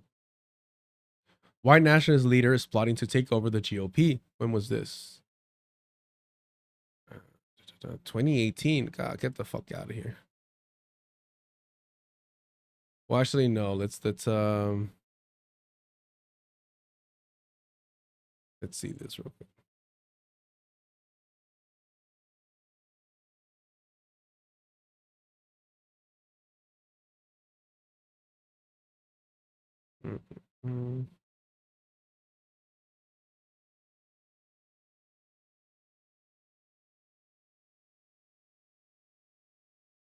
The fuck? He's like nowhere to be found.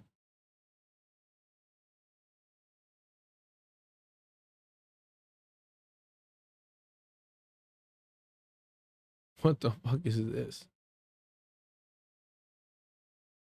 The forward. Trump's anti-Semitism chief shares Jew card post from white supremacists. Jesus fucking Christ. What is the forward though? Who the fuck are these people? Jewish independent nonprofit. We're good. The Daily Beast. Is that better? I don't know, man.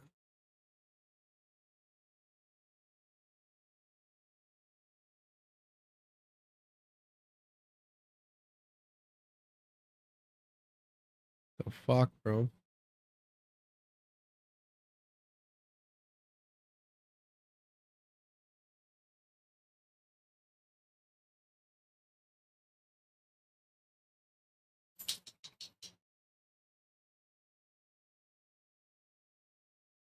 Oh, it's gonna be weird to see on screen.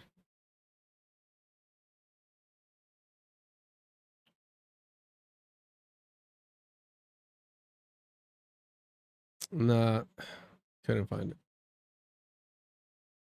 Oh well, let's go back. He was in charge of the American Identity Movement, which is the successor to Identity Europa or Yevropa. Oh yeah. And so they're like the Groypers too. I mean, they're all connected with the Nick Fuentes. Like they're the Nick Fuentes audience, and so Fuentes hosts a show called America First Radio or something, right? They're like just America First, something, and that is his whole brand seems to me to be like he wears a tie, he sits there, he's very smarmy or whatever, and it's like enough plausible deniability because he's not like Zeke Heiling or whatever that like he can just claim to be. Their whole thing is that they're nationalists who are just asking questions, right? And one of the questions they were very focused on asking Charlie Kirk was Relock. Now that Punch was still in his ramp up, Milo leaked a ton of private logs and recordings that made him look small. The video of the punch happened pre-Unite the Right. But was he the Charlottesville thing? Yeah, I guess so. Maybe I'm like doing the retroactive thing where because he started falling off, those memes became more popular and carried more weight post. Because I saw like a lot of like white nationalists that were done with Spencer mock him with that, and that like the Pepe frogs all over it. A question about the USS Liberty, which, as many of you know, I and my countrymen in Israel famously bombed in, I can't remember what it was, like the 80s? No, it was like 67. 67? Okay. 68. Summer of Love. Wasn't it? I don't know. It was around then. I don't give a fuck because it involves both sides that I hate. But yeah, so they kept asking these sort of questions about Israel. And the dancing Israelis. The dancing Israelis, well, there are some questions. Yeah, I have some questions. But just kidding. But yeah, so they were very focused. Like, what were they trying to prove with asking these questions to Charlie Kirk? Well, I think that they were trying to show that Charlie Kirk is not like loyal to America above other countries, and Israel is like this fundamental point of tension with the like normie conservatives, of which Charlie Kirk is like the prime example. Yeah, because they're both anti-Semitic, but because some of them are Christian Zionists, they still like support the Zionist project. Because like they still toe the neocon line of like basically is like interventionist, militaristic, and very pro-Israel. And I think that, well, first of all, there's like an anti-Semitic angle, but I think that that is actually like, if you reduce it to simply that, it like misses the point, because a lot of them are Jewish themselves, or like have are not actually like have personal relationships with Jewish people just because they're like so integrated with just middle class America. Yeah, see, I never really interacted with Jewish people or Israeli people. But I mean, I guess because they're affluent, my broke ass, brown ass was never going to be around them to begin with. But also, they just would have been white to me. So I don't think I would have been able to tell the difference if they weren't like practicing. Yeah. So like, so they're actually like completely favorable to the militarism of Israel and like admire it, kind of like how BAP does in like this, in the sense that like the Israelis are strong and like they like that because that's like what their politics is about identifying with that at like at the end of the day. But but at the same time, like they were trying to prove that like Charlie Kirk is completely unprepared to actually deal with real conservatives, so to speak, or like quote unquote real conservatives that they represent, and like and that his views are basically synonymous with this like mainstream malaise liberal consensus, and that like it's for like gay rights and like the Jews that rule over us, and they're like virtually indistinguishable from the Democrats or whatnot. Yeah. So it's kind of the same thing that when like there was like that clip going around of when Tucker Carlson was in a debate with Charlie Kirk, and he was like taking him to task on those same kind of like not the USS Liberty, but the kind of like him still representing that the kind of like failed consensus of the right that's been the line for like the past 40, 50 years basically. Yeah, the George W. Bush sort of thing. And it's noticeable that there are all these figures, I mean, Carlson, sort of the most representative of them, who are sort of trying to break out of that consensus, which we don't really want them to do because it's a better idea for them to break out of that consensus rather than to stay in it. Yes, because I mean, then they're like a step ahead basically, and that's not good. Well, I mean, also I think that even though someone like Nick and Tucker's starting to do it. Let me find the here. Look, you hope that Charlie Kirk's death won't be used by a group we now call bad actors to create a society that was the opposite of the one he worked to build. You hope that. You hope that a year from now, the turmoil we're seeing in the aftermath of his murder won't be leveraged to bring hate speech laws to this country. And trust me, if that does happen, there is never a more justified moment for civil disobedience than that, ever. And there never will be. Because if they can tell you what to say, they're telling you what to think. There is nothing they can't do to you because they don't consider you human. They don't believe you have a soul. A human being with a soul, a free man, has a right to say what he believes, not to hurt other people, but to express his views. You hope that. You hope that Charlie Kirk's death won't be used by a group we now call bad actors to create a society that was the opposite of the one he worked to build. Bro was a Christian white nationalist. Stop this whole shit that he was a free speech proponent. It's bullshit.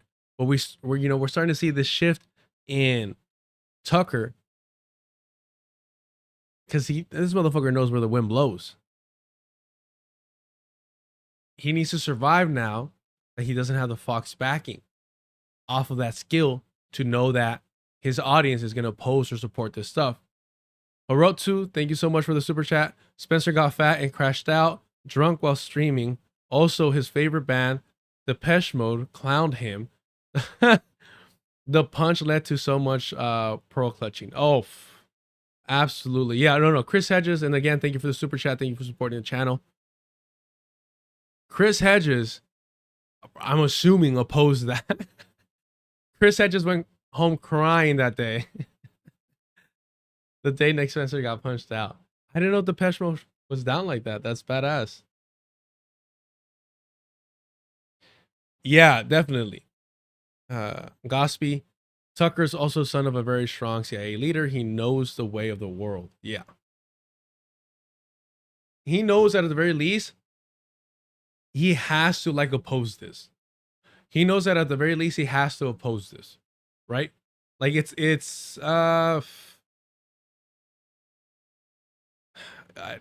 is not a true believer in anything by any means. He's not a true believer in anything or anyone. He's again self-interested. I don't think he gives a fuck either.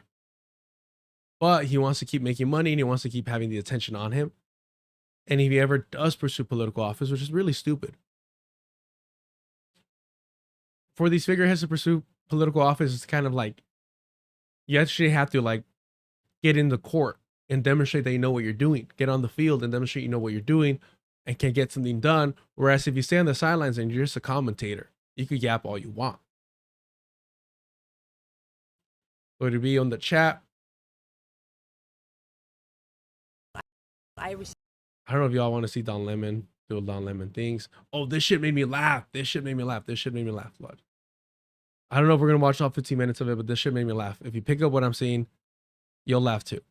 What we're seeing in the United States is it's being taken over by a bunch of weak, whining titty babies. These men are thin-skinned. Men, there's nothing wrong if you got titties. Some men got titties. It's all good. They get their feelings hurt easily, and they're all trying to protect this fragile, broken ego of a deranged man that clearly has dementia and can barely walk in a straight line. I mean, so did Biden, and y'all pretend that he didn't, which was super infuriating because he made us on the left sound like we were fucking conspiracy theorists aligning with the Alex Jones of the world. And biology is just catching up with this guy. So I'm so pleased to report the following. I saw this on the internet yesterday. Pumps and I have been saying for 2.5 years now, MAGA men are pussies. It's just objectively true. So you can imagine my surprise when I saw this roll out on Barstool Sports, of all places. Play the clip. I always do left or no. Right now, in 20. Listen to this closely. Listen to this drunk motherfucker closely. 25 at 10:06 on September 18th. The extreme right are the biggest group of pussies that has ever existed in America. A bunch of, because people with green hair at Starbucks, and because once in a while a fucking guy swam against girls, you fucking pussies have broken in half. All right, maybe a little crude, definitely not on our side, but at least mocking them appropriately, right? Right? You think it's starting off, you know, the best you could hope for these fucking type of people. Maybe the best you could hope for, you know? But go ahead. Led by the duo of Donald Trump and Consequence Culture Portnoy, who is just waving his arms at the right to like him again after the thing last week where he said it was Trump's fault, privately and publicly, that Charlie Kirk died. Now he's like, I got to get them back. I got to get them back. I got to get them back. Typical, I will say, fits the tribe profile. Completely. It's completely true. That's where I stopped listening and I was fucking dying laughing because I don't know why they included that last like 5 seconds. Excuse me. I don't know why they included that last 5 seconds where he's being straight up anti-Semitic. He says, typical, I'm just going to say it fits the tribe. Did you catch that at the end? The fucking anti-Semitic fucking not so dog whistle. And this fucking idiot, I don't know if they denounced it after this. This is as far as I got because I started fucking dying laughing. Listen again. Now he's like, I got to get them back. I got to get them back. I want to see her reaction though. Typical, I will say, fits the tribe profile. Completely. It's completely true. I know this is not what she means. I'm going to be generous, but it's hilarious that this motherfucker is saying some anti-Semitic shit about a typical Jew is what he was trying to say. And then he cowered away. And then he goes, fits the tribe. Wink, wink. Fits the tribe, if you will. Parentheses, parentheses, parentheses. And it's like, bro, these are fucking anti-Semitic fuckers. These are still white nationalists. They might agree with you about the First Amendment and all this shit. But these are so white nationalists. And this fucking idiot is like, true. Because these people, liberals, are so desperate to get clips and any form of confirmation from those that are on the right or so-called apolitical to their side, to prove a point, to dunk on them. They're so desperate for those moments that they don't hear the simple fucking dog whistle shit. I don't know why they included that. If they would not have included that in the clip, I'm like, all right, whatever, get your dub. But the fact that they still included that is wild to me. Yeah, Horatsu, noticing. Yeah, like with the parentheses, which is like, anti-Semitic shit. It is wild. One more time, because it's so fucking stupid. This is Han's people, by the way. I will say, fits the tribe profile.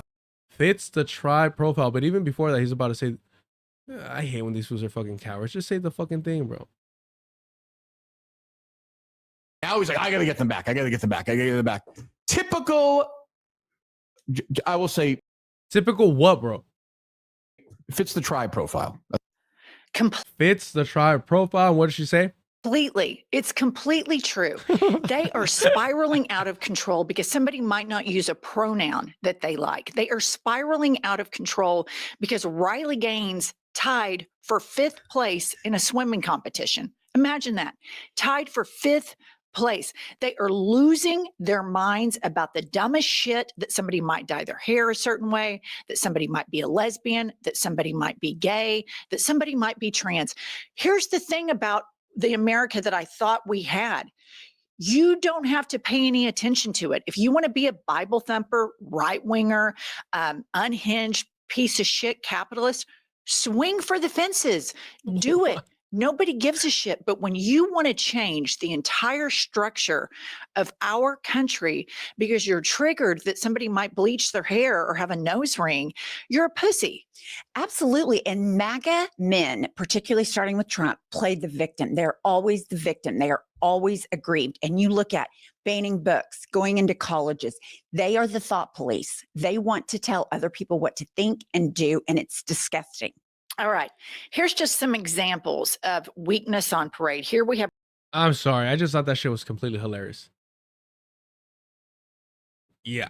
I hope everybody caught that. The fact that these fucking people at I've Had It are so fucking desperate to get white men to agree with them that they're willing to fucking amplify, celebrate this anti-Semitic ass dog whistle.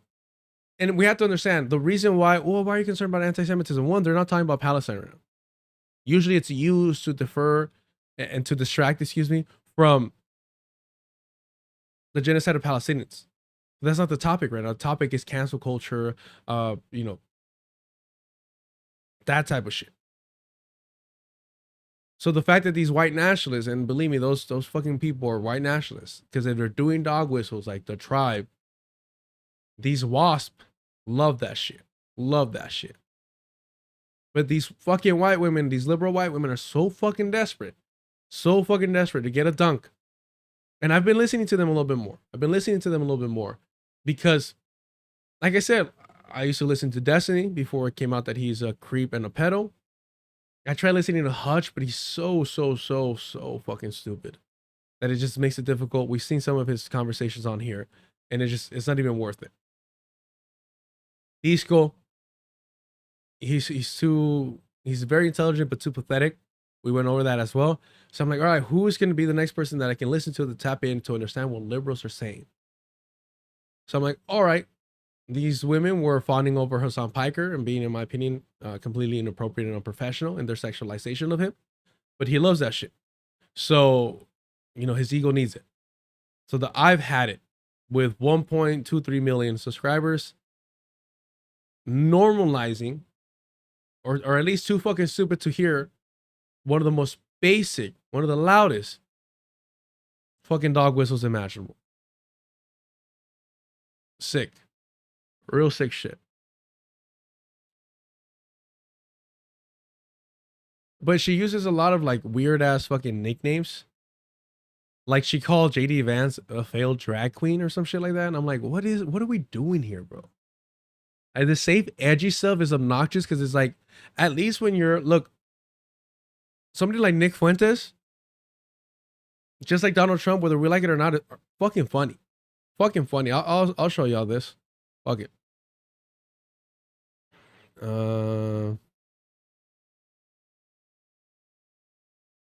Because he says some shit that is unfortunately true. Let's see. Let's see. I do definitely prefer Mexicans over Muslims for sure. Ideally, we just have whites, but you know. That is fucking hilarious. That delivery, his fucking delivery is on fucking point. His delivery is on fucking point. I prefer Mexicans over Muslims. You're already, what the fuck are we doing here? And he goes, ideally, we would just have whites. And you're like, there we go. Give it to me straight, Doc. Give it to me straight, Doc. No. The thing about Mexicans, one, they're Catholic. Two, they got colonized by the Spanish Catholics. Awesome. Their food is good. And this shit's hilarious because, look, go down to fucking Orange County. You know, be around people that are straight up Trump supporters, waving that flag around, love that shit.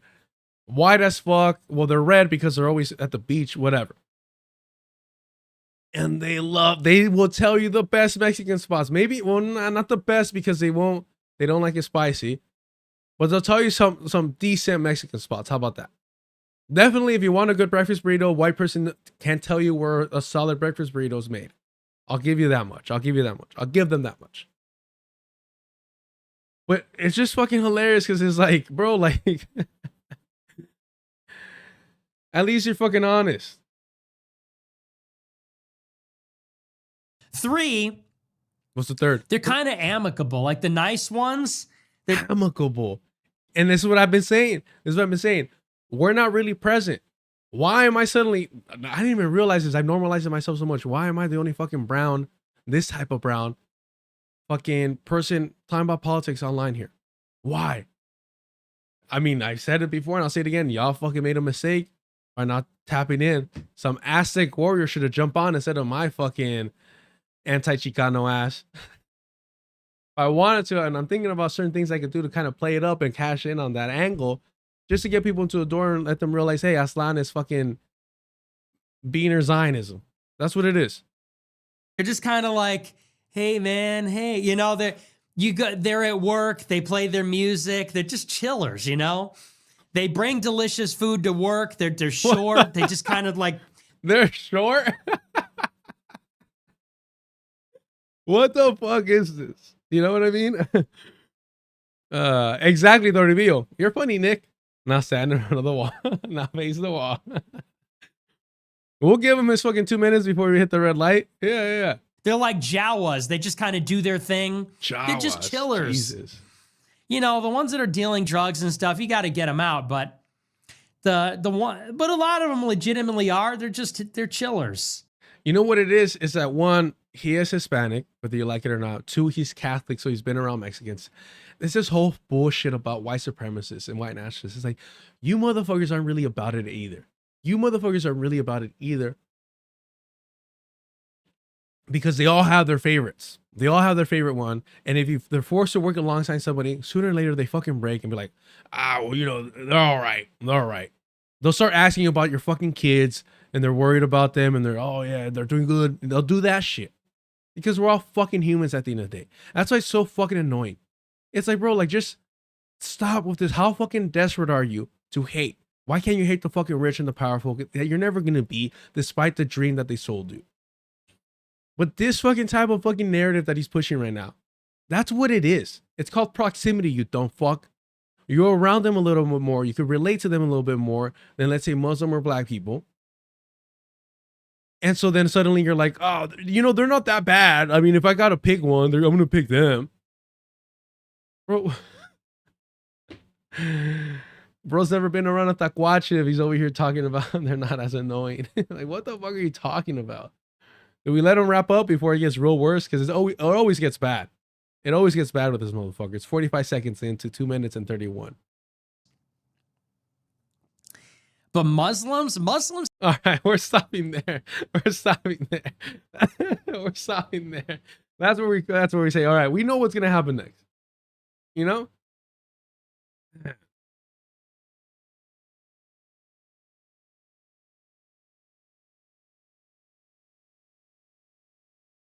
Jesus. What else do we got lined up? This was funny. The beginning of this was funny. Actually. Threat yesterday from a public safety, quote unquote, public safety employee Don. at Coastal Carolina University that's being taken care of as we speak. I mean, these people are unhinged. They're off the rails. They've been brainwashed. Being a part of the Democrat Party currently is a cult. These people have been brainwashed. They've been indoctrinated. They're dangerous, and they're putting our lives in danger. My kids are getting death threats. My kids. Always with these colonizers and their fucking kids. Well, guess what? We're out to be little fucking fascists. Children. And my family, my 80-year-old parents are getting death threats. I'm getting them all day. We've played some of the voice messages that we've gotten, and we need people to be accountable for what they're inspiring, indoctrinating, and radicalizing. That's what's happening right now. When you say radicalizing in a cult, that's not. But again, back to this question of the temperature. And I understand what the bar has been here. But is that the right thing to do at this time when people are like, God, this is going to get worse if we don't back this off? These are simply facts. Tyler Robinson was radicalized. People who are part of the transgender community or support it have been radicalized. Where are the facts on that they've been radicalized? All the death threats that I get. I have folks from the transgender community, at least one, who's sitting behind bars without bail. Most of the death threats I'm getting right now are from people who support the transgender community or are transgender themselves. These are people who are attacking a rape victim. And it's like, what about the death threats that you're doing to the entire fucking community? What about the threats that you're doing to their entire fucking community? What about that? Oh, no, that's fine. That's just policy. That's just politics. Yeah, it's fine. It's fine. Okay, cool. Victim, me, for not wanting men in the shower next to me or men in the bathroom next to me. These people want to kill me because I want to be safe when I want privacy, for women to have privacy as a rape victim. It is sick. It is. Not to be fucking rude and all, but who raped her? Oh, man, a cis man. Interesting how that fucking works. Who is the fucking leader of her political party? A fucking rapist in Donald Trump. That's just interesting how that works. Twisted, and enough is actually enough. have the evidence of yes, that? Of course. Yeah. I back I mean, Don, you guys should know me by now. I have all the receipts. I back everything up that I say. I know you guys want to call us liars and fascists and all that, but I'm not. No, I'm not at I all. don't want to call. You filmed me while I had a panic attack. You literally had your camera out. And I respected you. What did I do? Did I show it? Exploit that. Yes. You didn't. But I didn't. I mean, I'm just saying, like, you're. She was like, you're going to exploit that. And Dom's like, oh, no. We're I mean, at the end of the day, we're on the same side. Did I share it? Did I mock you the way you would have mocked anyone else on the left? It's like, well, no. So the lies, bro. So to be aware of the facts are that I have anecdotes. Yep. You're there to get your clicks or whatever. I'm not. I speak the truth, and I keep all the receipts. These people are out. We played some of the voice messages that we're getting. Okay, let me ask you this. What do you say to the Republicans or the Trump supporters who have been a part of political violence, and to the stats? I've always spoken up against Republicans and Democrats. I've called the balls and strikes. I'm probably one of the only members of Congress that has called the balls and strikes on both parties. I've done it my entire career, and I've gotten in trouble for it. I've gotten praised for it, whatever. I'm going to call the balls and strikes always. Here's what I think the issue is. I think the issue is that they think that. I think the issue is. Please let me just finish up my thing. I think the issue is that you guys are saying that it mostly happens on the left. No statistic, no government statistic, no study group, the Cato Institute, the Anti-Defamation League, the FBI, no government statistic shows what you're saying. It's showing the exact opposite, that 60 to 75% of the political violence is committed by people on the right. But yet you, the president, the vice president, the attorney general of the United States are giving false information to the American people that it only happens on the left and that it is. False information about Republicans. You guys have called But there's no facts to what you're saying. Kamala Harris called us fascists while she was running for president. The president called her fascist as well. And new media have and a commie, which is objectively worse, Don. have amplified that. You all have done that. A man was killed last week for having the, quote, national conversation that you want to have so peacefully. He did that, and he was murdered for it. And I live. You don't know if that's true. You don't know what you don't know what the motivation is. Do you have evidence of that? Well, they said on the bullets there was fascist commentary on the bullets, pro-transgender commentary on the bullets. Wow. Don't give me the bullshit That could very well be so, but we don't. It wasn't pro. The pro-trans thing kind of died out super quick. That narrative or whatever they were trying to push, that one died out super quick. I don't know if that's true right was now. a transgender. Was a come on. Let's be honest. You know what? Okay, I see what you're saying. Soulless innovations, design, and production. Wow, Don asking actual questions. Again, with the Tucker Carlson thing, I don't know what these people believe in. I doubt they believe in anything. But when they're forced out of the mainstream and they got to do it on their own, right? This is his own channel right here. He only has 877,000 subscribers. Obviously, that's not nothing. But he was speaking to millions of people. And then he got booted. So he has to make sure that he's saying enough things that will get attention. Here we are. To the right people. About this. That's disrespectful. Republicans vote to table. I really don't care because there are a lot of out there that want me dead because I'm a rape victim who wants privacy in the bathroom. That can F off. I don't care. They want to kill me. She's in the Teesler. And they're not going to. How would you like it if someone called you out of your name? If they called you a B word or any of that, how would you feel? These people are calling me and all these awful names online. Are you? Oh, I wonder what word she said. I'm guessing the see you next Tuesday. That's what I'm gonna guess. Imagine she's like Anna Kasparian. They're calling me a birthing person. Kidding me? Come on. They are the most egregious, most violent people on earth. They are mentally ill and should be in a straitjacket with a hard steel lock on it. Regarding Republicans who might vote for it or vote against it, that's why I'm filing a privileged motion today in just a few moments to make sure that the American people know where Republicans and Democrats stand on this sort of thing. If they want to vote against it, they can. They have to take that back home to their constituents and explain it. Can I ask Attorney General? All right. Yeah, I wanted to cover that because Dom did actually push back a little bit to that narrative that a lot of fucking liberals accepted. Let's go through. That one's actually good, but where is... Here we go. I don't want to leave without covering this.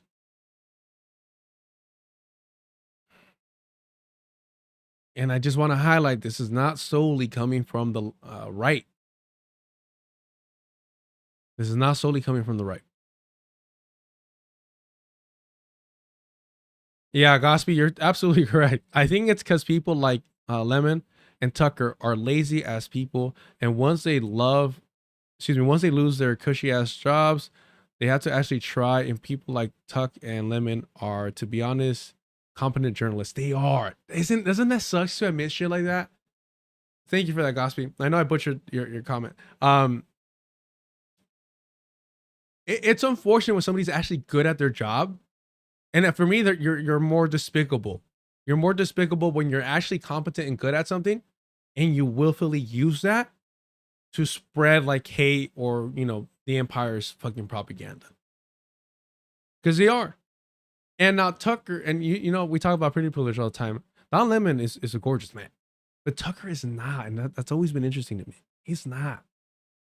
It's just, it doesn't pull it off for me, Just can't explain these things. Can't explain these things. David Barnes, what are we curious about?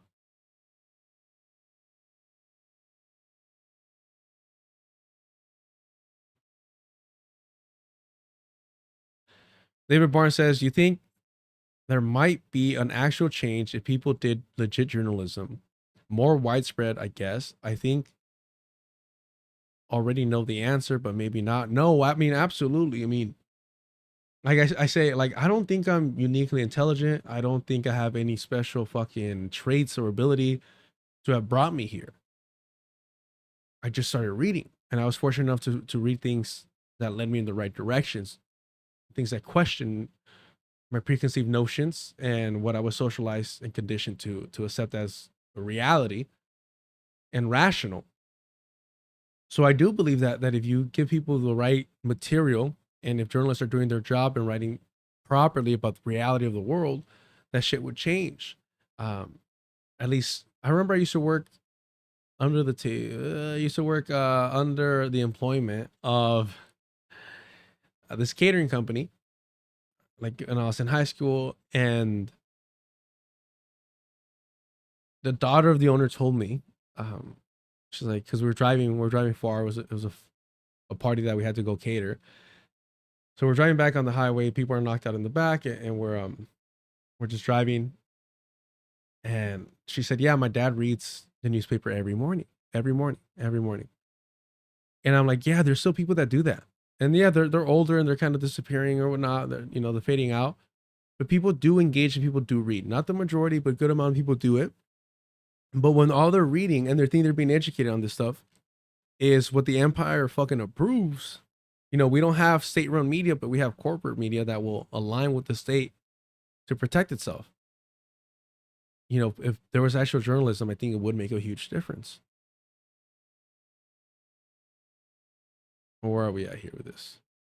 Park Service is ordered to take down some materials on slavery and tribes. The New York Times, we find our way around. The Trump administration ordered a Civil War era war image removed from the national park site in Georgia as it moves to promote what it considers a more positive view of American history. Now, this is one of the most, I think, impactful images.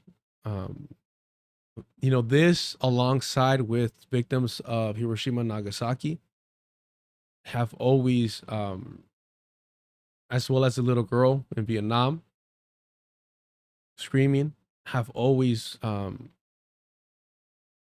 definitely impacted me for sure. Like you can't get, what those images are immediately in your head once you see them. The Trump administration has ordered several National Park Service sites to take down materials related to slavery and Native Americans, including an 1863 photograph of a formerly enslaved man with scars on his back that became one of the most powerful images of the Civil War era. The moves by the administration were outlined in internal emails reviewed by the New York Times and two people briefed on the matter who spoke on condition of anonymity because they were not authorized to comment publicly. The directive stemmed from President Trump's executive order in March that instructed the Park Service to remove or cover up content that inappropriately disparaged Americans, part of the broader effort by Mr. Trump to promote a more positive view of the nation's history. I mean, just whitewashing shit away. What's more American than rewriting history? Critics say that the effort could lead to the erasure of contributions of people of color, gay and transgender figures, women, and other marginalized groups. At Fort Pulaski National Monument in Georgia, Trump officials have directed Park Service staff to remove a reproduction of the scourged back. Excuse me. Damn, something's bothering me, bro. So you never see me really with my hair down. All right. At Fort Pulaski National Monument in Georgia, Trump officials have directed Park Service staff to remove a reproduction of the scorched back, a famous photograph that depicts a formerly enslaved man who has been known as both Peter and Gordon, exposing severe scars on his back from whipping, according to the emails one of the people briefed on the matter.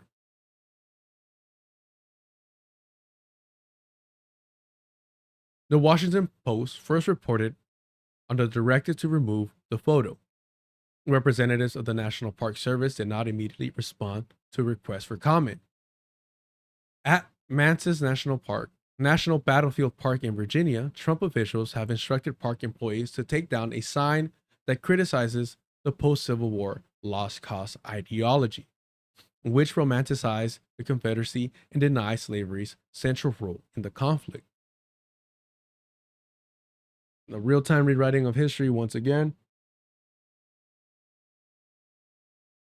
One thing that you always have to consider is like the textbooks.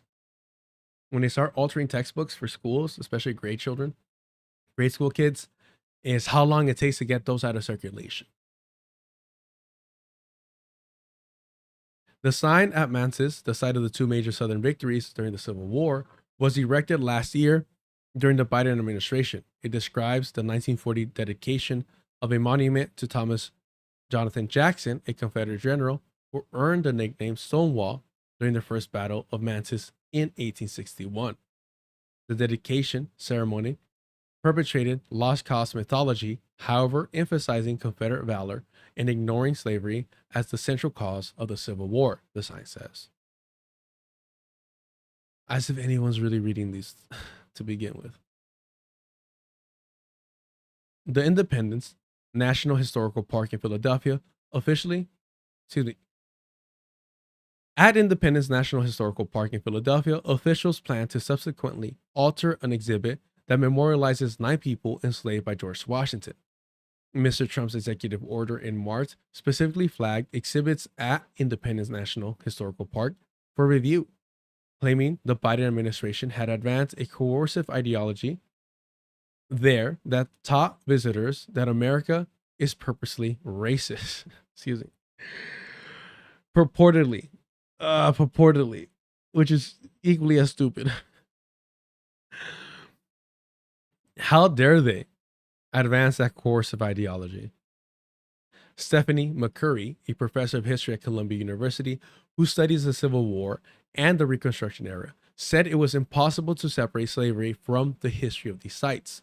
There is no history of the U.S. without slavery in it, Dr. McCurry wrote in an email. It is impossible to edit it out or bury its horrors. The evidence is everywhere and cannot be destroyed. Certainly not in one presidential administration. That's the fear, though, right? That's the fear. Yes, thank you, Chidi downplaying settler colonialism, even when pretending to be critical of the Trump administration's erasure of history. Chidi says slavery and tribes? What? Trying to act like this isn't stolen land? Think that ship has sailed. Europe is thousands of miles away. Yep.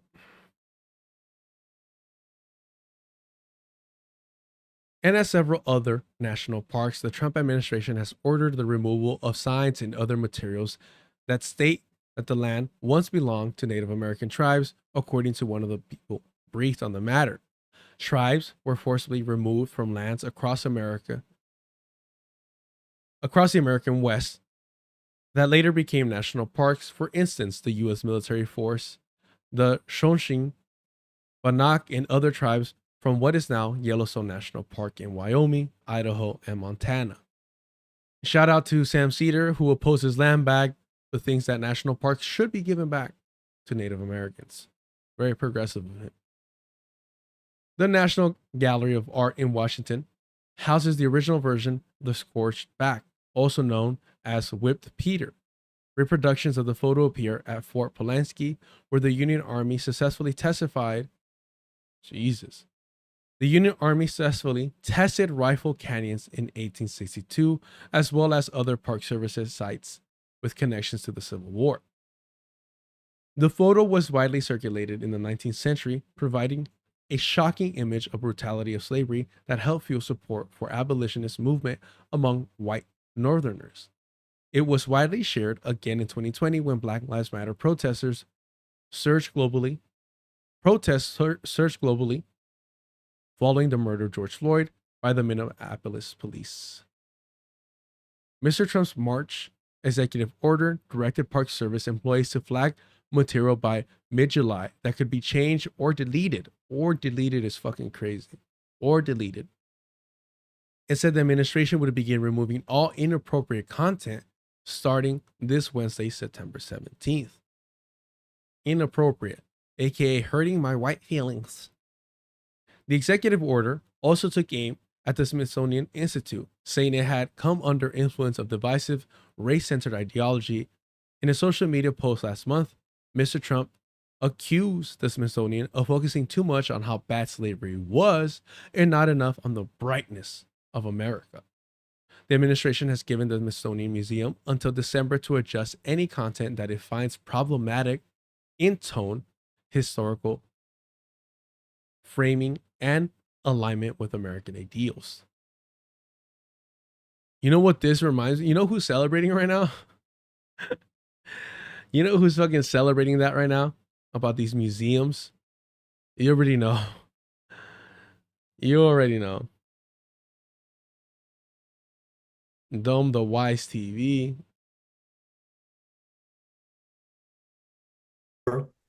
That I'm very disappointed with part of the aftermath of this election. You might have seen the comment by Senator Bernie Sanders of Vermont, quote, Democratic Socialists, so-called, where he said the problem was there's too much focus on identity politics and not enough on class. Now, first of all, I'm not sure what this term identity politics means. I hear it all the time. Yep. I presume that it might even mean black people complaining about being shot down on the street like dogs. Hold on, before we get there, we're a little too ahead. Here we go. November 10th, 2024. There's an article by the writer Thomas Frank. You may know him as the author of the book, What's the Matter with Kansas? He's considered and listen liberal, a man of the left. And yet he says that when he went to an exhibit in Washington, D.C. a few months ago and saw that on one of the exhibits was appended the phrase settler colonialism, to which he apparently objected, he knew that Mr. Trump would win because that would alienate many settlers. So Thomas Frank is fucking celebrating this. Thomas Frank and his narrative and his willingness to protect whiteness and the settler colonial project is aligned with Donald Trump in this erasure of history. Because you don't just get to erase one thing to save, white feelings and emotions. That's not how it works. If he's opposed to talking about settler colonialism and that gets erased, that gets removed from the exhibits, what's next, right? Happened to be the majority.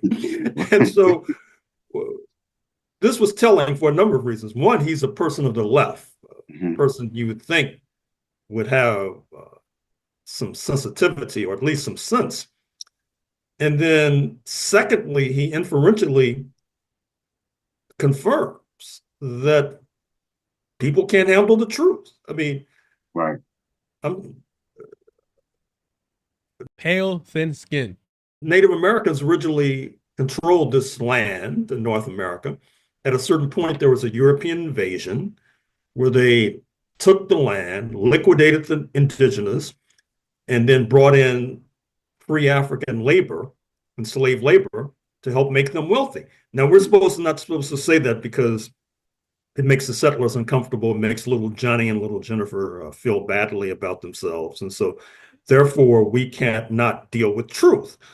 Yep. And that's what the Trump administration is doing. And that's why you can't trust these fucking populists like Thomas Frank, because they're concerned about, what does the majority think? What does the majority think? What does the majority want? Motherfucker, the majority are white European colonizers. It's so fucking frustrating. It's so fucking frustrating. It's unbearable sometimes, bro. It really is. Because you realize how often these fucking people actually align. It's quite terrifying. It's quite terrifying, to be honest. Because it's like, who do we trust? What allies do we really have? And this is why I'm sympathetic to Afro-pessimism. The way that brown people, the Latin community, has aligned with whiteness in pursuit of whiteness. I understand, like, why the fuck should you trust us? Make the gatekeeping true, honest, and harder to get through. But when it comes to white liberals, whether they want to call themselves populists, rad-libs, sock dems, democratic socialists, whatever the fuck, even communists and anarchists, when they're white, it's very difficult to be able to trust them because of things like this, because your allegiance to whiteness, your willingness to protect the settler colonial project that privileges you, supersedes almost everything else.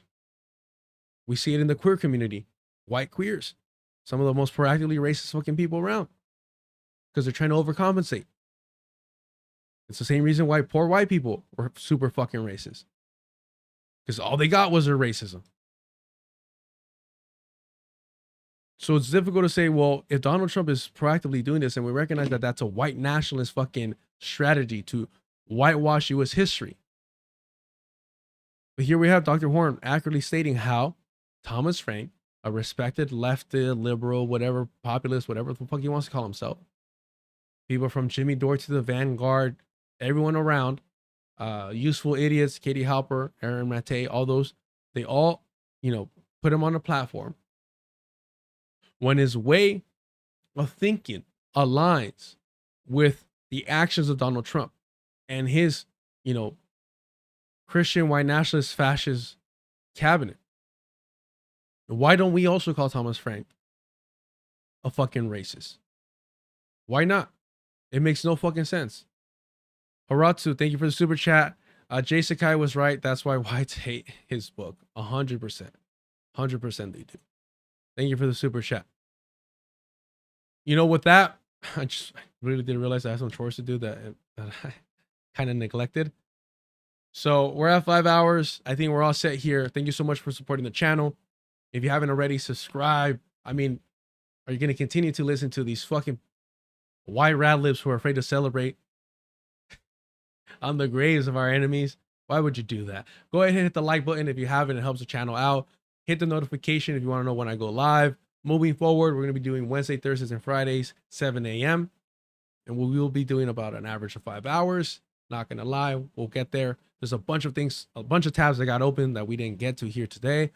So the 5 hours seem suddenly reasonable. Super chats are turned on. I'll start working on the Patreon. It just makes me uncomfortable and awkward, y'all. I can't lie. I can't lie. That's the reason why I haven't jumped on it. With that being said, thank you for hanging out. As Glenn Ford used to say, organize with eyes wide open. Yes, to